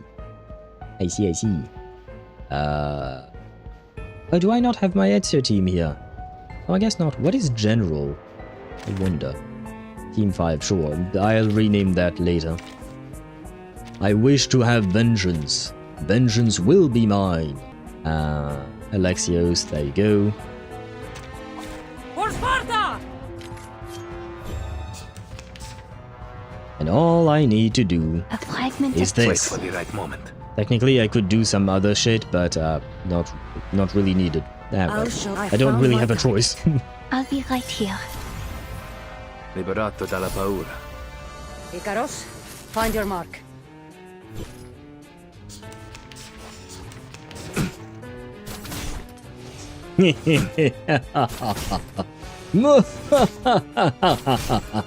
Like I said, vengeance will be mine. Victory, as promised.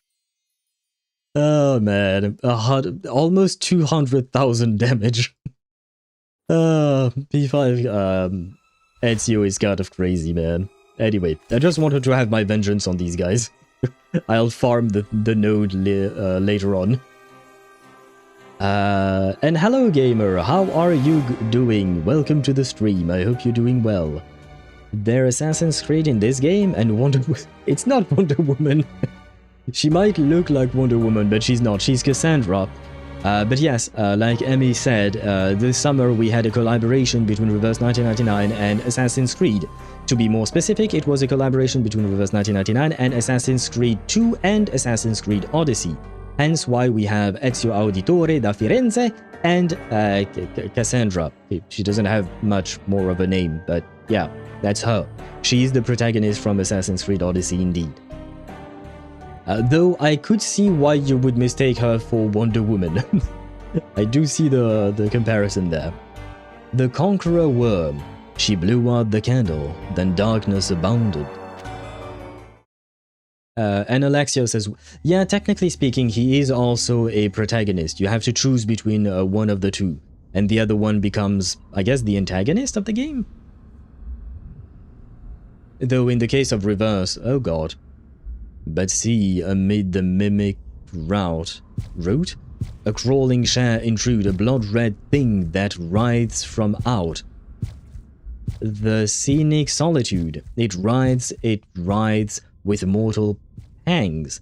Edgar Allan Poe, The Conqueror Worm. Never read that. I know the guy, not personally. Damn vampire! Well. Well, it's very, very likely that her Inside 2 garment was inspired by Wonder Woman.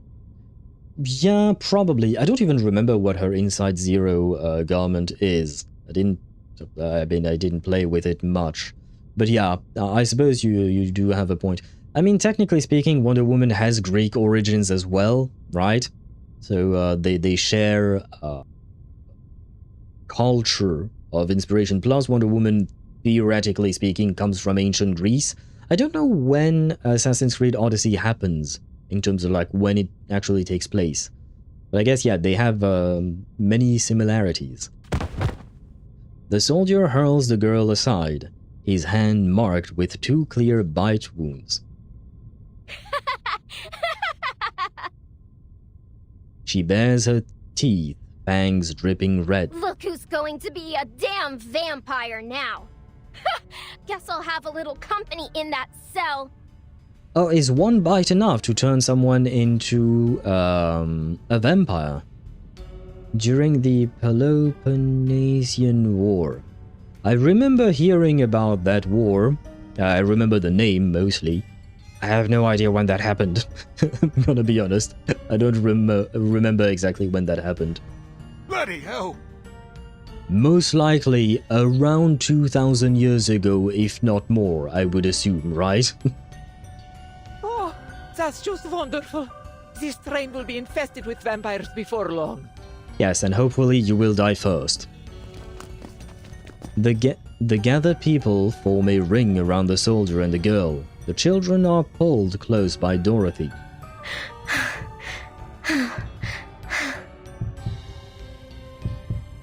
Heat surges through her body, her heart pounding faster and faster. She locks on him. Yes, any second now, he will pale and collapse. Huh. I guess that means... what would you call that? It is really that fast to become a vampire. Because I don't remember exactly how Semmelweis was turned. I know she was turned by Valentina, but I don't remember the specifics of it. I mean, we saved Persila's life in the event. I don't know who that is. I mean, I remember the character we saved in the event, but I didn't know he was an actual historical figure. If he actually is. I just went through the event and I had no idea. His veins will branch like spring twigs, crawling into his eyes and mouth, then spray jets of blood. And did we forget about the other guys who just sprayed blood all over the place? Is he dead? Is he, like... Nothing happens. I didn't feel a thing, you little brat. I have a bad feeling about this. You're celebrating too early, my dude. The soldier raises his hand to strike her, but his wrist is seized. A cold voice cuts in. Enough. Pyros, this was not part of our deal. Discipline your men, or I will. He's dead? Oh right, I forgot that technically speaking, you have a 94% chance of dying as an infected. And then you have 96% chance of going insane, if I recall correctly, right? Samuel checked his body after he died. Did she? Oh, wow. Okay.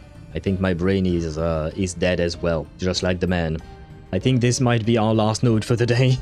I mean, to be fair, I am starting to feel not that great, so that might explain it. Corvus lets go, annoyance flickering across her face. Easy now. This fellow's just a little on edge. I'll see to it that he learns his lesson, I assure you. A little on edge? He fired to scare off a child. Well, this is 1912 after all.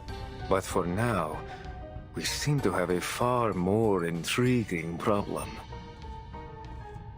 He steps forward unhurried, stopping before Rubushka, sneering down at her. Why hasn't he? He should have turned by now. I bit him. Tasted his blood. Does that mean Rubushka is actually not a vampire? How adorable. Still living in your fairy tale world, are we, little lady? He crouches, studying her crimson eyes. Tell me, why would you pretend to be a vampire?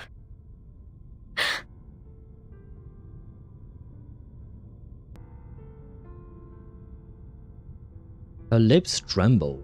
Suddenly, she feels cold. I'm not pretending.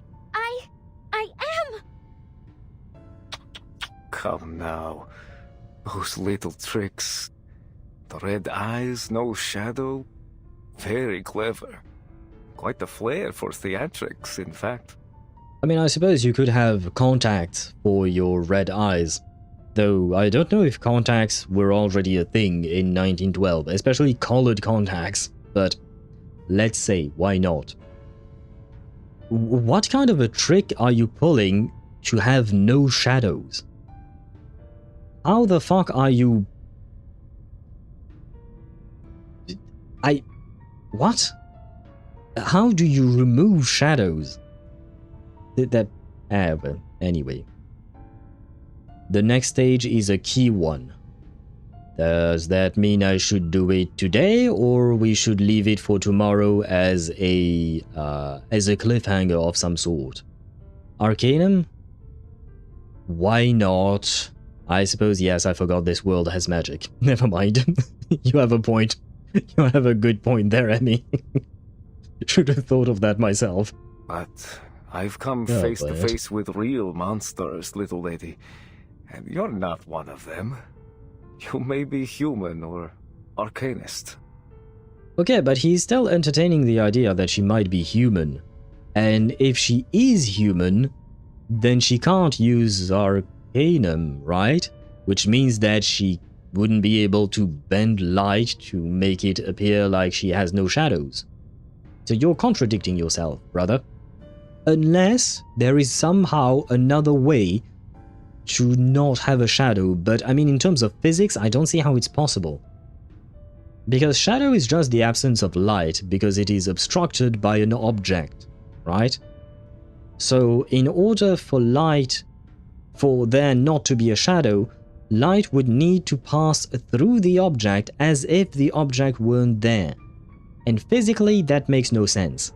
Unless the object is transparent, but very clearly, you know, Rubushka is not transparent. So arcanum, as Emmy points it, is the only solution. I am confused by this man. But a vampire? Oh, not a chance. How would you know? Have you ever encountered one? What? I don't understand what you're saying. Neither do I, to be fair. Rubushka tries to shrink away, but her shadow beneath her quaking feet betrays her. Wait, what? So she has a shadow now? What the fuck is going on? How do you... I mean, okay. The only one way not to have a shadow is if you're... And even then, no, never mind, it wouldn't actually work. But what I was thinking is if a light is shining right above you, and you have other lights all around you, then you would have no shadows essentially because every part of the floor would be lit, right? But that's not what happened with her when she was showing the kids she didn't have a shadow, was it? Look! Her shadow! It's moving!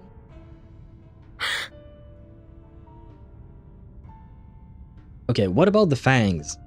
Does she have like prosthetic fangs? I don't think in 1912 there were prosthetic fangs, right?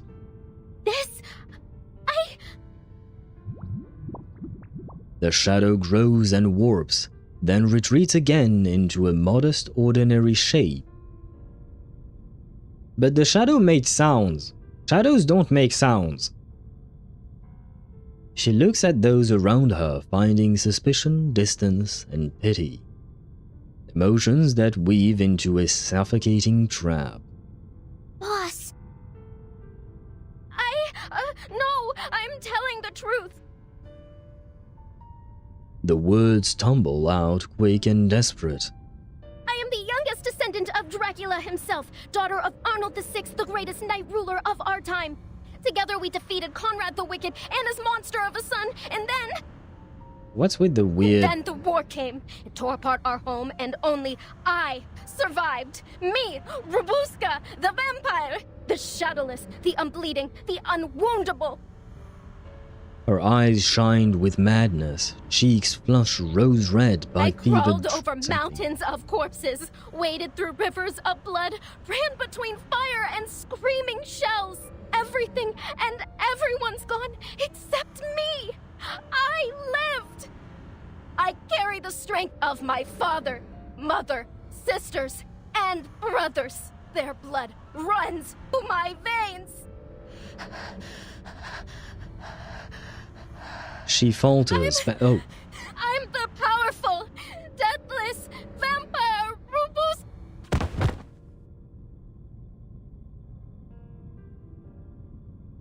Is she okay? Well, I guess she's not. Her legs give way, body crumbling like her bones are gone. That is concerning. The officer lowers his rifle butt without expression, pulls her up by the arm, and drags her aside. Unbelievable. She sure knows how to give a speech. I don't really understand what the heck was happening there. Bring her to the warehouse at the station. Keep her in a separate room. But why? If you yourself said there is no way she could be a vampire, then why are you I guess she did bite off one of your soldiers, so technically speaking this is an attack on them. Well. Semmelweis, why are you not protecting your newfound daughter? The unconscious vampire is thrown over a soldier's shoulder and carried off. This is too far, Pyros. She is not a vampire. No, but she pretended to be one, didn't she? And she obstructed my men's duties. Besides... She's a child. Who cares if she pretends to be a vampire? As for obstructing your men's duties, I mean, sure, it was a slight delay, but you yourself said you need the train to stay up until next morning, right? She's just offering a bit of entertainment, that's all. He looks over the passengers who fainted on the floor, his voice rising. With an infected on board, we can't take any chances. Until we're sure there aren't more of them, the train will have to be kept under quarantine. This is my train. We will handle this my way. We must reach Budapest on schedule. We don't have time for this. So you'll handle it, will you? After letting a vampire slip right under your nose and still having no clue where it is? Pyros shrugs toward the whispering passengers, glancing toward the conductress with doubt. I think Pyros and Corvus are not getting back together. I didn't even have to try. He fucked up himself. This is utterly unacceptable. To have all these delays and let a vampire on board of all things? I wish to yeet her off the train while the train is running at full speed. Maybe it'd be better if the army just took over. At least they seem to know what they're doing. Do they? Passenger 2, I doubt whatever is inside your head is actually a brain. Need I say more? He motions to his waiting troops. Soldiers march in, quickly filling the carriage. Listen up, everyone. My men will escort you to a safe location shortly. Just stay seated for now and remain calm. So long as you cooperate, I promise everything will be fine. So this is your plan? To turn my passengers against me and seize control of the train? Semmelweis, go defend your future wife and your newfound daughter. Why? What's in it for you? Come now, Iglika. I'm only doing my duty. You should know that after all these years. As more soldiers press in, he murmurs instructions and flips through the passenger list. Let's see. Nikola, Alexander, Jovan. You three, come with me. Why those guys specifically? As for the rest of you, well, I suggest you stay put. Any risky or dangerous behavior will be dealt with accordingly. Oh no, he starts sounding like a corrupt soldier more and more. Semmelweis keeps her eyes trained on the armed men but maintains a low profile. She doesn't want to start a fight with everyone here, right? Something's not right. If that man truly is infected, his symptoms developed much quicker than any case I've ever heard of. He opens her palm, staring at the dull badge etched with the mark of Manus Vindictae. But he also made a fair point. With all these civilians in a confined space, if another infected shows up, it'll be a massacre. Is this what you wanted, Manus Vindictae? I mean, I suppose Manus's MO is sowing chaos, right? So why not?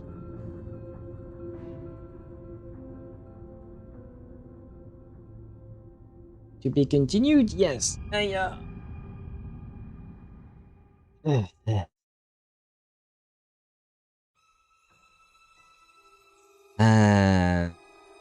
Decisions. What time is it? 11:33. I mean, you know what? I shall leave you off with this cliffhanger as to whatever happens. Who is Rubushka? Is she truly a vampire? What is happening with Pyros? How is Corvus going to deal with her train being taken over? What is Semmelweis going to do? And what the heck is going on with the actual vampire on this train? Like, who the fuck are they and what are they doing? All of these questions shall be answered tomorrow.